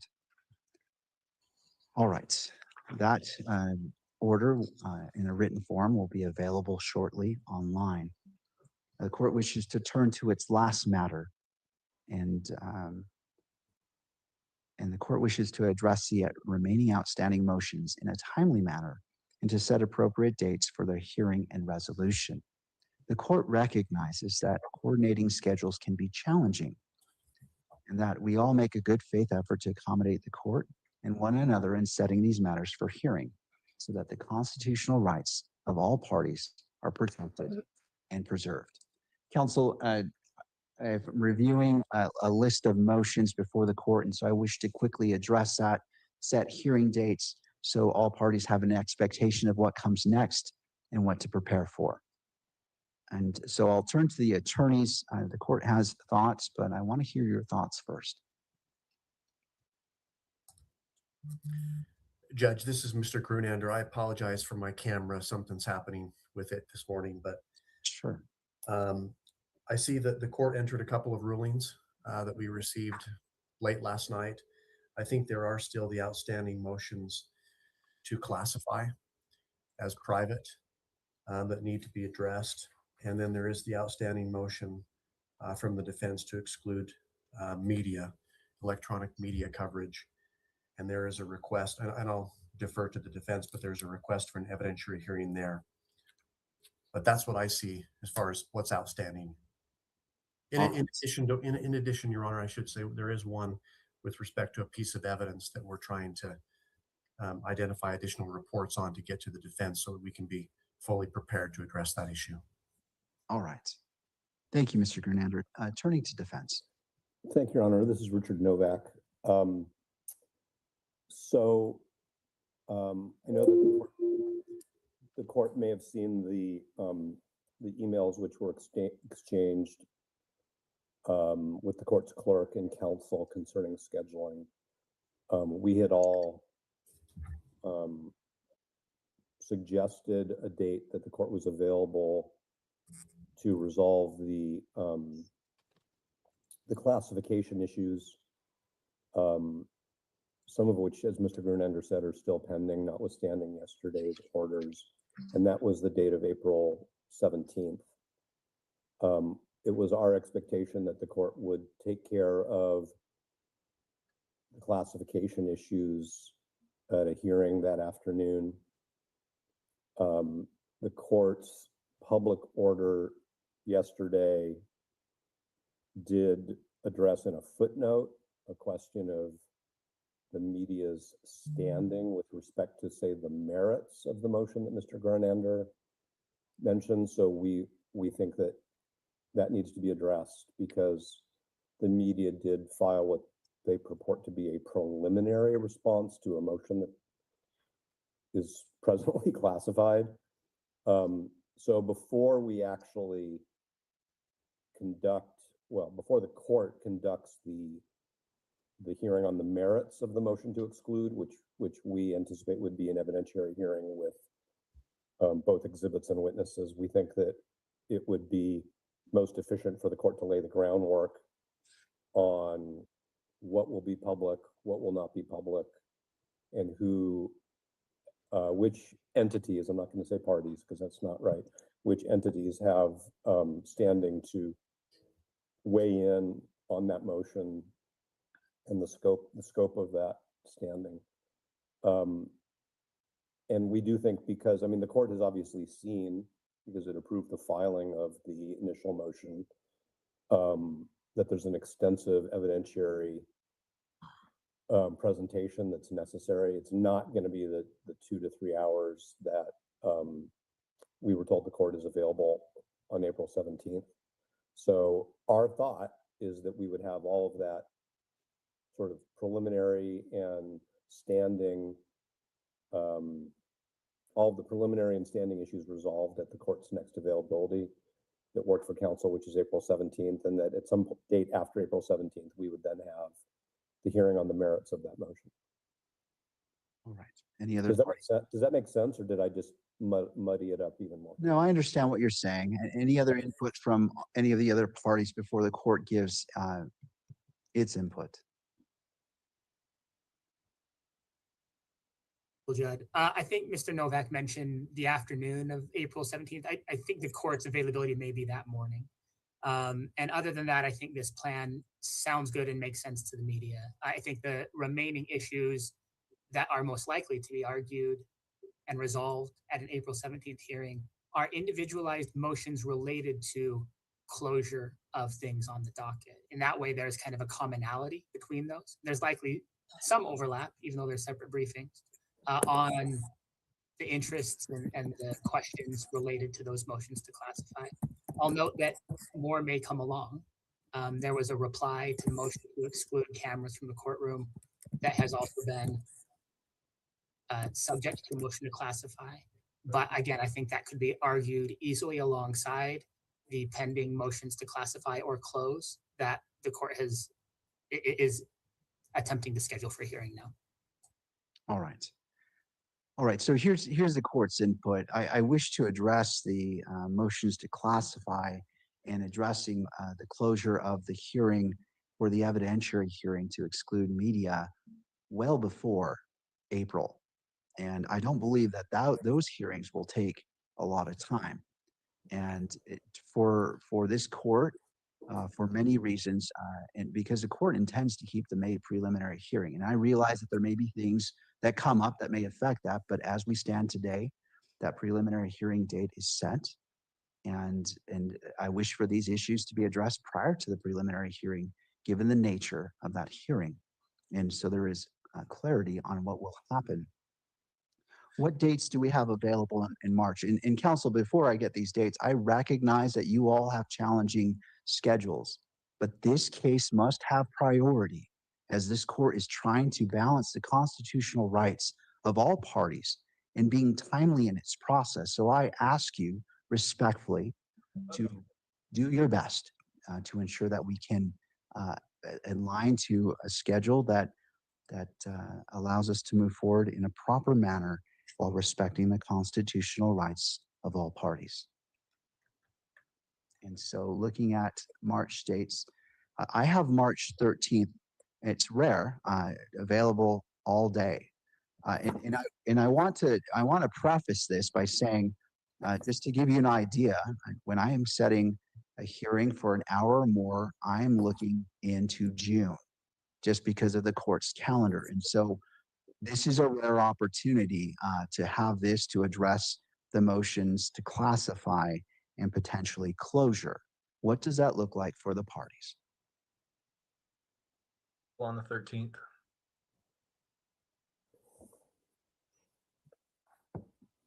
Thank you. Your Honor, I think, this is Richard Novak, I think, and I would defer to Mr. Judd, but I think one of the attorneys of record for the media entities had a problem with March 13th when the clerk initially floated that date, but I may be wrong about that, and then I can address the defense's availability on that date. Well, I wish to address defense's availability first. Okay, so I thought that I needed to be on the East Coast for a personal matter. I could probably work around that. The only other conflict we had was that Ms. Visser was scheduled to start a serious felony matter the following Monday morning, the 16th, but we hear what the court's saying. So I can adjust my personal travel schedule to accommodate the court. And I appreciate that the court wants to take advantage of this rare vacancy in its schedule. Right. Thank you, Mr. Novak. I appreciate that. Mr. Judd.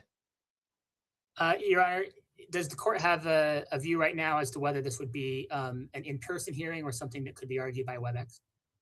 I will accommodate the parties, and of course, turning to defense, and their preference is important, whether they request in person or via WebEx, or maybe it's mixed. Maybe some of us appear via WebEx. Well, not the court, but the rest of us.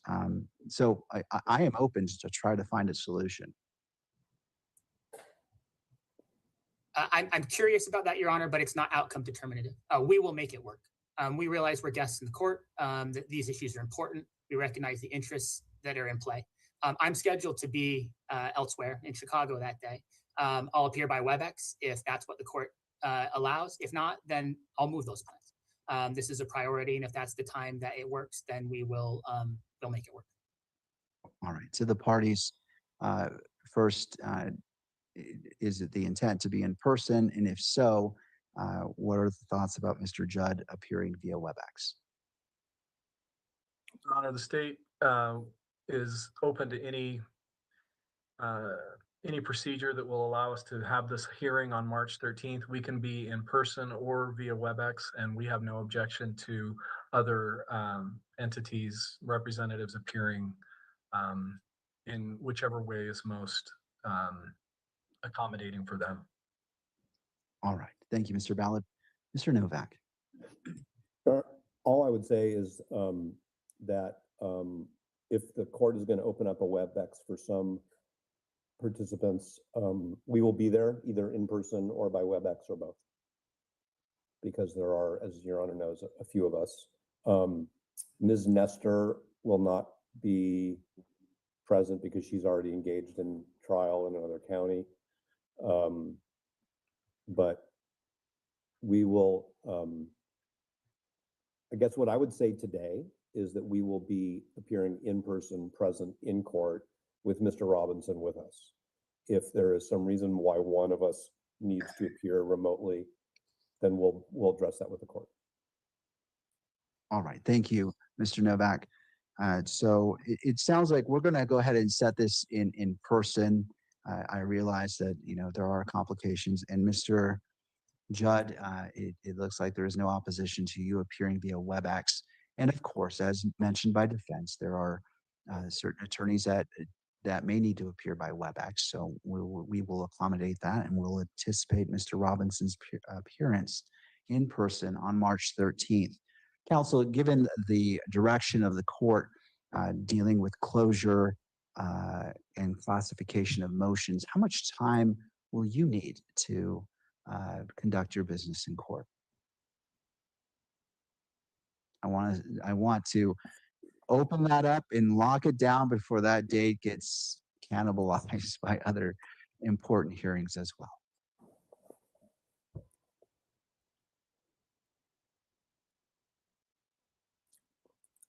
Your Honor, this is Mr. Ballard. I guess I would defer to the defense. It's their motions to close and to classify. But I think having a time limit regardless would be helpful. I'm going to suggest that, Your Honor, that it's going to be more than 1 hour and maybe less than 2 hours. And the reason why I say that is there are multiple motions to classify around the same issues, which are the motion, the reply, and the evidentiary hearing itself. And the court's going to obviously hear not only from the moving parties, which is Mr. Robinson, but the state and counsel for the media. And it would be hard for me to imagine that many attorneys in the court could do all that in less than 1 hour. Are you commenting on the amount of time attorneys talk? Only myself. I'm only referring to myself. No worries. I include myself in that comment. All right, so let's go ahead and set aside 3 hours just to be safe. I don't want any party to feel pressured, but as mentioned by Mr. Ballard, I believe that setting a timeline is appropriate. So let's go ahead and start. How does 10 a.m. on March 13th look? 10, 11, 12, concluding at the 1 o'clock hour. That's fine for the defense, Your Honor. That might actually allow me to get to my originally planned destination the same evening. All right. To Mr. Ballard? AM is perfect, Your Honor. Thank you. All right. And Mr. Judge? Yes, Your Honor. All right. Let's turn to the second issue where we have that, I believe it was April 17th date. Does that allow sufficient time to address the evidentiary hearing being requested? In terms of preparation for April 17th, yes, if that's when the court wants to do it, we will be ready to go on that date. That is, if that's what the court means by sufficient time, yes. All right. And how much time, Mr. Novak, do you anticipate needing? I certainly want to make sure that all parties have enough time to present what they need to present. Your Honor, I'm going to defer to Mr. Burt on that, if Mr. Burt is able to do so. Looks like technologically he is. Good morning, Your Honor. Good morning, Mr. Burt. Judge, I think on that, because it is going to involve the presentation of extensive exhibits and also some expert evidence, that we'd be looking at a full day, accounting for cross-examination by all the lawyers involved here. All right. And to the state, what's your input?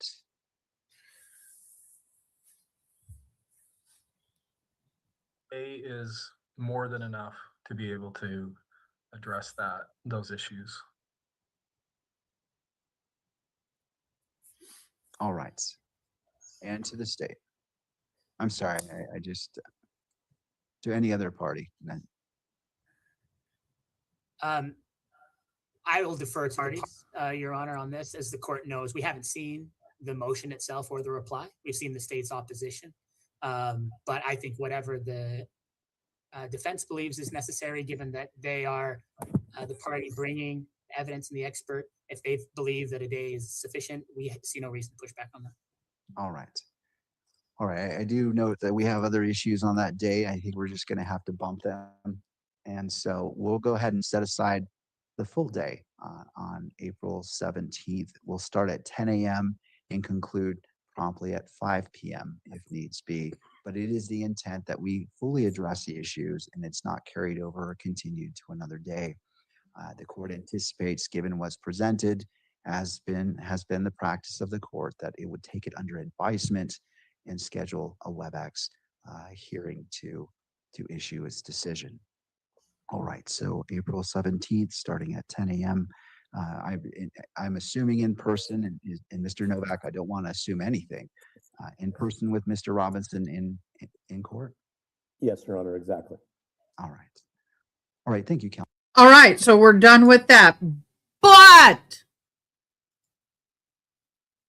oops, I accidentally did something. Let me get it back up. I have started something I may regret. I have these box of the Harry Potter bamboozled beans, or they call them birdie bot beans. They're flavored, nastily flavored. And I promised to do this a while back, and life happened and we didn't get a chance to do it. But that said, what it is the, why is it doing this? Okay. There are different colors. So if you give a super chat,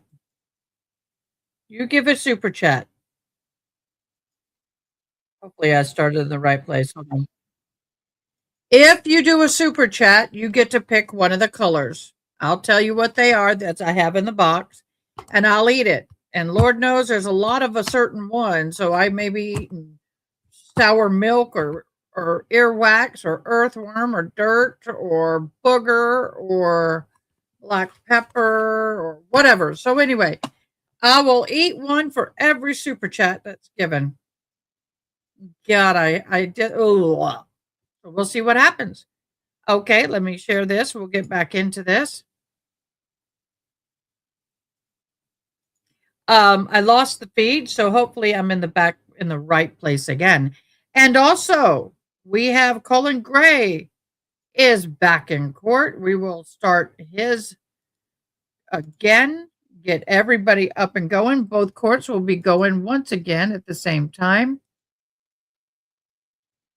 I need to be over here. No, I need to be over here. There we go. All right, here we go.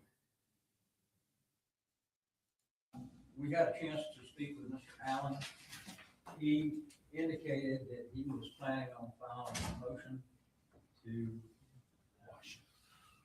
basically not allow us to call based on psychiatric things that are going on. So I think we just told him we would get back with him later today, let him know whether he needs to file that or not. So that's kind of where we are with that. Kind of depends on what the court wants to do about bringing Colt in and letting him,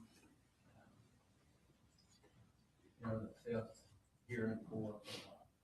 In front of the jury. And this, the martial approach.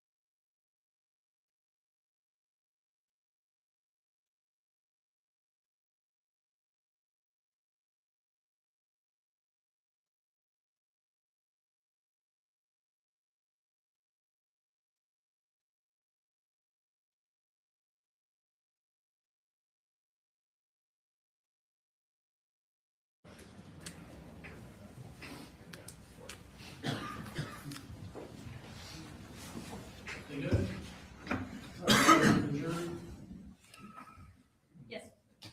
Yes, Judge. Okay.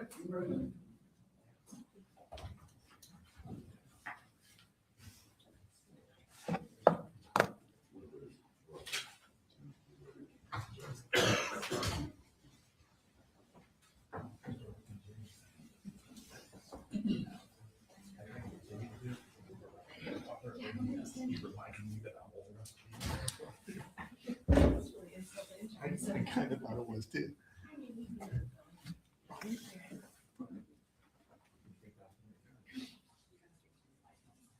He forgets I grabbed him home. At your discretion.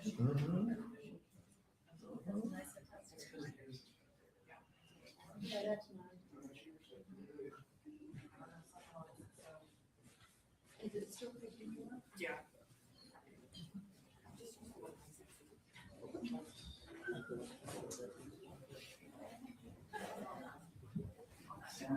Yeah.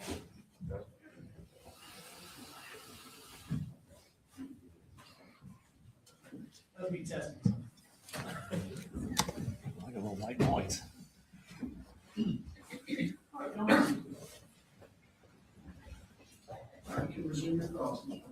Thank you, Judge. All right, just to kind of orient us back to where we were before lunch, have you had a chance to review the transcript of Marcy Gray for the interview that you were present for the majority of? Yes, I have. Okay. Having reviewed that transcript, isn't it true that Marcy Gray never volunteered the information to you that Colt had been actively communicating or attempting to communicate with Nicholas Cruz the weekend before the shooting? No, she never communicated that with us during the interview.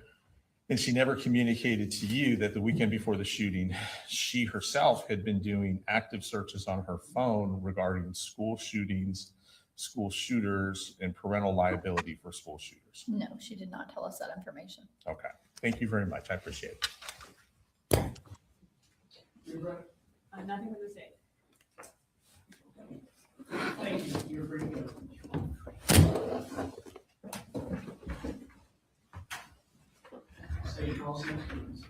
Judge, our next witness is a juvenile, so we just ask that we need to proceed accordingly. All right. So, seem like we are on the first row. Make sure if they come in, they know Terry, but WSB, it's got to be shoulder down or chest down for the juvenile witnesses. Thank you, Judge. And the state calls Jenny Gray.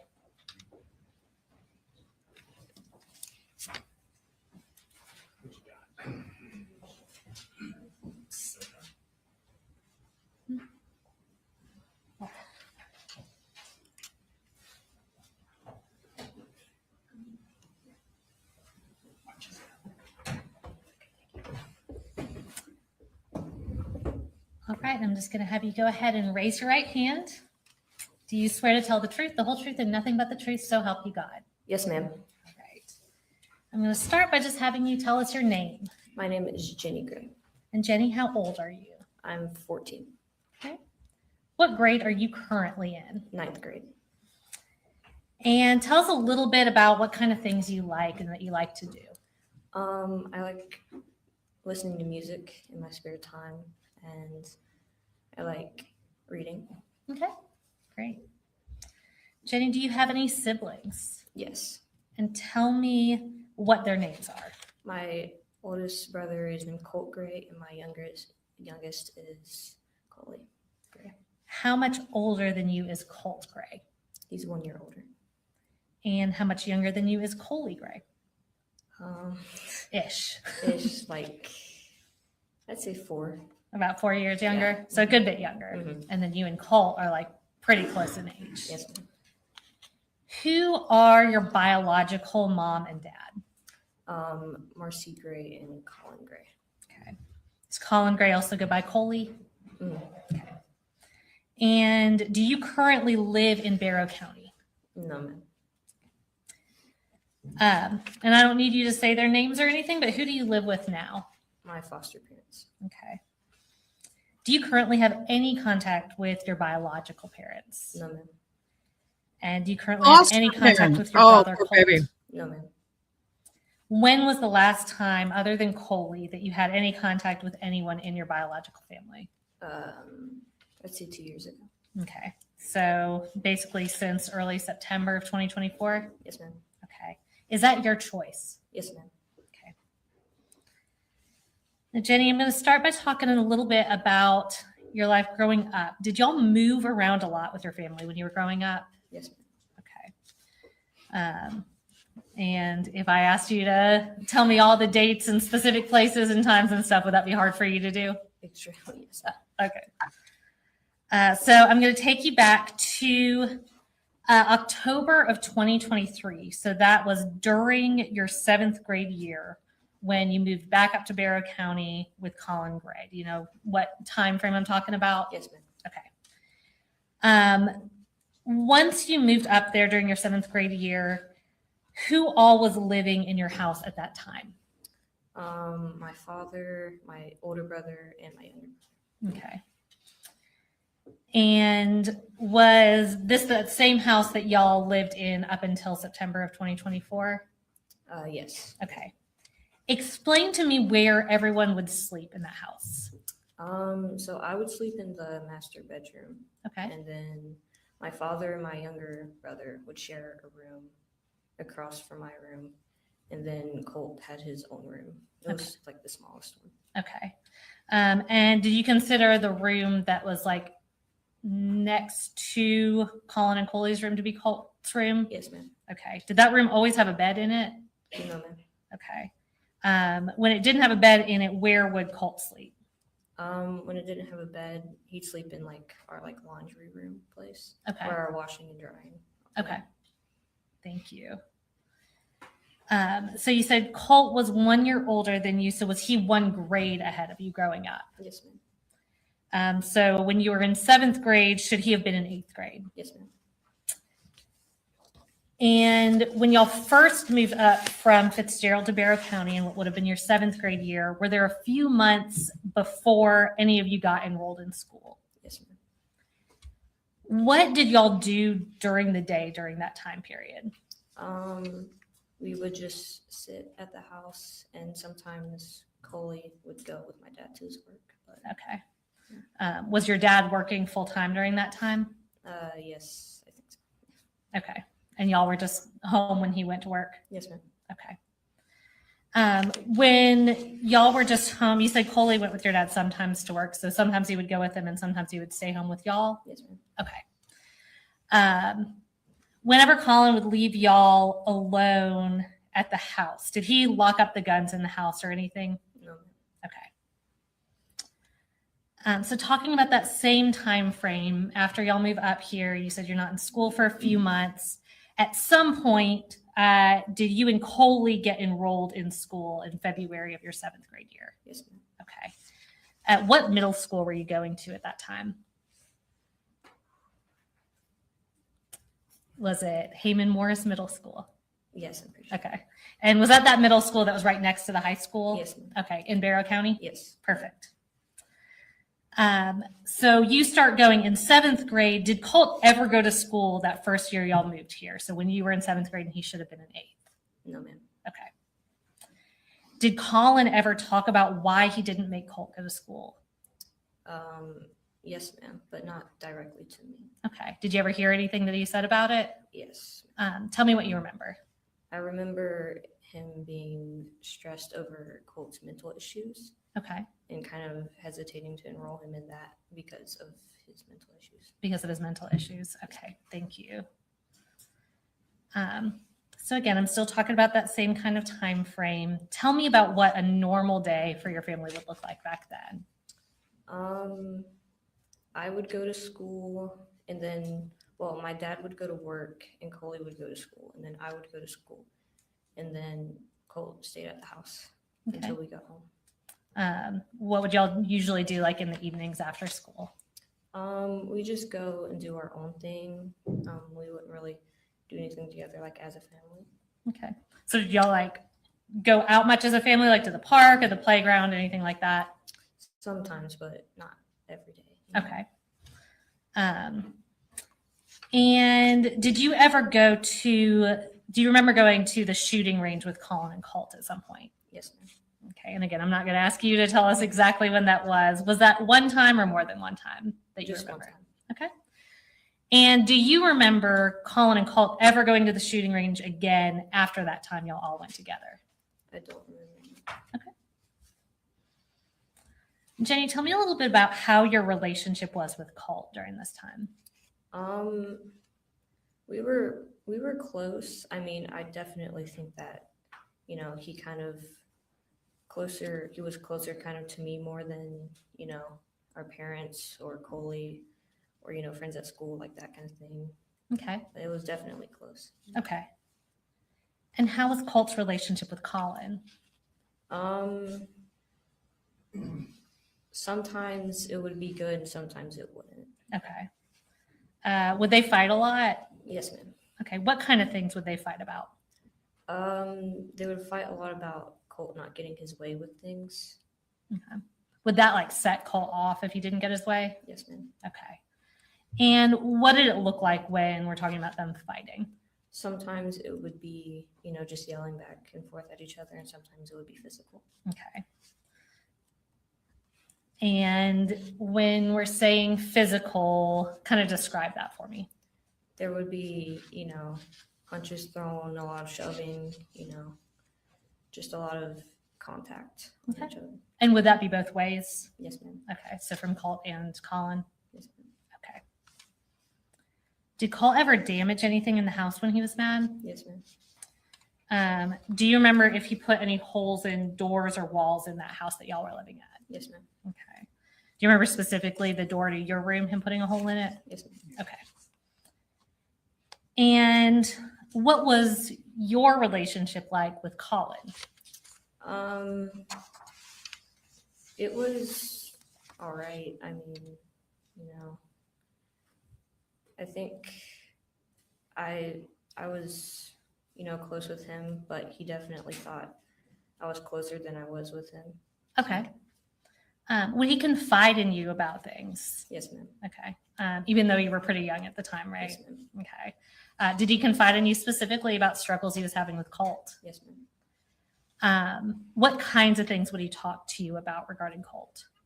Mainly just about his mental issues and how he wanted to get Colt help, but he didn't really know how to take that first step. So. Okay. And how often would you say he would bring that up? Definitely after they would have fights and stuff. And then if I were to bring it up, he would say that, trying to excuse it. Okay. Would you say that was kind of a pretty regular topic of conversation in your house? I'd say so, yes. Okay. Did Colin ever talk about getting Colt medication? Not to me directly, no. Okay. Did you ever hear him talking about it? I think I recall him talking to my grandma about it. Okay. And maybe like the school, but that's the most. Did he ever just talk about getting Colt into therapy? Yes, ma'am. Okay. Was that something he talked to you and other people about? Yes, ma'am. Did he ever ask for your advice? I know, again, that you were young, but did he ever ask for your advice about what to do with Colt? Yes, ma'am. And tell me what you remember telling him. I remember I was didn't really know how to respond a lot because I wasn't really expecting an adult to ask me advice about that. But when I did give a response, I just, tried to get him to talk to other adults about it. Okay. Yeah. And what about finding safer ways to store the guns in the house? Did Colin ever talk about that? Yes. Did he ever do anything to make the guns in the house safer or stored in a secure way? No, ma'am. Okay.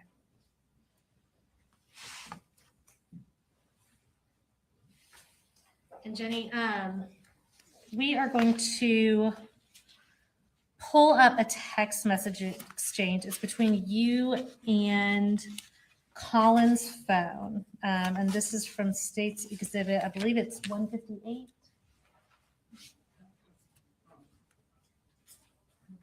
Okay. 150.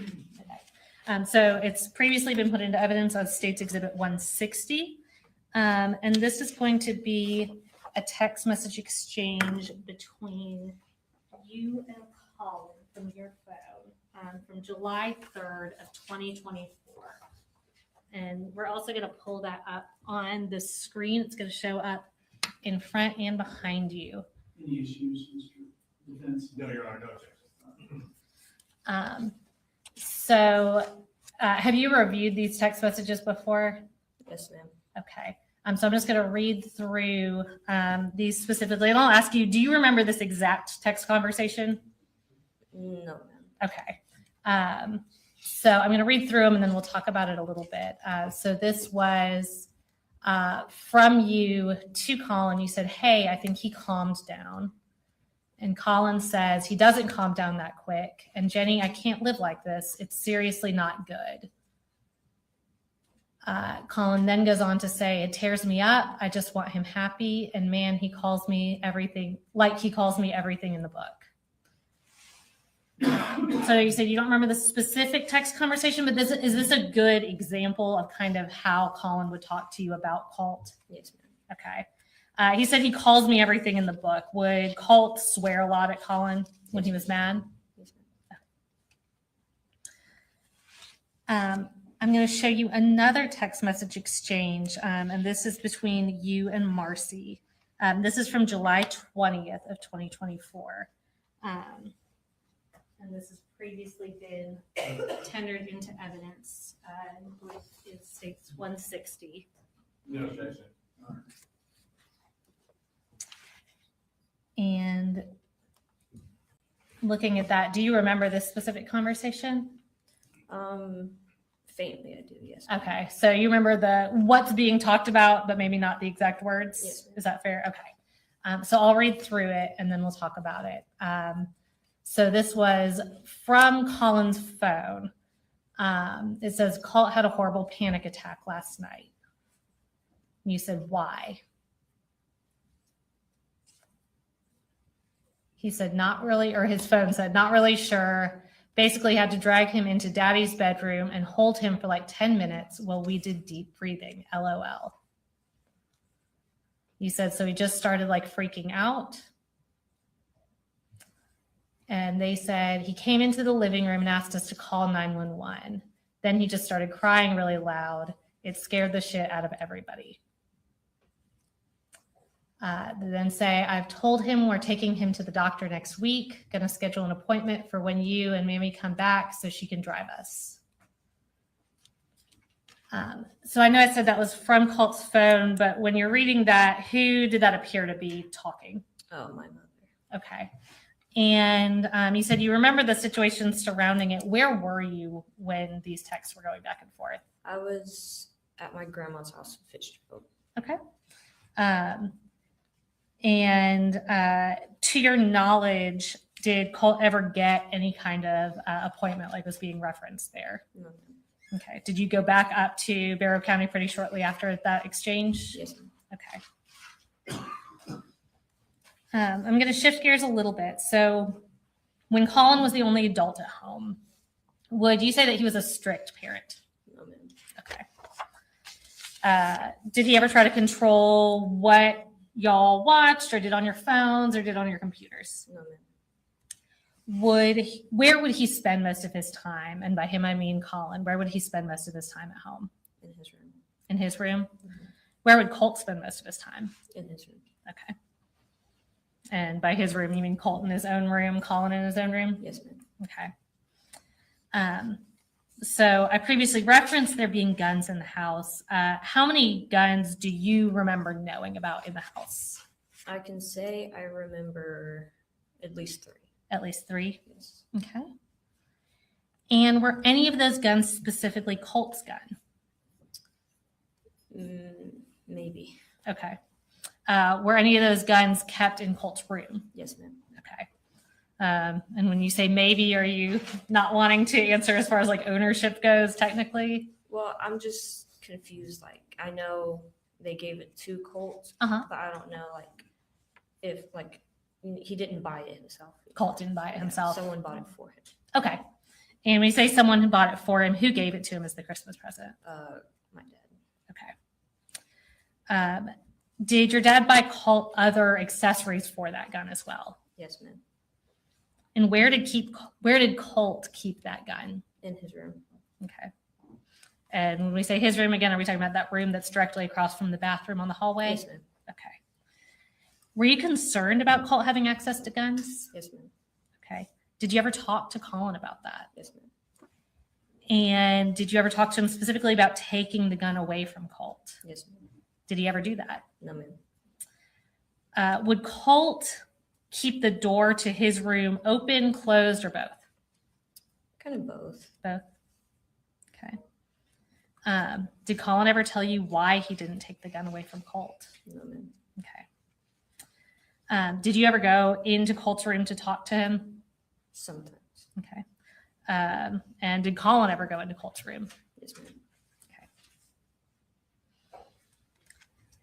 Now, Jenny, do you remember a point in time where Colt put pictures and newspaper articles of and about Nicholas Cruz on his wall. Yes, ma'am. And what room was that in? It was in the room across from the bathroom. Okay. And that's the same room you said he kept his gun in? Yes, ma'am. Okay. About how long do you think he had those up for? And I know you're not going to be able to tell me like a specific days or weeks, but what kind of time frame are we talking that it was up? Definitely over the course of like 3 to 4 months leading up to the shooting. Okay. So in your memory, several months before the shooting, it was up. Yes, ma'am. Once those pictures were up? Were they coming up and down, or to your knowledge, were they just up on the wall? They were up. Okay. Now, did Colt start going to school finally in the fall of 2024 when he went to Apalachee High School? Yes, ma'am. Did he go every day? No, ma'am. Okay. And I want to talk briefly about September 4th of 2024. Tell me, once Colt started going to school, when he did go to school, what was the order that everyone would leave the house in the morning? So my dad would leave first, and then Coley, and then Colt would, and then I would. Okay. Is that just kind of by school and bus schedule? Yes, ma'am. Okay. And to your recollection, is that the order everybody left the house on September 4th of 2024? Yes, ma'am. Okay.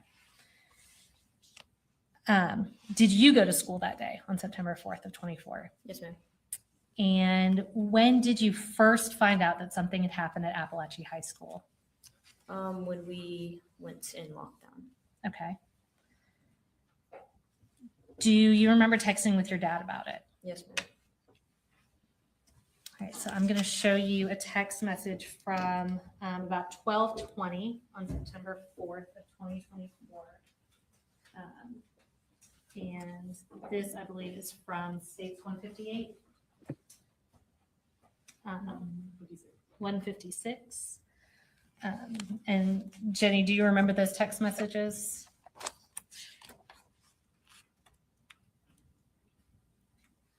Yes, ma'am. Okay. Are those text messages that you were sending while you were in lockdown at Hayman Morris Middle School? Yes, ma'am. All right, we're going to pull those up on the screen, and I'm going to read through them.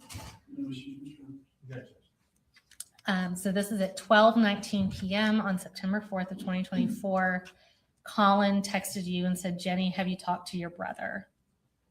You respond, no, at 12:19 p.m. And then at 12:20 p.m., you said, but I think we're thinking the same thing, and I don't want to talk about it over text. Colin then responds, still at 12:20 p.m. He says, yep, 10-4. I'll be here in just a few.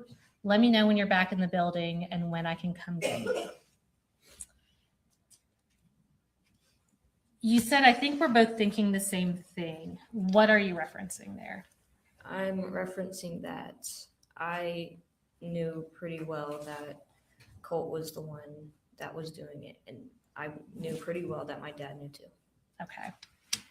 And was that before you heard from any news, police, or anything that it was in fact Colt? Yes, ma'am. Okay. Once you heard there was a shooting, did you pretty much know? Yes, ma'am. Okay. How did you end up getting home that day on September 4th? I took the bus home. Okay. When you got home, was there a lot of law enforcement there? Yes, ma'am. Okay. Was that pretty rough to come home to? Yeah. Okay.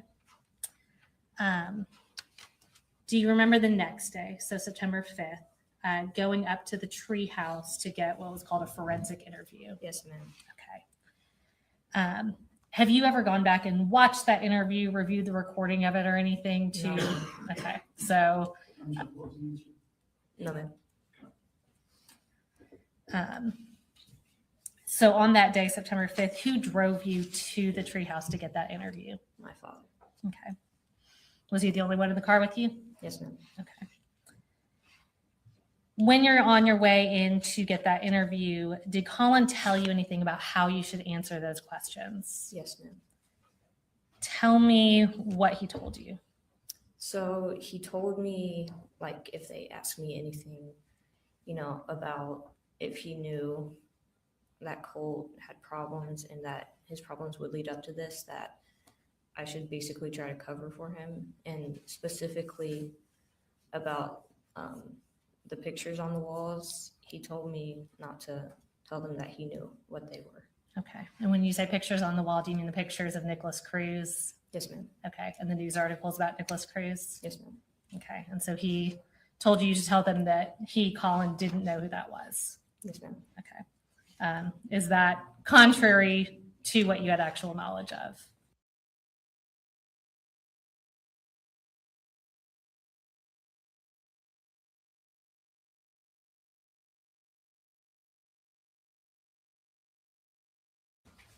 Yes, ma'am. I guess, would that not be truthful? Yes, ma'am. Okay.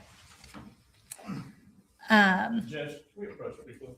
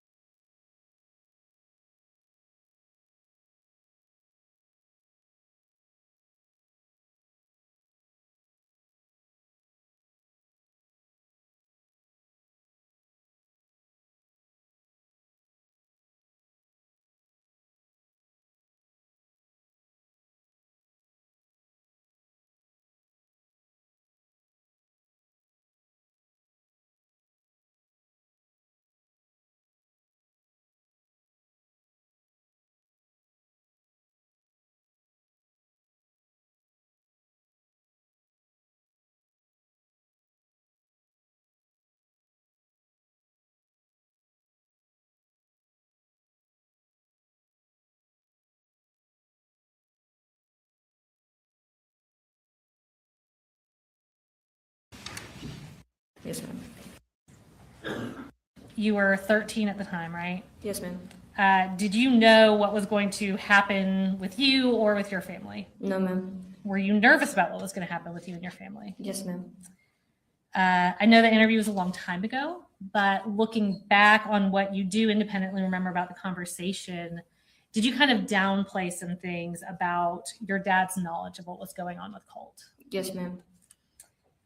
Would you say that you're in a more stable and supportive environment now than you were back then? I'll sustain if you want to ask more open-ended. Okay. Why, for instance. So you testified previously that you now live with your foster parents. How does your home environment now compare to your home environment back then? We object to relevance. Well, I think that I'm going to overrule. Yeah, you can go ahead. Okay. It's definitely more stable, more loving, more family-like.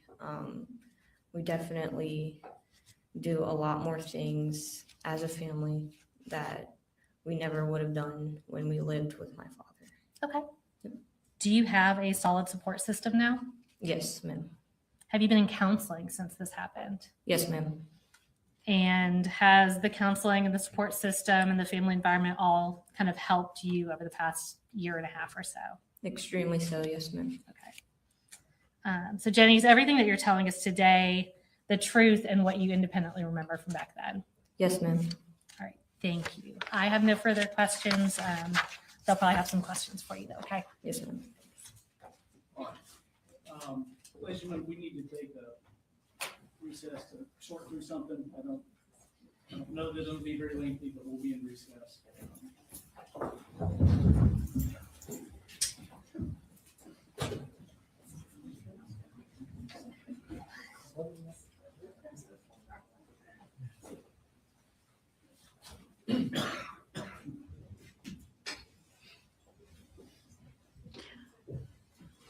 Okay, both courts are in break, and I can talk now without the warbling of sound. My apologies. I got two lives going at once, and it doesn't like it when I do that. We were talking about Corey and her attorneys and whether they were court private pay or pro bono. So Corey's attorney, Sky Lozano, was a staunch advocate for her client, who she said did not do what she's accused of. And she was like all gung-ho and all in. And then after a recent hearing, May 15th of last year, Lozano filed to withdraw from the case, citing irreconcilable and non-waiverable situation. The judge granted that motion. But before Lazaro filed the motion to withdraw, she asked the judge to disqualify the prosecution from the case, specifically the chief prosecutor, Brad Bloodsworth, due to the involvement in severe violations that compromise the integrity of the adversarial fairness. So that motion, of course, was denied, but the Corey's attorney stated that the prosecutor had some of the phone calls from court, from the jail, that the prosecution was not privy to, and the prosecution responded saying that the attorney, Lazaro, refused to use the app that attorneys are supposed to use when contacting their clients in jail because it is a shield app. That means when they go through that app to communicate with the person in jail, what it does is it keeps the confidentiality.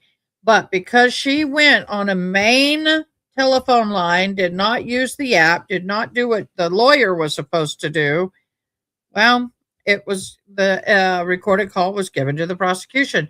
So we know now where that ends. Everybody's in court. So we have a break coming up on this side. Let me see if I can skim through. Yep, we're going to skim through the jury coming in. I'm going to go ahead and get the court going back over the Corey Richens side. And we are still in break over at the Colin Gray side. So Colin Gray, you've got a few minutes. You'll be seeing a little bit of the Corey Richens until court comes back. Also, I want to say the daughter of the defendant and the sister to the Colt who shot up the school was testifying. So this minor child was up on the stand. I think she's almost 18 now, but she is living with a foster family and has had no contact with her family since this has happened.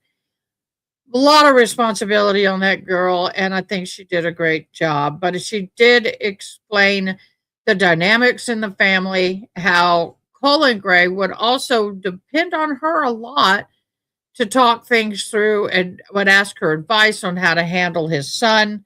And so I think that there was a lot of responsibility put on that young girl. I'm happy she's being a kid right now. I'm happy that that responsibility is no longer on her. I think it's ridiculous that parents put that kind of responsibility on a child. Definitely these parents had no boundaries with their kids. All right, back into court.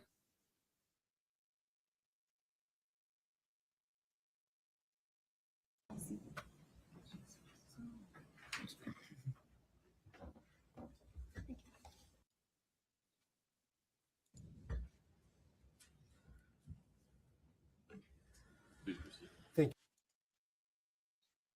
Please state your full name and then spell your last name for the record.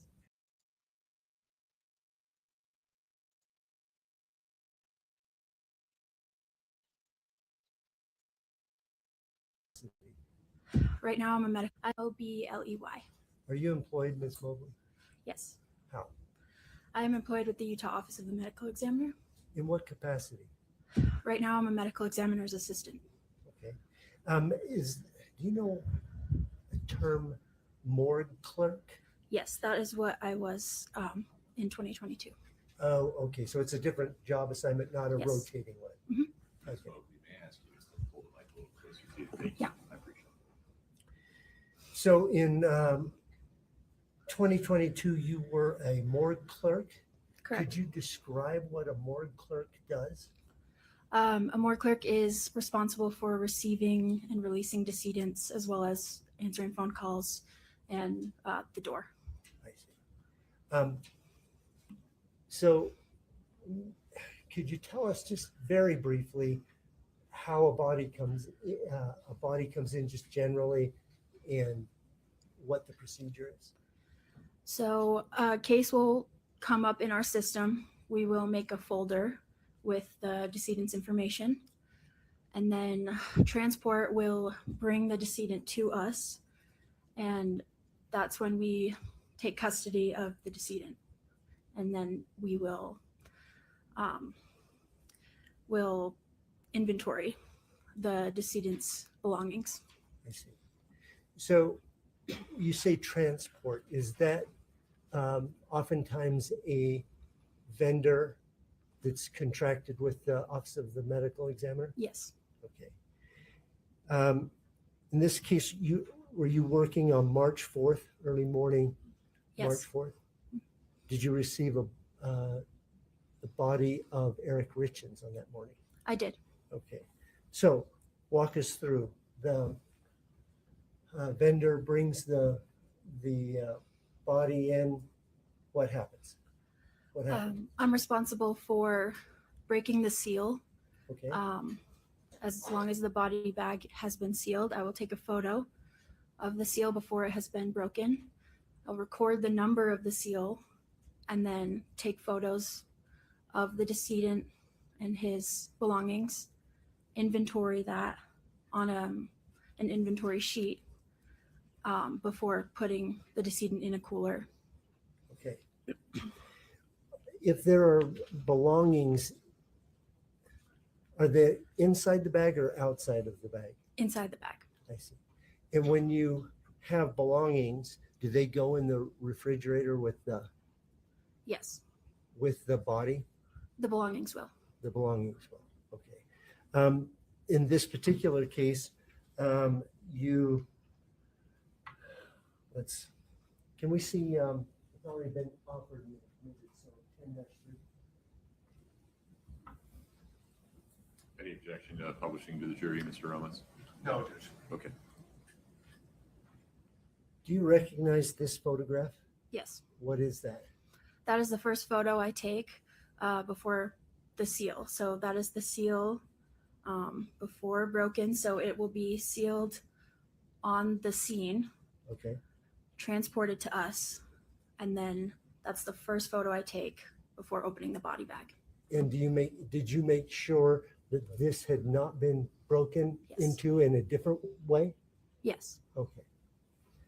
Is that your case number from the Office of Medical Examiner? Yes. Okay.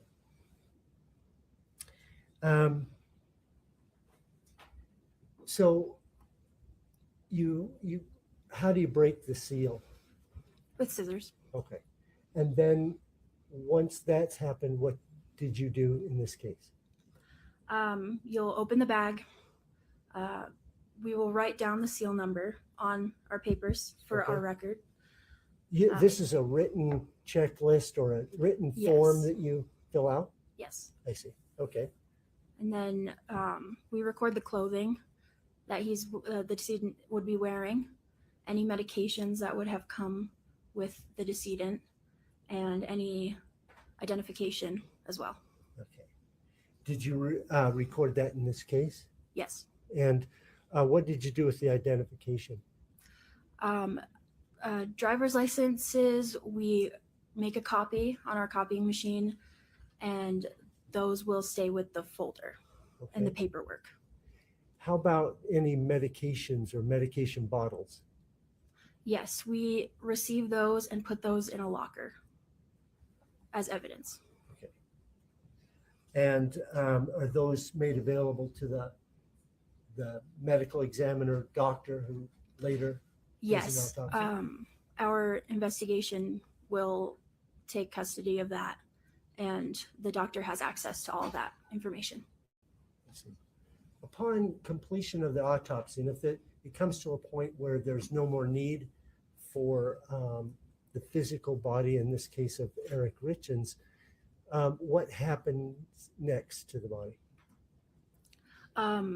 With the body, as you mean as a morgue clerk? Yes. We would release to a funeral home. In this case, I am unaware. Okay. Are the driver's license and those sorts of things released to the funeral home as well? Yes, as long as they were not collected as evidence. I see. Okay. I don't have any more questions for this one. Mr. Rebels. Good morning, Ms. Mulvey. Morning. We've spoken on the phone before. Mhm. Just to get clarification, it was unclear to me in the way the question was asked. When you receive the body, the medications are inside of the bag, correct? Correct. And I imagine they're in a separate bag. They would be in either a paper bag or a plastic bag. And do you open that bag? I would not. Okay. Unless there was a driver's license in the same bag. And in this case, do you remember if they were separate? I'm unsure. Okay. But you knew they were medications. Yes. And I imagine the reason, or just tell me the reason how you knew they were medications. They're in the photo. You can see them. And which photo was that? Those intake photos. Is it just the one that you just took? Or I'm sorry, the one that was just shown to you? Is there a different one? I'm responsible for taking photos when I receive the body. Okay. So they are with the body. Got it. Do you remember the medications in this case specifically? That's not my job to look. Okay. I'm going to show you two documents, and just to her, Your Honor. And the first one, I do see I believe it's your initials or maybe even your full name. So we're going to start with that one. Okay.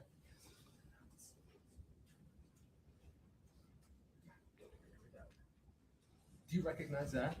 I do. Okay. And could you tell me kind of what it is? That looks like a printout of the record that I put the medications in a locker and the chain of custody aspect of it. Perfect. I'm going to show you another document, okay?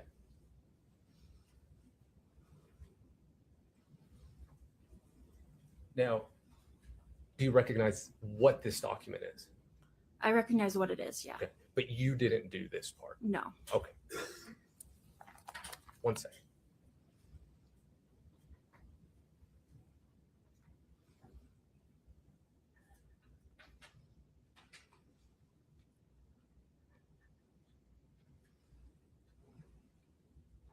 Now, is this document that you're looking at right now, is it related to this case? Yeah, took it away. Oh, I'm sorry, Judge. I'll give her one moment. You can now see. Yes. Okay. And is this something that's kept kind of in the normal course of business? Yes. Okay. We would move to admit at this point, Judge. No objection. I need a number. Oh, I'm sorry. We'll put one It'll be on. 3006, Your Honor. Okay, so any objection to publishing this to the jury, Mr. Burmester? No, Your Honor, I'll be You using don't it need for to. Dr. Ulmer. No, we don't need to publish it right now, but just Okay. as long as it's admitted. I just need to create a descriptor for Brittany Defense D3006 entitled Report on Prescriptions Found with Body is Admitted. Perfect. Thank you. No further questions. Anything further, Mr. Burmester? No, Your Honor. You can step down. Thank you. You're free to go. Thank you.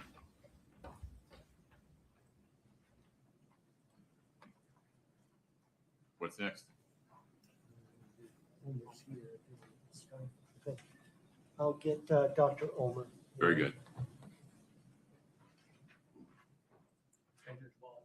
Mr. Burmester gets Ms. Ulmer, may Mr. Ludwig and I approach. Of course.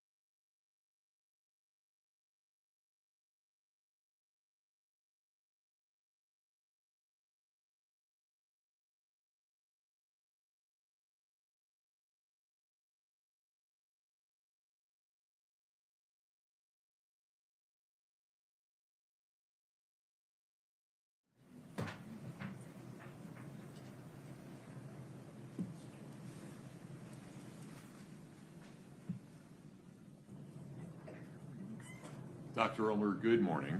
If you would step in front of Brittany, we'll get you sworn in.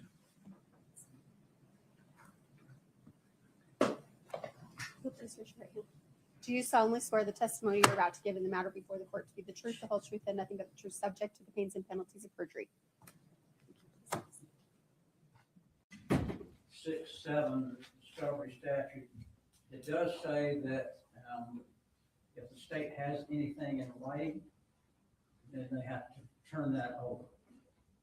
I think we need to call the witness back in, ask her if during the time that she was giving this statement, if anybody was taking notes. I think notes would qualify as writings. You don't think that'd be attorney work product, like if the attorney's taking notes in the interview? Well, if somebody's giving a statement and you're taking notes, then I would think that that's taking down a statement. So, and the case that we got is Hunt versus the state of 278, Georgia 479. Turning notes over basically good. Georgia Supreme Court, 479, is that what you said? 278 Georgia 479.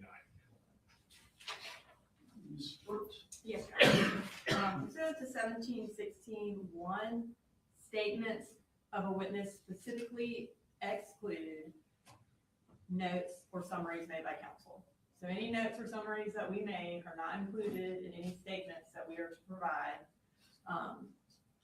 There are several cases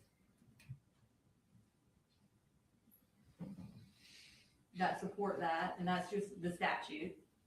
And to act like that we would have to turn over any note that we wrote from a statement would mean that the defense would have to give us every statement that their defendant gave them. So that is patently ridiculous to act like that is the rule. The case that they cited, although OCGA 1716(7) requires the state to produce any statement of any witness that is in its possession, custody, or control of the state, that requirement applies only to statements that have either been recorded or committed to writing. That statutory obligation is not triggered when a witness merely makes an oral statement.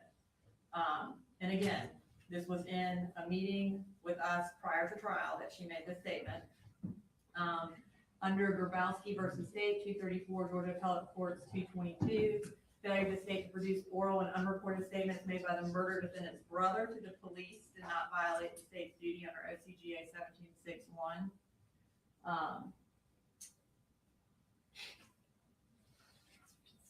In Hines versus State, with regard to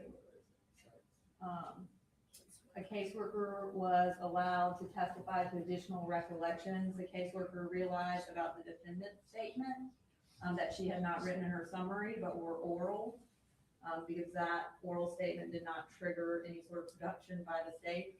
So the law, case after case after case, is very clear that the state does not have to provide an oral statement that a witness made to us. And I think if that were the rule, again, then every time Colin Gray gave the defense a statement, then they'd have to turn that over to us, which they clearly don't. So I think that is not the law, and to act like that we have committed some sort of discovery violation is just not true. Well, the difference, Judge, is that here is a witness who's given a forensic interview. That's the only thing that we have. Yes, a forensic interview. Now, based on them having the opportunity to have this witness come into their office, take notes about things that she says now, I lied about in the previous statement. I can't imagine that the state would not be obligated to turn that over to us if they have notes concerning that issue. And that's basically what Hunt is talking about. Let me read this first. It doesn't deal with just all witness statements. It's a statement that is being, the original statement was a forensic statement, and now the person is coming in saying something totally different. That takes it out, puts it in a totally different realm.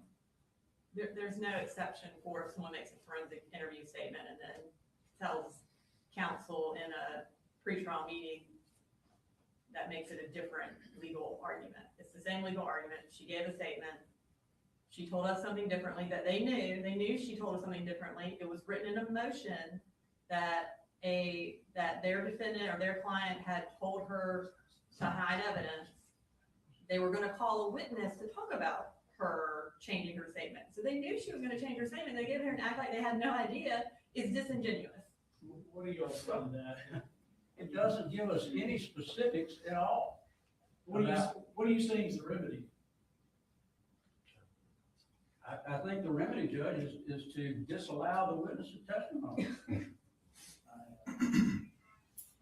Or at least give us the opportunity to have what she's going to testify to so that we can properly get ready for cross-examination on her. That would be the bare minimum. Well, she's testified to it, Your Honor, so they have it. So again, he is not providing any actual legal argument. It's just, this is the way things should be done argument, and that is not a legal argument, and that is not a legal requirement. And to act like we were supposed to do something that we are not, again, it is not, it's disingenuous to act like that. So we're not required to give over an oral statement that a witness gave us in trial preparation. Like, the statute actually says it.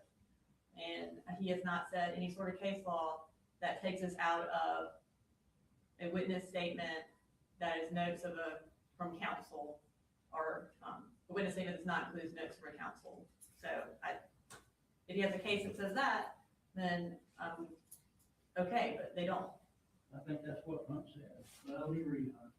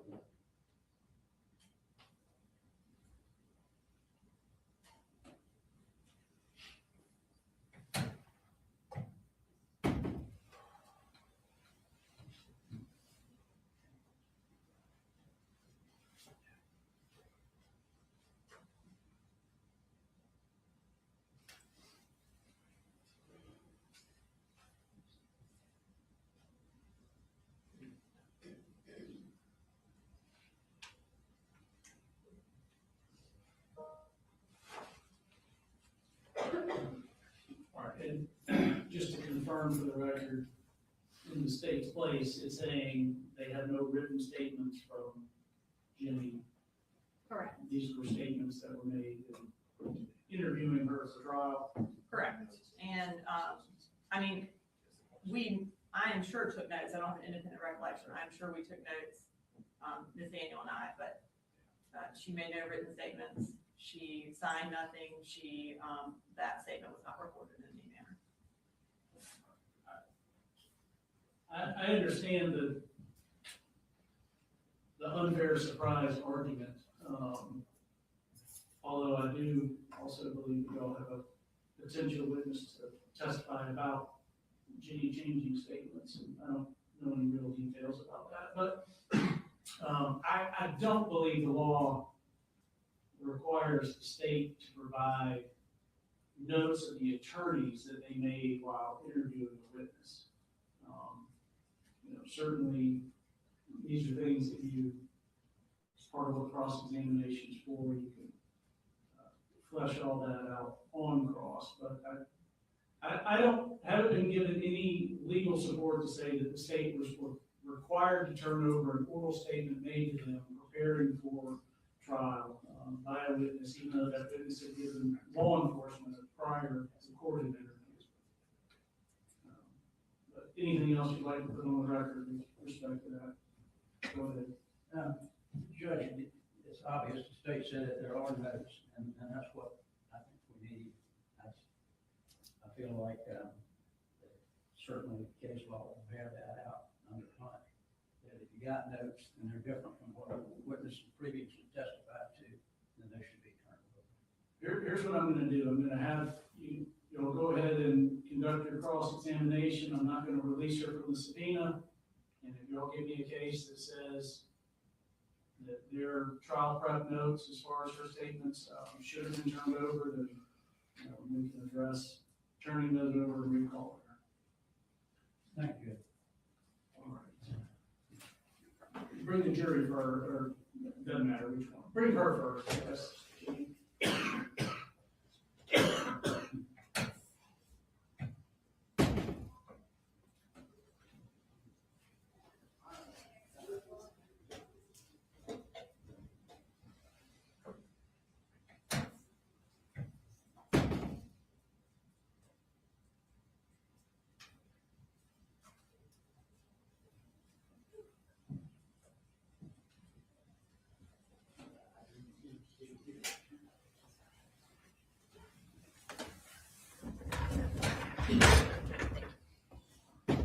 Now you can bring the jury. Yes, sir.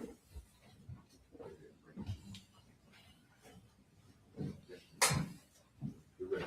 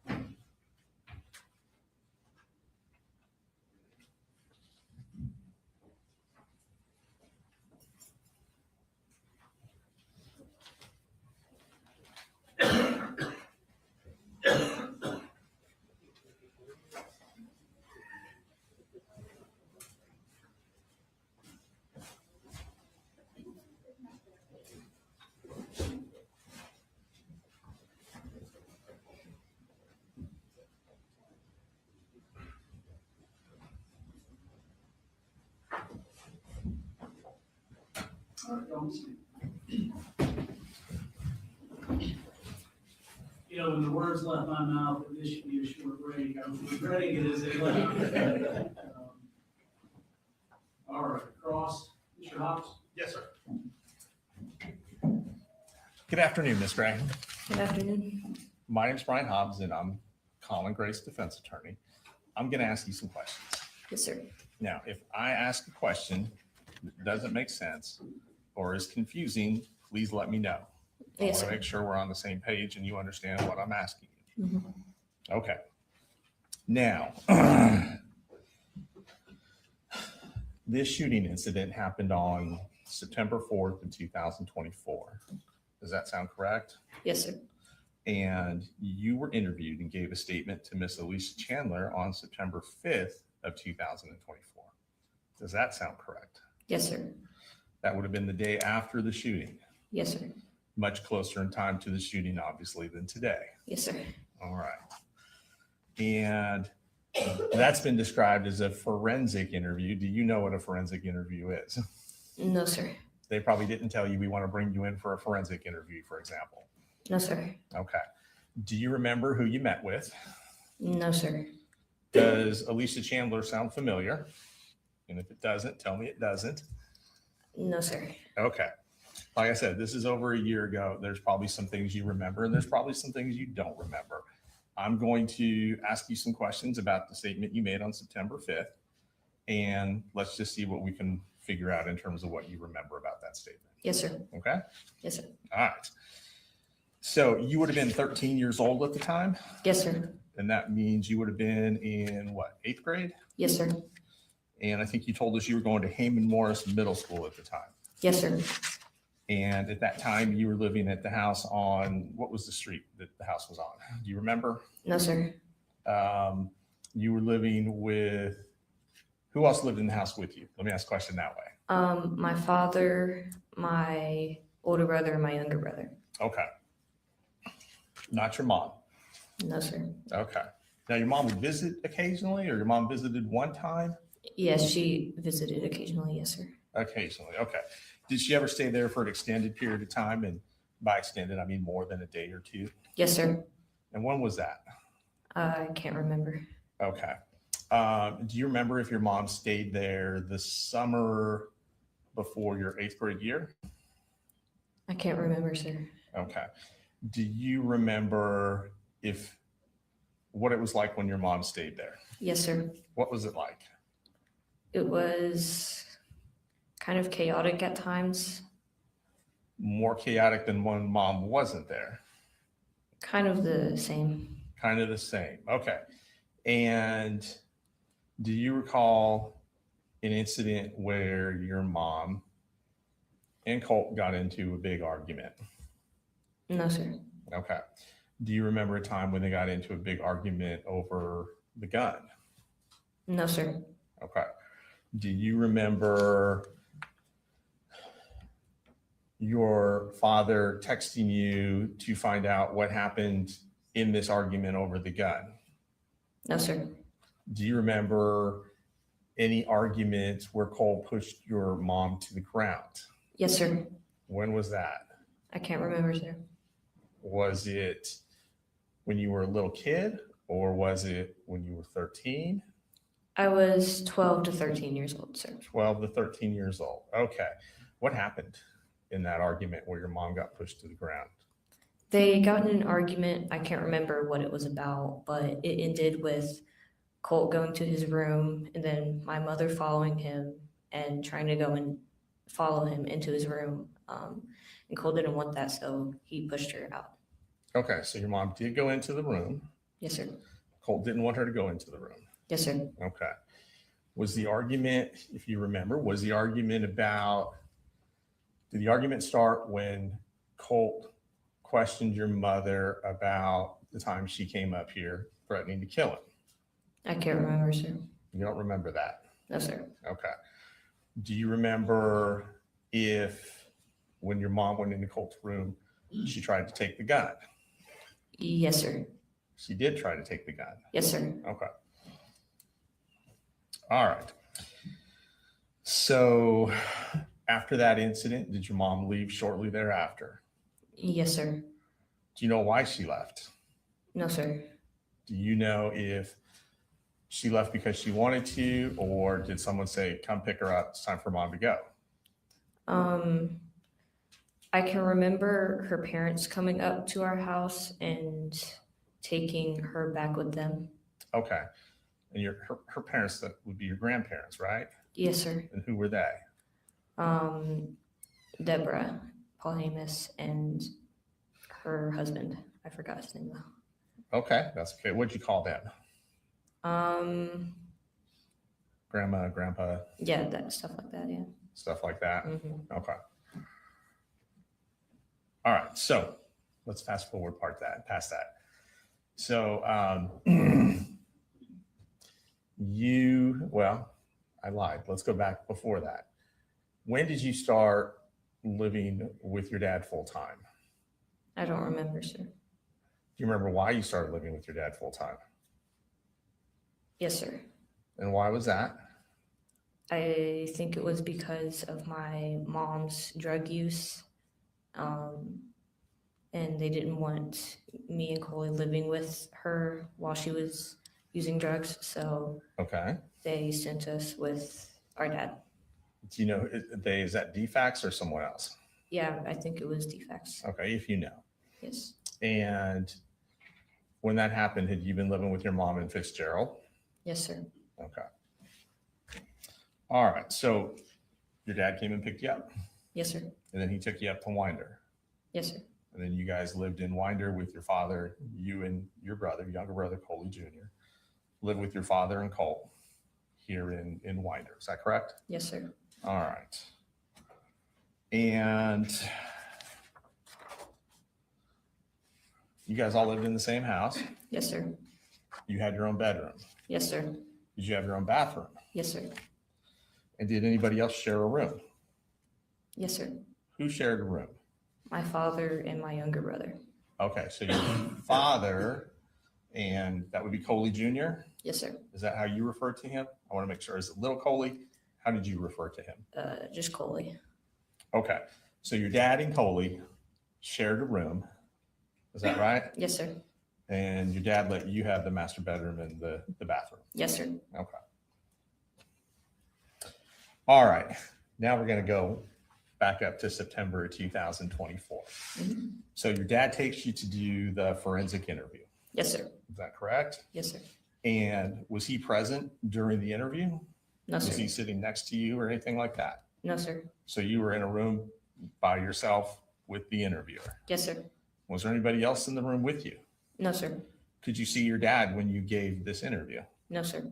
Okay.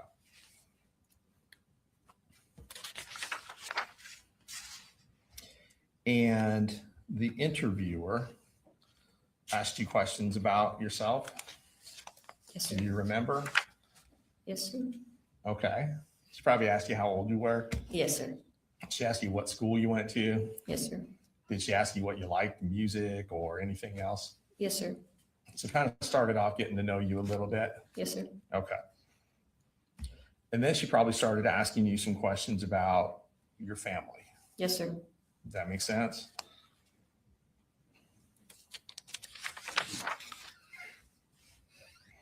Did they ask you about Colt? Yes, sir. Did they ask you what he was like? A little bit. Okay. Do you remember telling them that he could be twitchy? No, sir. Do you remember telling them that he could be annoying? No, sir. Do you remember telling them that he could be chill? No, sir. Do you remember telling them that he could be closed off? Yes, sir. Do you remember telling them that he used to like playing video games? Yes, sir. Did he like to play video games with you? Yes, sir. Okay. If you remember, did you guys ever play Minecraft, for example? I can't remember, sir. You don't remember about Minecraft? No, sir. Okay. Do you remember if he ever created a server for just the two of you to play on Minecraft, he being Colt? I don't remember, sir. Okay. Have you ever played Minecraft? Yes, sir. I just want to make sure I'm saying it right. All right, so there is a game called Minecraft. Yes, sir. But you don't remember playing it with your brother. No, sir. Okay. And let's see.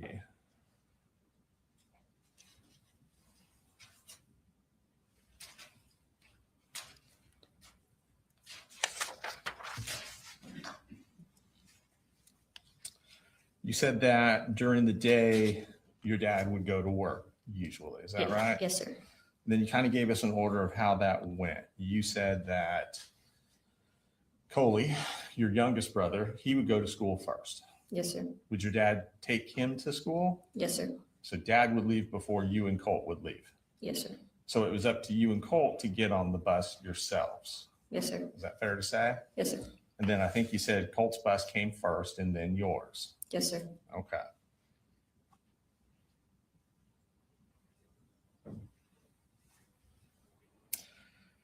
Now, did they ask you to describe your dad?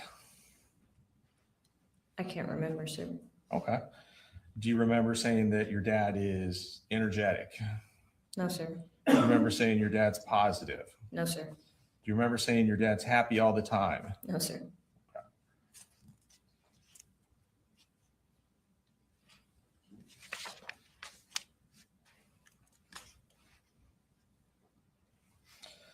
They asked you about moving several times. Did y'all move a lot? Yes, sir. Don't worry, I'm not going to ask you about all the different addresses or anything like that. Now, you knew a little bit about why you guys moved. Is that correct? Yes, sir. Did it have to do with financial issues? Yes, sir. Did it have to do with your mom's issues? Yes, sir. And sometimes you would stay with your mom, and sometimes you would stay with your dad, Yes, sir. and then sometimes you might stay with your grandmother. Yes, sir.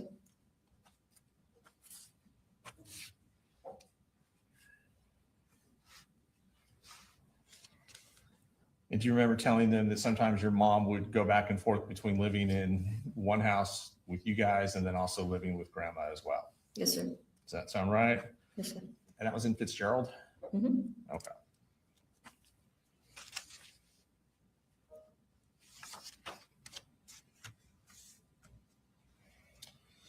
And you moved up here to Winder, you said, well, you didn't say what the date was. Do you remember roughly the date you moved up here?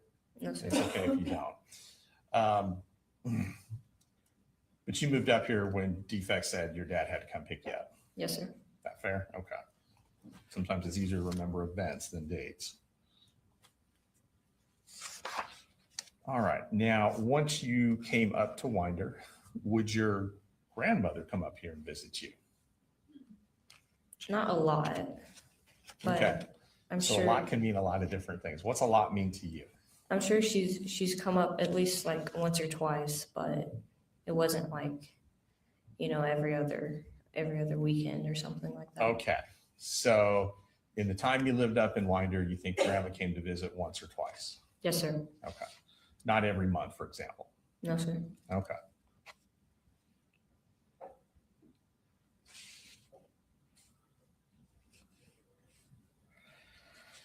Now, when you gave this statement in September of 2024, did they ask you about how everyone got along in the house?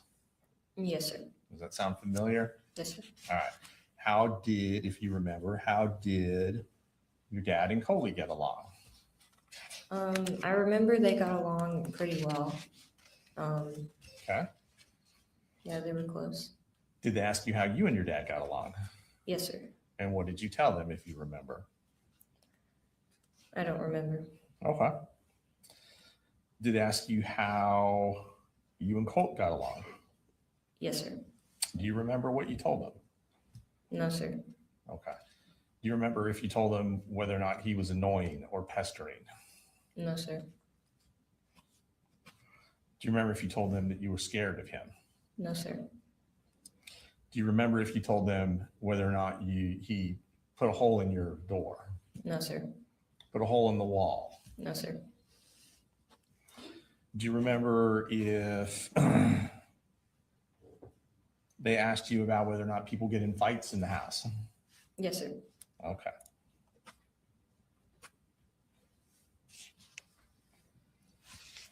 Do you remember saying if fights to you are arguments or fights to you are physical altercations? Or are they both? They're both. Okay. So when you say fights, you can mean arguments, but you can also mean physical stuff as well, right? Yes, sir. Okay. The arguments that were in your house, did they involve you? Like, were you one of the people arguing? No, sir. Was Coley one of the people arguing? No, sir. To have an argument, you usually need to have two people, right? Yes, sir. So the only two people left in the house are your dad and Colt. Is that correct? Yes, sir. So that's where the arguments were. Yes, sir. Okay. Were they every day? No, sir. Do you remember telling the interviewer in September of 24 how often these arguments took place? No, sir. And since we know that your mom was up there at least one time or some of the times, were some of the arguments with your mom? Yes, sir. And I should clarify that. Not you and your mom, but your mom and Colt, for example. Yes, sir. Your mom and your dad, for example. Yes, sir. Okay.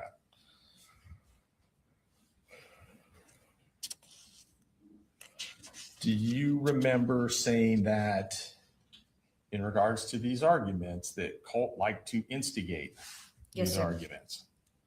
What does instigate mean to you? To just, kind of add like fuel to the fire almost. Add fuel to the fire. Okay. If you remember, did Colt ever start these arguments? Yes, sir.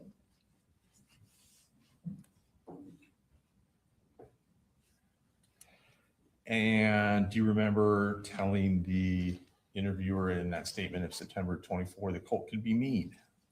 I don't remember, sir. Okay. Do you remember saying he would talk about how his life was a struggle? No, sir. About how he hates his dad? No, sir. Do you remember telling the interviewer that Colt didn't like the fact that he had trouble with bullies? No, sir. Did they ask you if you knew anything about the bullying? No, sir. Do you remember telling the interviewer that Colt had been transferred to a different school because of the bullying? No, sir.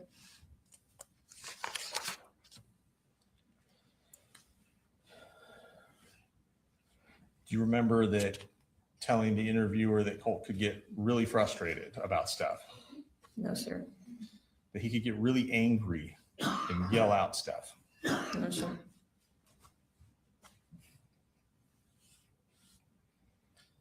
you remember telling the interviewer he used to yell that he hates you? No, sir.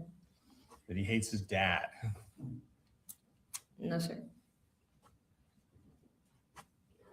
Do you remember if he yelled anything else at your dad or anything at your dad when they argued? He would cuss a lot. Colt would cuss a lot? Yes, sir. Okay. Do you remember saying that during these arguments, you might just go into your room, put your headphones on? Yes, sir.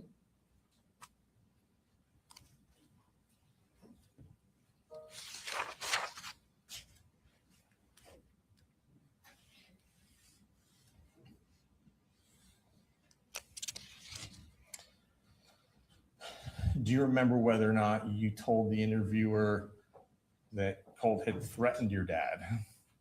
No, sir.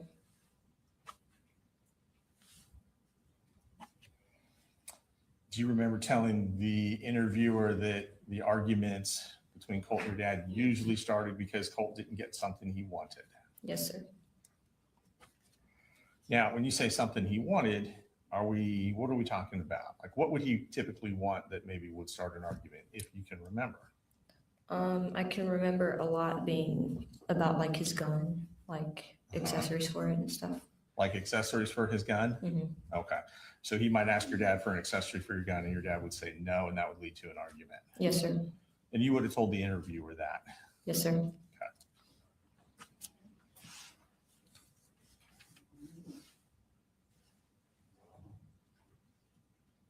Do you remember what kind of accessories they would argue about?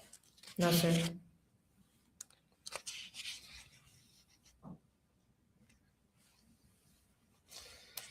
Now, you have testified today that there were physical fights between your dad and Colt. Yes, sir. Is that correct? And did Colt ever charge at your father? Yes, sir. And what would happen when he did that? He would fight back. Like, what would your dad do in response? he would fight back. Your dad would fight back? How? Yeah. Specifically? He would just try to get him to stop, like, you know, push him to the ground, stuff like that. Okay. Would he ever put him in a bear hug? Yes, sir. Grab and hold him until he calmed down? Yes, sir. And I believe you said earlier in describing physical altercations, are you saying your dad would make a fist and try and hit Colt with his fist? Yes, sir. And you would have told that to the interviewer when they asked that question in September of 2004, right? If I can remember. Okay. Colt would try and punch your dad? Yes, sir. Would you have told the interviewer that? I don't remember. Okay.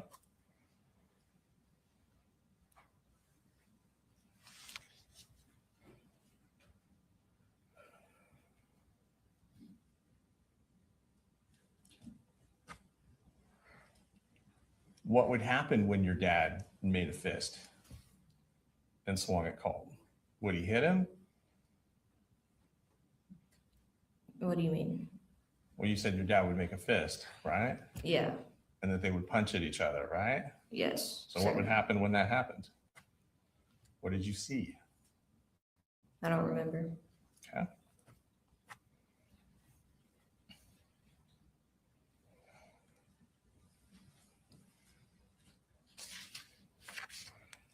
Do you remember telling the interviewer that you never saw your dad hit Colt? No, sir. That you never saw your dad kick Colt? No, sir. That you never saw your dad choke Colt? No, sir. You don't remember telling the interviewer any of that? No, sir. Okay.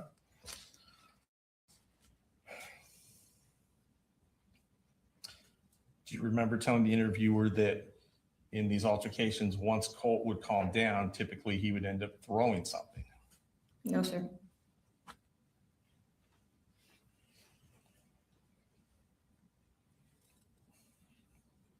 Do you remember telling the interviewer that there were usually stages to these fights? No, sir.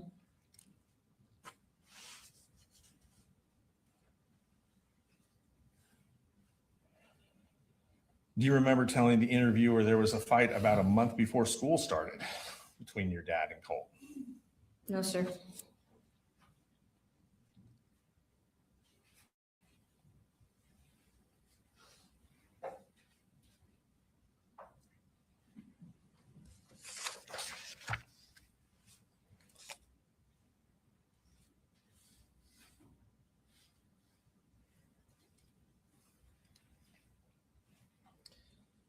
Do you remember telling the interviewer that your dad didn't really know about anything Colt was doing on his computer? Yes, sir. Do you remember telling the interviewer that Colt was very watchy about his privacy and stuff? No, sir. Was Colt concerned about the privacy on his computer, to your knowledge? I think a little bit, Do you remember telling the interviewer that Colt would use burner accounts? No, sir. Do you remember telling the interviewer that Colt would delete his accounts after a week or two? Yes, sir.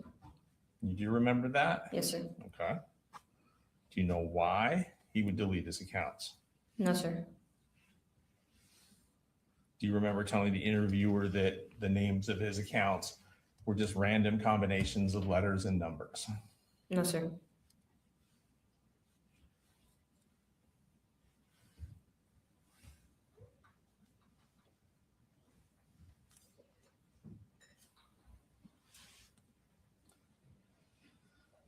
Do you remember telling the interviewer that Colt would be on websites like Tumblr, No, sir. websites like YouTube, No, sir. Twitch, No, sir. Discord, Yes, sir. Pinterest? Yes, sir.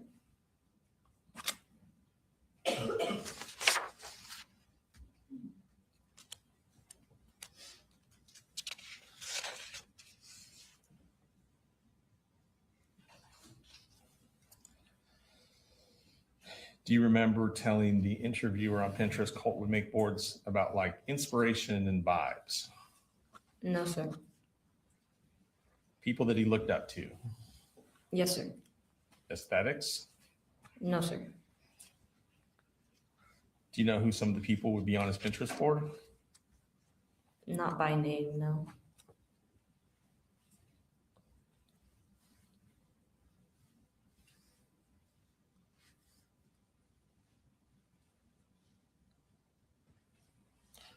Do you remember Colt talking to you about school shooters?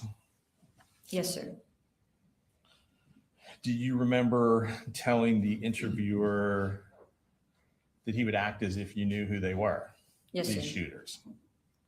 Did you know who they were before he told you? No, sir. Were you interested in any of those folks? No, sir. Would you act like you were when you talked to Colt? No, sir. And you didn't tell the interviewer that? You did not tell the interviewer you would act as if you were interested when he told you about the school shooters? Not that I remember, no, sir. Okay. You remember telling the interviewer Colt would act like that kind of stuff was normal, Yes, sir. that it was common knowledge? Yes, sir.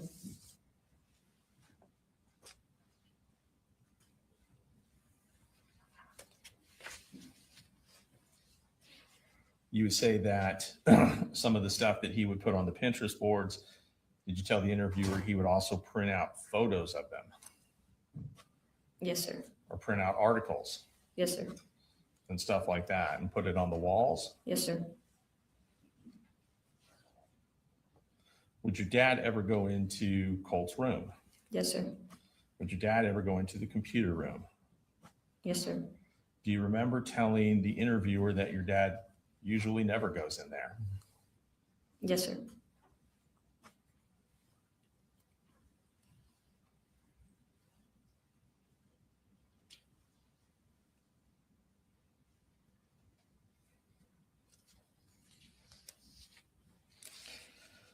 Do you remember telling the interviewer why Colt would change his account so much? No, sir. Did you ever tell the interviewer it was because he was nervous about police? No, sir. That he was nervous about the FBI? No, sir. That he was eerie about that kind of stuff? No, sir. That he would try to avoid anything that's connected to them? No, sir. That he would try his best to hide himself? No, sir. You didn't tell any of that stuff to the interviewer? Not that I remember now. Not that you remember. Okay.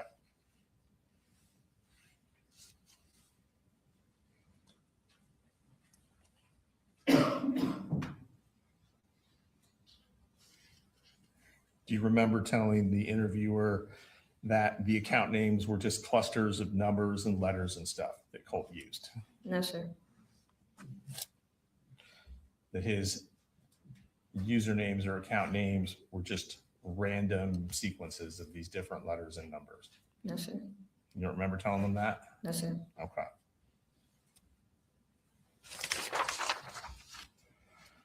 Do you remember telling the interviewer that Colt would watch stuff on YouTube? No, sir. You don't remember telling him that he would watch court videos? No, sir. You don't remember telling the interviewer he would watch footage of other people? No, sir. You don't remember telling the interviewer Colt would watch videos of people he looked up to? Yes, sir. Do you remember telling the interviewer what he would watch on Twitch? No, sir. Do you remember telling the interviewer that he would talk to you, Colt would talk to you on Discord? No, sir. Do you remember telling the interviewer that Discord was one of those that he routinely changed his name very quickly, his username? No, sir.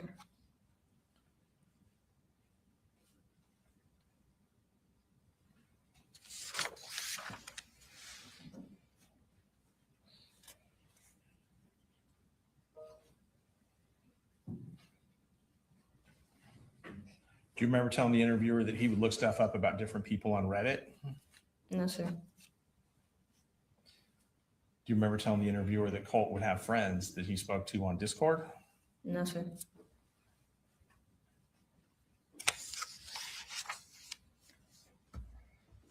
Do you remember telling the interviewer on the morning of the shooter that Colt was acting kind of different? Yes, sir. Do you remember telling the interviewer that Colt told you about making a video? Yes, sir. Why did that seem strange or weird? I forgot, sir. Do you remember when Colt left for school that morning? Yes, sir. Do you remember seeing his backpack?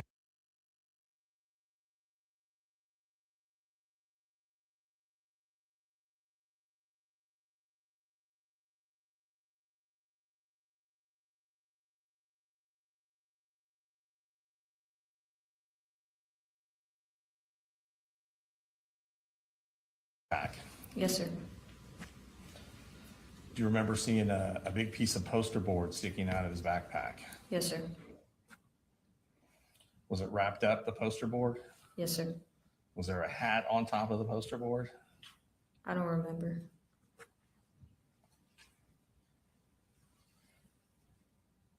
Do you remember if you saw pictures on the wall that Colt had put on the wall? Yes, sir. What room was that in? It was the room across from the bathroom. Across from the bathroom. Okay. Did you know were they photographs of people? Yes, sir. Did you know who the photographs of the people in the photographs were? Not by name, but I knew that they had something to do with shootings. Okay. Do you remember telling the interviewer that your dad didn't know who those people were? Yes, sir. Do you remember telling the interviewer that Colt wouldn't talk around that kind of stuff around your dad? No, sir.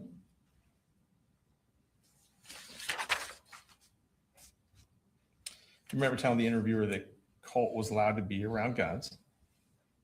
Yes, sir. You remember telling the interviewer that Colt and his dad would go to the shooting range sometimes? Yes, sir. Do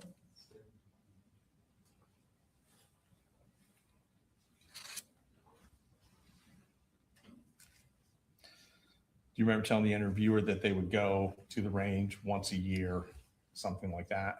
No, sir. Do you think it was more often? I don't know, sir. Okay.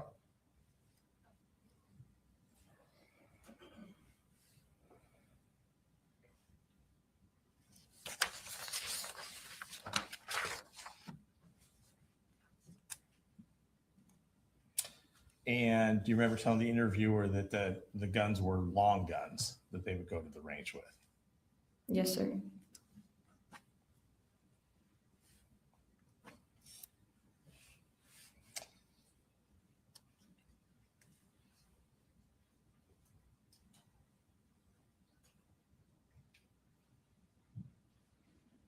Do you remember telling the interviewer that when Colt would get into these arguments or fights with your dad, he never had the gun?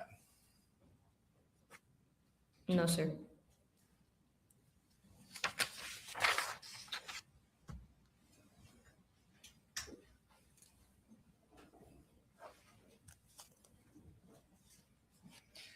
Do you remember telling the interviewer that you and your dad had had a conversation about Colt having anger issues?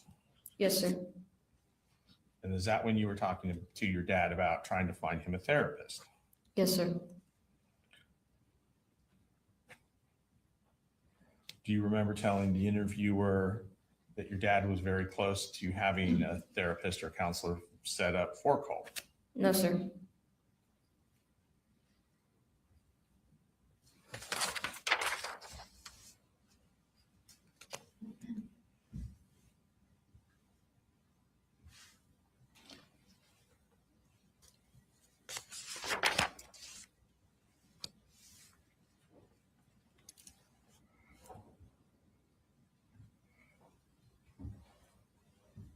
Do you remember having a conversation with your dad about Colt being suicidal? No, sir.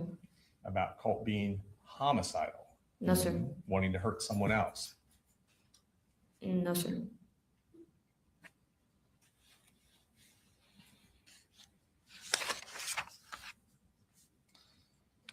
you remember having conversations with your dad where he said he was worried about Colt?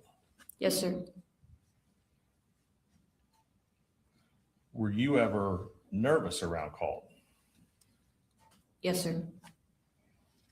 Do you remember telling the interviewer you were nervous after arguments with Colt? No, sir.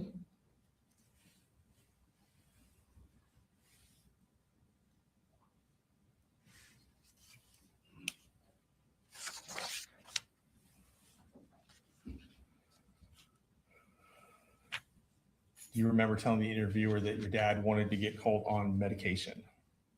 Yes, sir.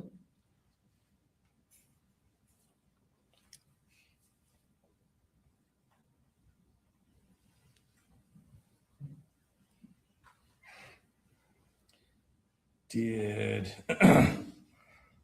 remember telling the interviewer that Colt would talk to you about looking up these people he looked up to?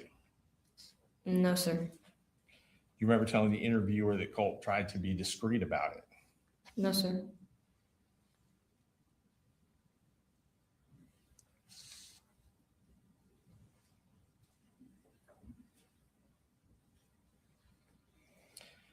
Do you remember telling the interviewer when she asked Sir.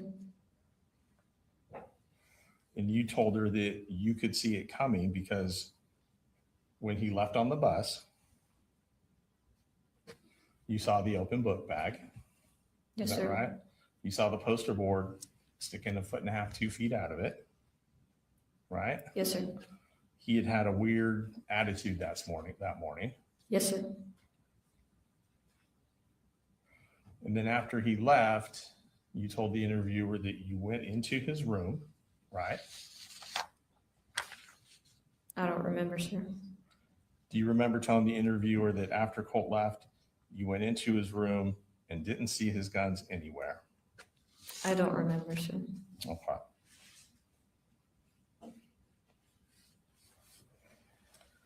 You testified earlier that you're living with foster parents now. Yes, And sir. I don't want you to tell me any information about them or where or anything like that, okay? Yes, sir. All right. You said the state asked you to compare your home life now to your home life then, right? Yes, sir. You said that your home life now is more loving. Yes, sir. You said it's more stable. Yes, sir. You said it's more family oriented. Yes, sir. You're in therapy or counseling now. Yes, sir. You said that you're not in contact at all with your old family. Yes, sir. That includes your dad, right? Yes, sir. Your mom, Yes, sir. your grandparents. Yes, sir.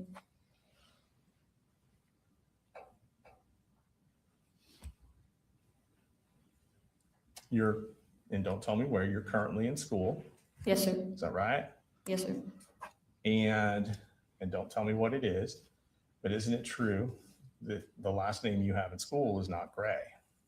And Judge, I'm gonna object to that. I don't know why that's relevant. It's going to go to bias. All right, I'll overrule the objection. Can we approach? Yes.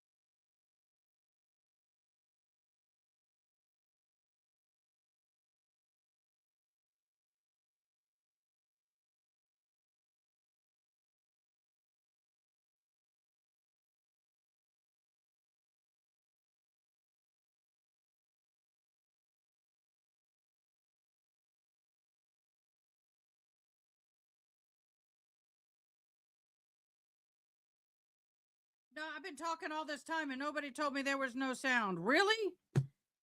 Okay, under no circumstances should a minor on the stand be asked if she's had a legal name change or why. And that's what just happened in the Colin. There's a legal name change for this minor to protect her. And the lawyer comes out there and says, well, is it basically true that you don't have to tell me what your new name is, but you've had a name change? I lost my shite. I apologize. I wanted to go code red. I had to have my children's name changed. They're adults now, so it's not as much of a problem, but we all had legal name changes because of my ex went to prison. And that's sealed. That is not supposed to be talked about. Now they're at a sidebar. But I am so mad right now. I apologize for the horn. I forgot it would go over to the other live as well. So my apologies, but just FYI, should be off the table. That should never have happened. That is inappropriate. And you know what? I've already had somebody in another media get mad at me for getting mad. Guess what, y'all? Guess what? I have the right. I've lived it. I've been there. I know what it's like. And it is not a place anybody should have to be. That is untouchable. And they should never have done it. Breaks my heart. Poor girl. She's doing good on the stand, though.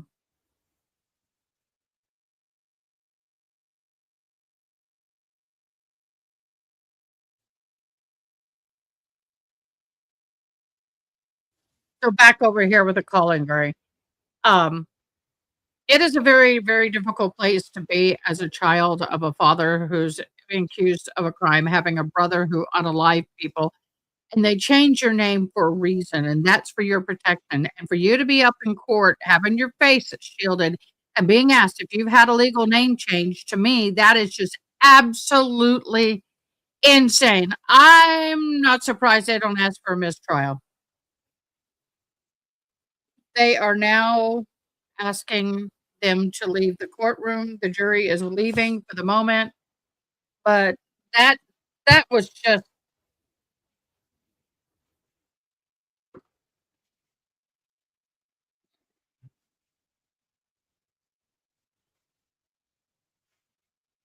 there's no sound.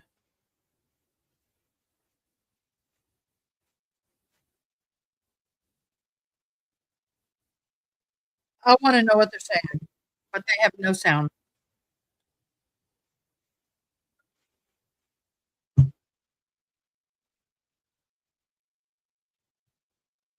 Now they're going on a break.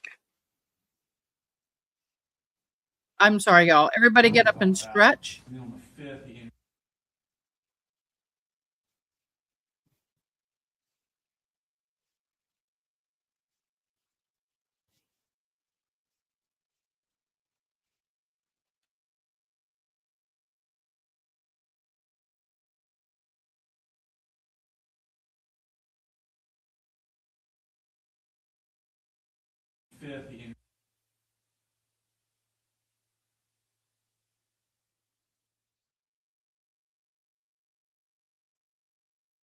They just said they're going to talk about it on the 5th.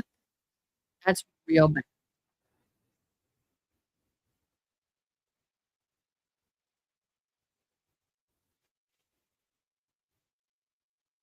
My heart. Correct. I'm sorry, because we did 2 different stages of testing. So trying to narrow that down a little bit. Okay. And so that was part of the rationale for doing the gastric testing.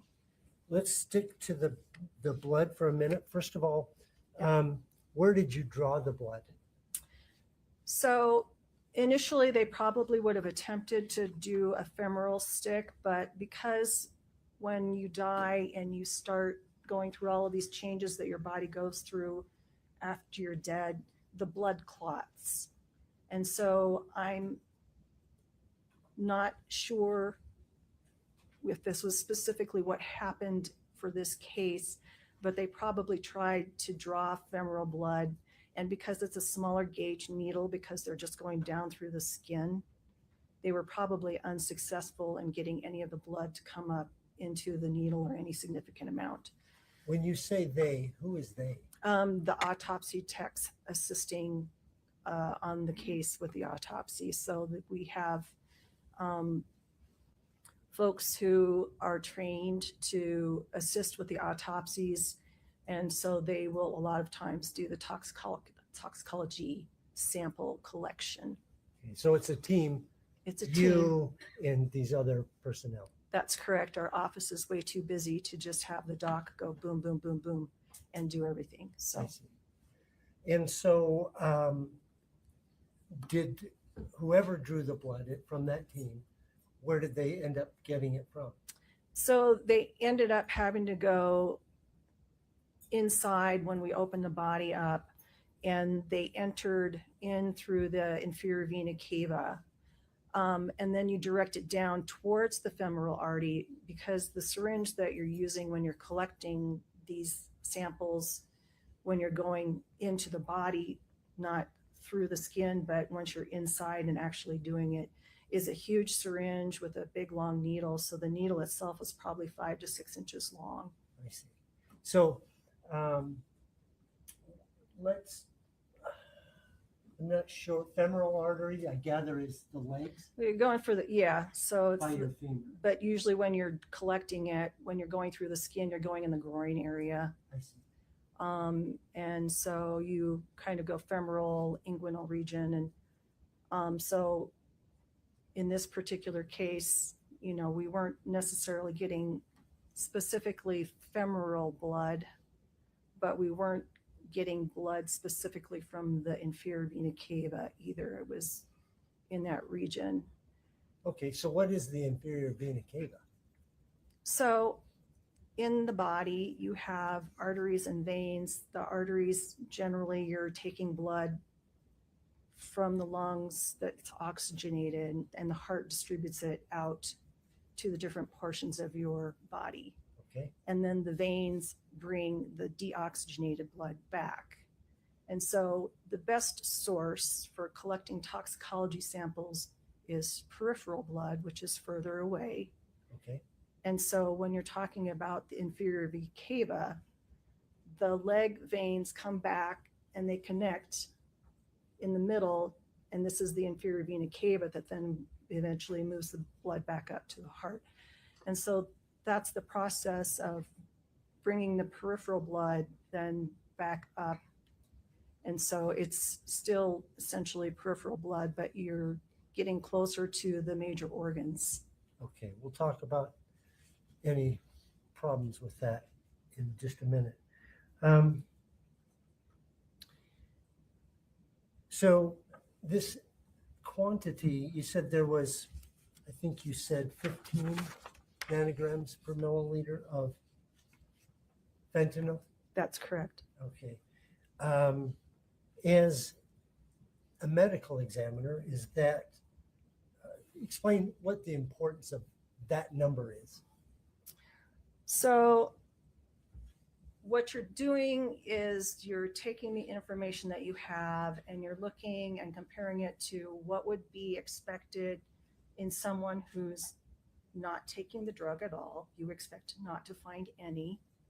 Someone who's taking it as a prescribed medication, so you expect it to be within therapeutic range.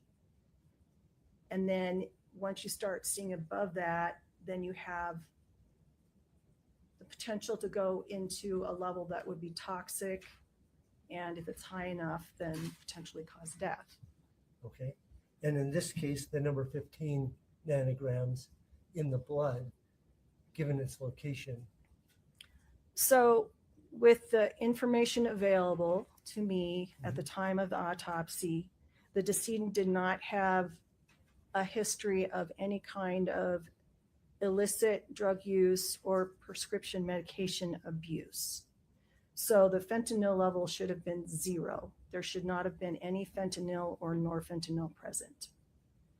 The fact that I have fentanyl present tells me that fentanyl was obviously ingested at some point recent.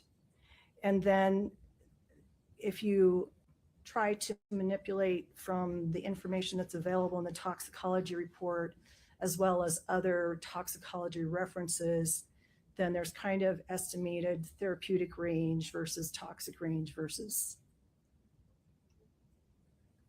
15 nanograms per milliliter, is that a toxic range? in someone who is not prescribed this medication and taking it routinely, it is toxic. And what is norfentanyl? Norfentanyl is a metabolite of fentanyl.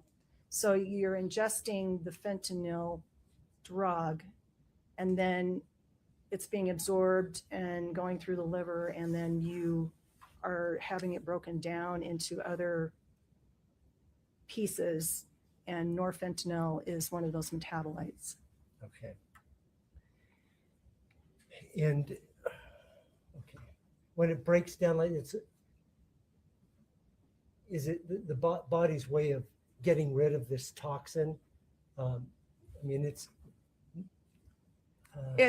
breaking it down so it can get rid of it. It could be breaking it down to be getting rid of it, or it could be breaking it down into a component that actually does the work. I see. So the drug that you ingest may not be the drug that's active. It might break down into other components that are active, or there might be other variables that play into it that I'm not describing very well because it's been too long since I've done this.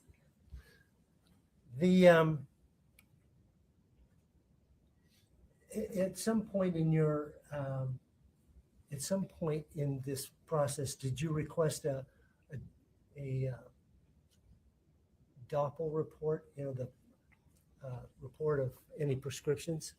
That was a routine process that we did on cases, just to review and see if there were things that we should be paying attention to. And in this particular case, I believe that we reviewed at least 1 year's worth of medical history, and we might have gone back even a little bit further once we saw the fentanyl present. But I don't have any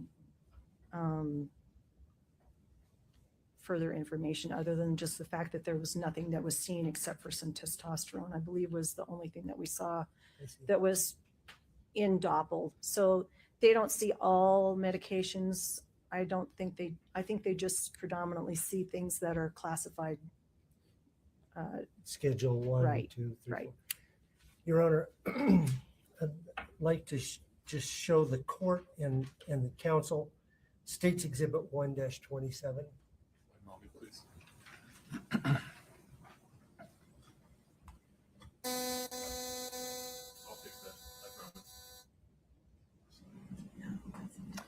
Scott, do me a favor. Would you mind unplugging and plugging back in to see if that helps?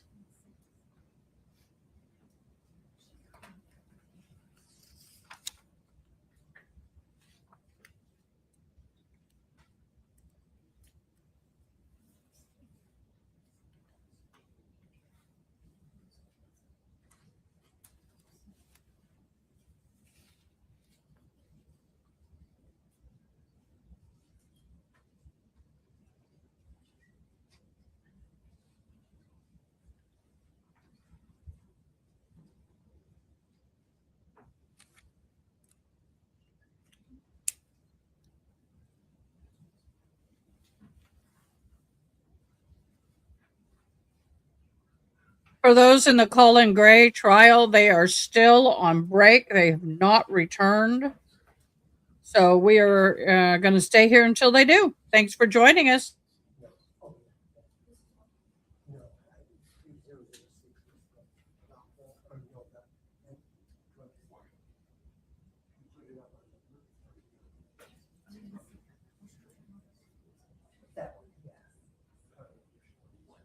Yes. I'm just asking, okay. Mr. Burmester, the witness is currently looking at States 1-27. Your Honor, the state would proffer that 1-27 is a self-authenticating document, and we would offer States 127. Is there any objection?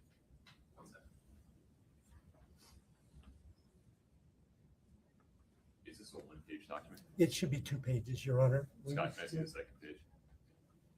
That's, I don't know that Mr. Ramos saw the second page.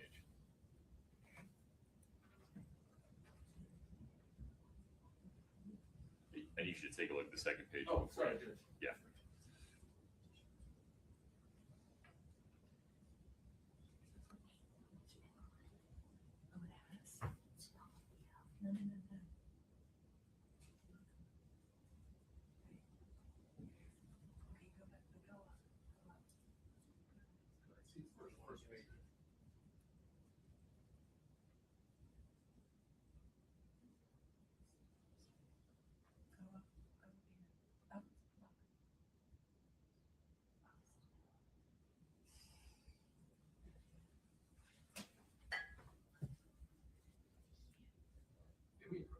Of course.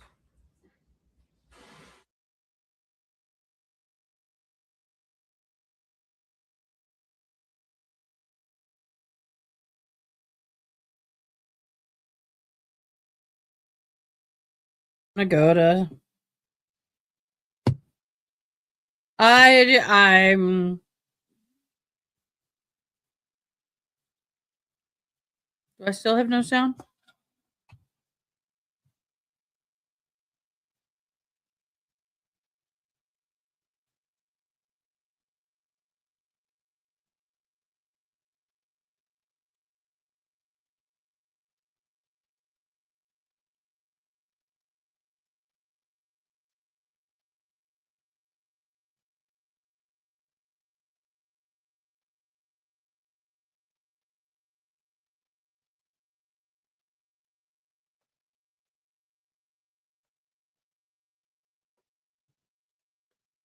So we've had some interesting twists happening. If you're just joining us, thank you so much.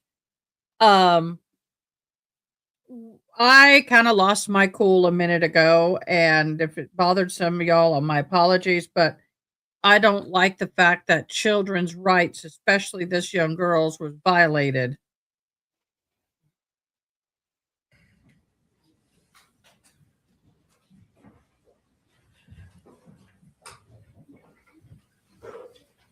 Hold on.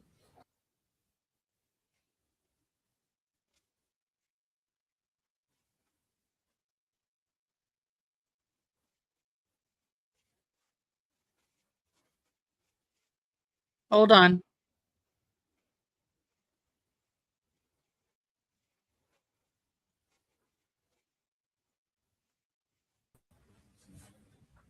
All right, they're bringing the jury back in. Let's see what happens.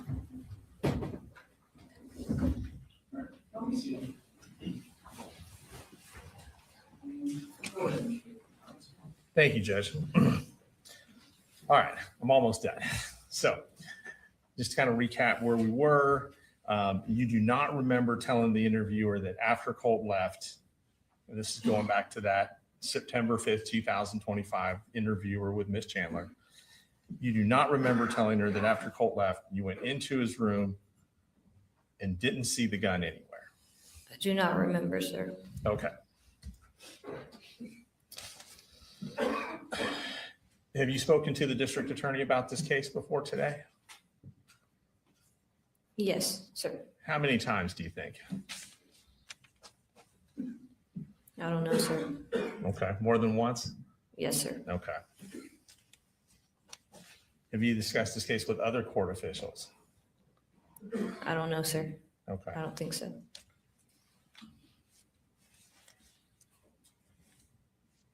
When was the first time you told someone that your dad had asked him to cover for you? I don't remember, sir. Okay.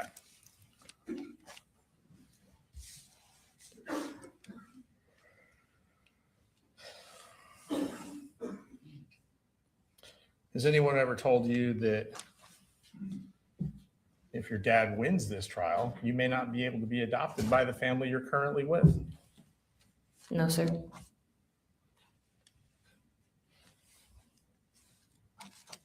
Do you hope to stay with the family you're currently with? I don't know, sir.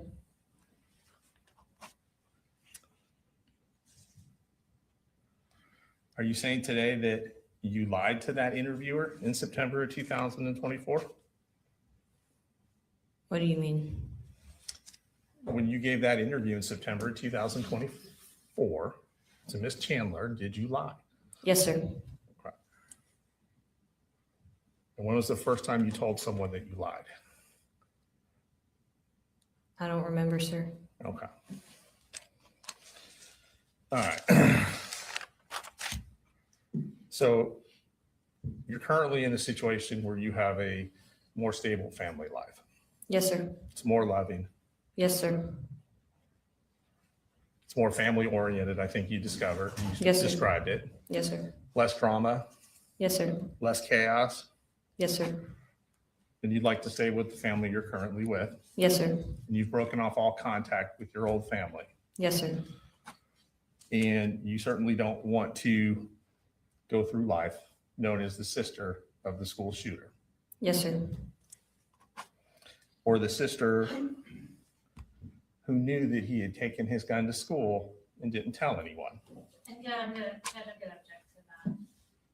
Specifically, what's the objection? I mean, I think he's badgering the witness. I don't know that it's relevant. It's just an inappropriate question. It goes to bias. It's a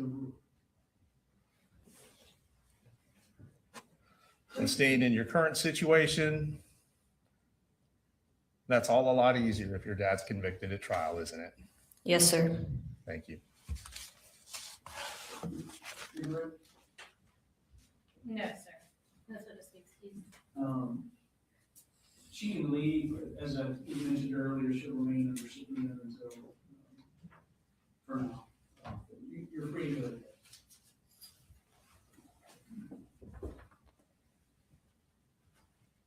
State can call us next week. State calls Jason Smith to the stand.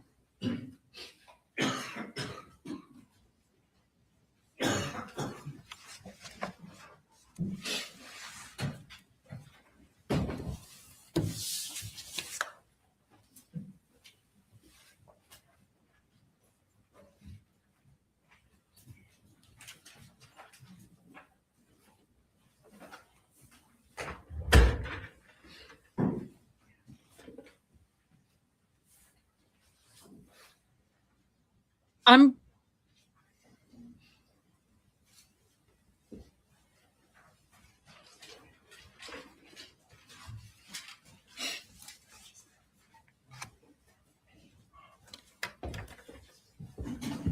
Can you raise your right hand, please? Swear the testimony you give matter not pending before this court will be the truth, the whole truth, nothing but the truth? Yes, I do. All right, have a seat, please. And if you could introduce yourself to the jury. My name is Jason Smith. Thank you. Spell that last name for the court reporter. It's S-M-I-T-H. Could you tell us what you do for a living? Yes, I'm a criminal investigator with the Barrow County Sheriff's Office. And how long have you worked there?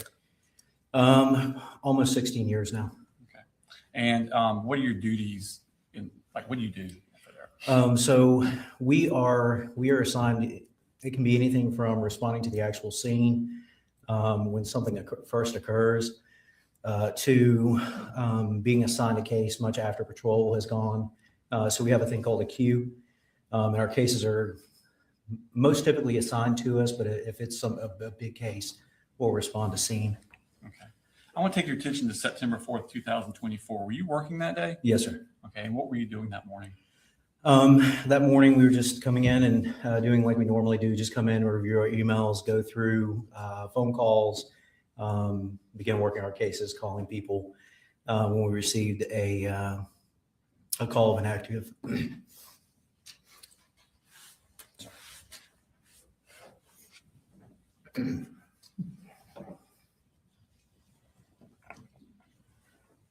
I'm sorry, 1 second. Okay, take time.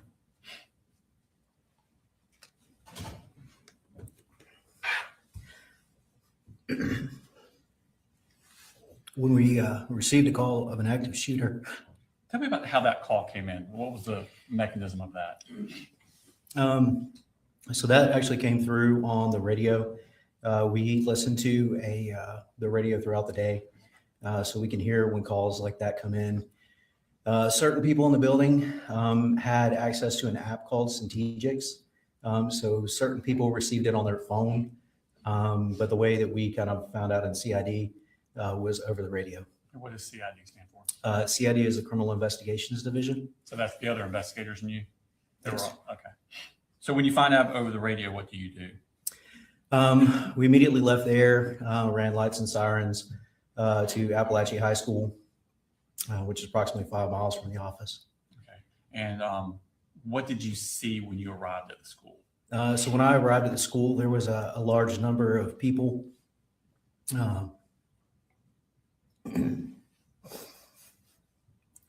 Sorry.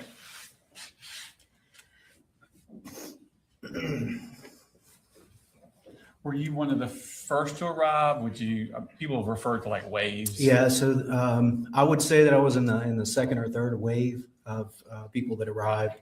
There was a large number of patrol cars. Where did you park your vehicle? There was a large number of patrol cars going in the school, and I didn't want to wait to get up to the school.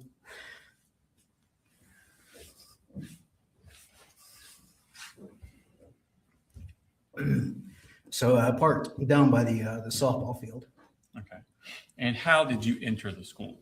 I entered the school near the attendance office. I ran through the kind of the atrium there where the flagpole is out front. I was going to show you this map. I'll probably just pull up the main map. Yes, sir.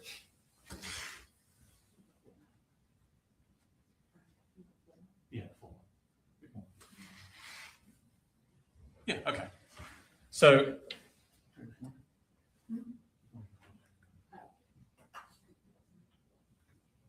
I'll get you a pointer real quick.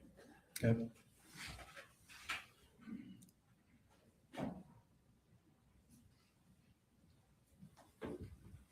She can use this to kind of describe what we're talking about. So where did you enter at? So I entered.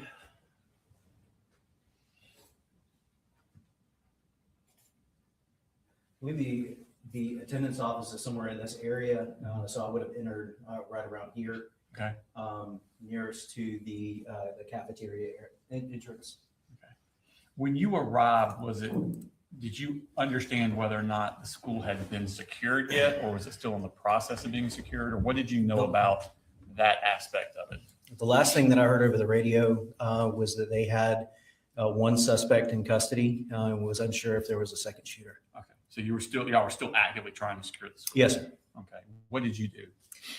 So I went in and I got a briefing from some SROs that were already there. They were allowing us entry into the school and kind of letting us know, giving us updates. So I paired up with some of the SROs and went around and cleared the north and west areas of the school. Okay.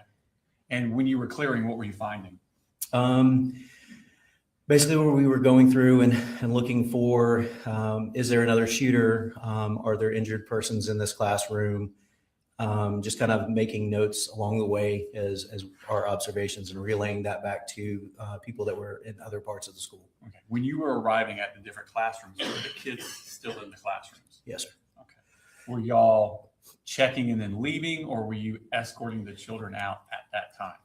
At that time, we were just mainly kind of in a secure mode, making sure that there was not another active shooter, and just clearing the classrooms, making sure that no one had barricaded themselves in a classroom with the children.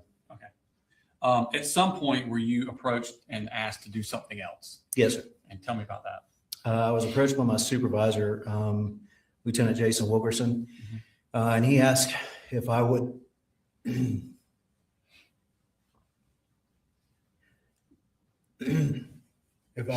conduct an interview with the suspect that was in custody.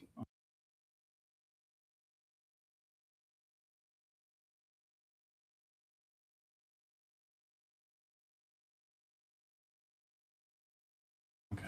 And where was he located at on that map? The suspect was located back on what's referred to as J Hall, which is in this area right here.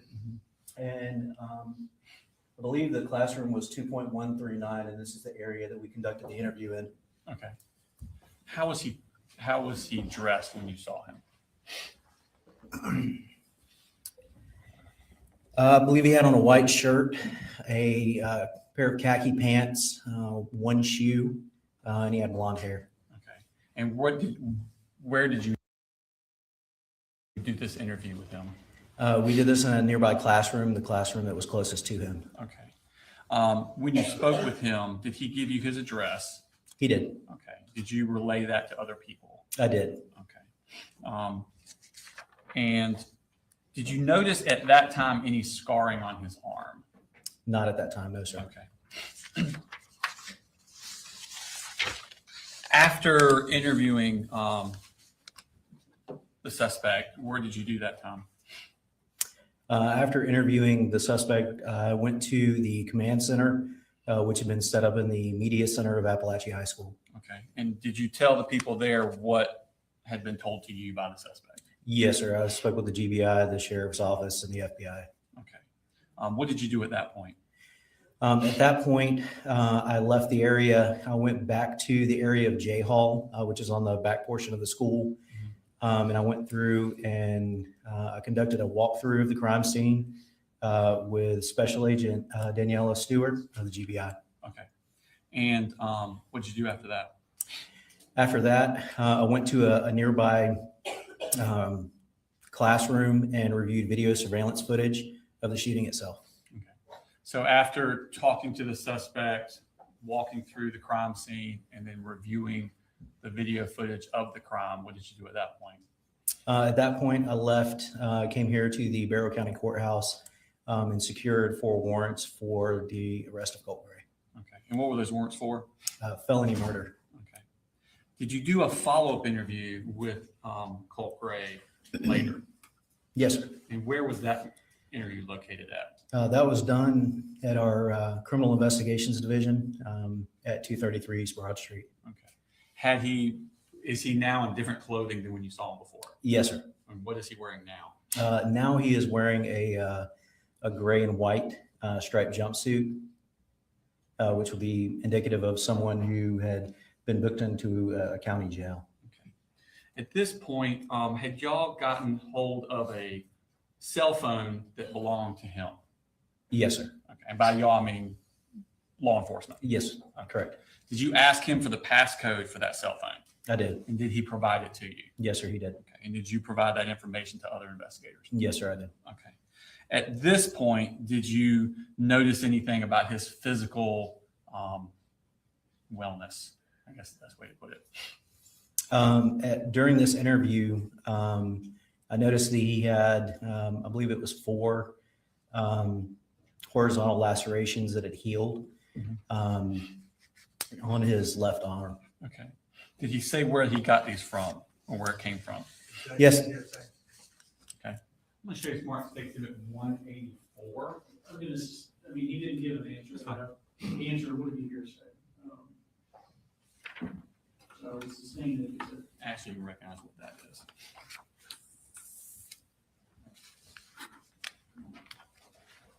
Yes, sir. That is the suspect's upper left arm. Okay. And did you take that picture? Yes, sir, I did. Did they accurately reflect the condition of his arm at that time? Yes, sir. This time I tend to take exhibit number 184 into evidence. Okay. Does that pretty much sum up your September 4th, 2024? Yes, sir, it does. Okay. We'll move forward to September 5th, 2024, the next day. Did you meet with Kelsey Ward with the Georgia Bureau of Investigation? Yes, sir, I did. Okay. And did she brief you on an interview she had with Colin Gray from the previous day? Yes, sir. Okay. Were you also briefed on an interview with Marcy Gray done by the GBI? I was. Okay. What did you do at that point? Did you go somewhere? Yes, we actually went to a forensic interview located at the treehouse, which is approximately 500 feet behind our building. Okay. And what is the treehouse basically? The treehouse is a child advocacy center here in Barrow, and they have forensic interviewers on staff that can interview children in a kind of a neutral, non-leading manner. Have you been there before with children in cases you were working? Yes, sir, many times. Okay. when law enforcement goes, do you go into the interview with the child? Not into the interview. We view the interview from an adjacent room on a CCTV. Okay. And are you able to see what's happening in the room and hear what's happening in the room in real time? Yes, sir. Okay. And did you do that in this case? I did. Okay. Did you talk with Jenny Gray before she went in there, or did you introduce yourself to her at all, or are you just kind of in the background? No, I would have gone straight in and spoken with the staff at the treehouse. Okay. Do you know who it was that brought Jenny Gray to the treehouse? Yes, sir. And who was that? That was Colin Gray. Did you interact with Colin Gray at all at the treehouse? I did after Jenny's forensic interview, yes. Okay. And what happened in that interaction with him? I asked Colin Gray if he would accompany me back to the Criminal Investigations Division to conduct a follow-up interview. And did he agree to do that? He did. Okay. And was that voluntary? It was. Okay. Where was this interview? Where did it take place? So it took place in an interview room within the Criminal Investigations Division. It's an audio and video recorded environment, and it has soundproof walls. And there's a couple of chairs and a desk. Okay. And who was in the interview with you, with him? Myself and Colin Gray. Was there anyone else in there? Not inside that room.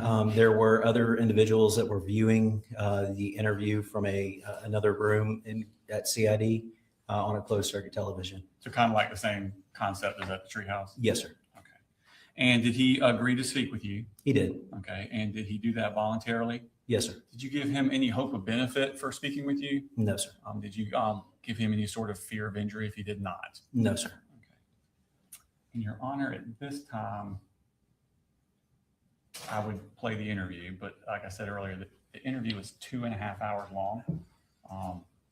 And it'd probably be better if we played it through instead of playing some today and some tomorrow. So ladies and gentlemen, we're not going to start a 2.5 hour interview right now. The continuity sake, it may benefit you to hear it all in one piece rather than mark today and mark tomorrow. So we're going to go ahead and recess for the day and go in early evening. Continue to refrain from doing any research about the case, looking up anything about it, stay off social media, stay away from the news. Have a good evening. Good evening. See you in the morning. Thank you.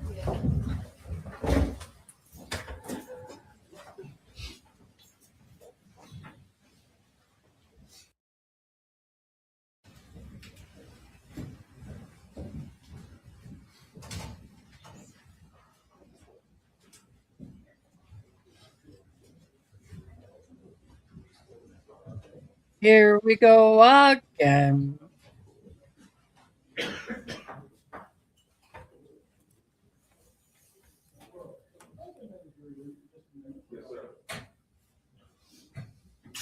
talked about big notebooks and needing some time to go through any objections. What day are we talking about for that? It should be tomorrow, but a lot of that depends on how long investigators going to take. I assume we will start tomorrow, though. We may not finish. Have y'all gone through them, or we able to take up any of that presently? No, we've gone through part of Colin's, we've gone through all of Marcy's. Colin had 3 though. And were there other ones besides those 2 parties? And there was Colt and Jenny, but I think to expedite it, I'm going to, right now. I have the exact text messages that we're introducing. We've been kind of cut down.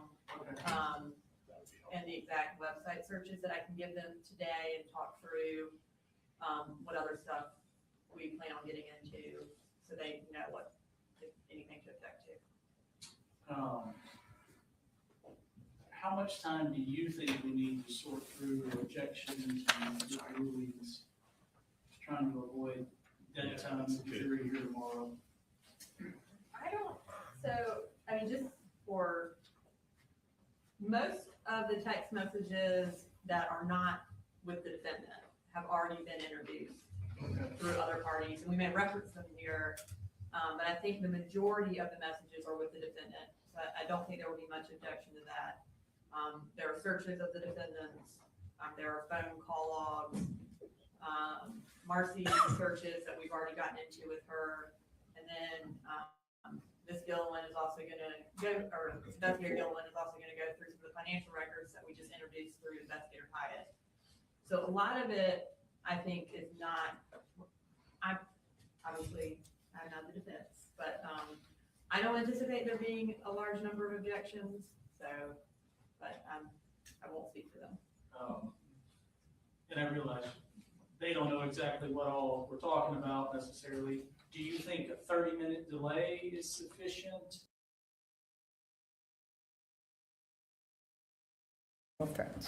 He did not tell. So, ladies and gentlemen,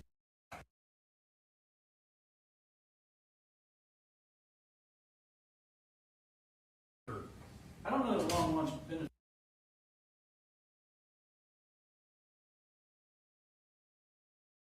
Benefits him a whole lot. Because they can't go anywhere. No, Yeah. I think I think 30 minutes in the morning will be fine, and then if there's anything that we do need to take up, we can also take up at lunch, unless you want longer. no, I was going to suggest it might be better for the jurors because I do anticipate investigators that did quite a lot on this case. So his cross may be a bit longer if it's a 2.5-hour video.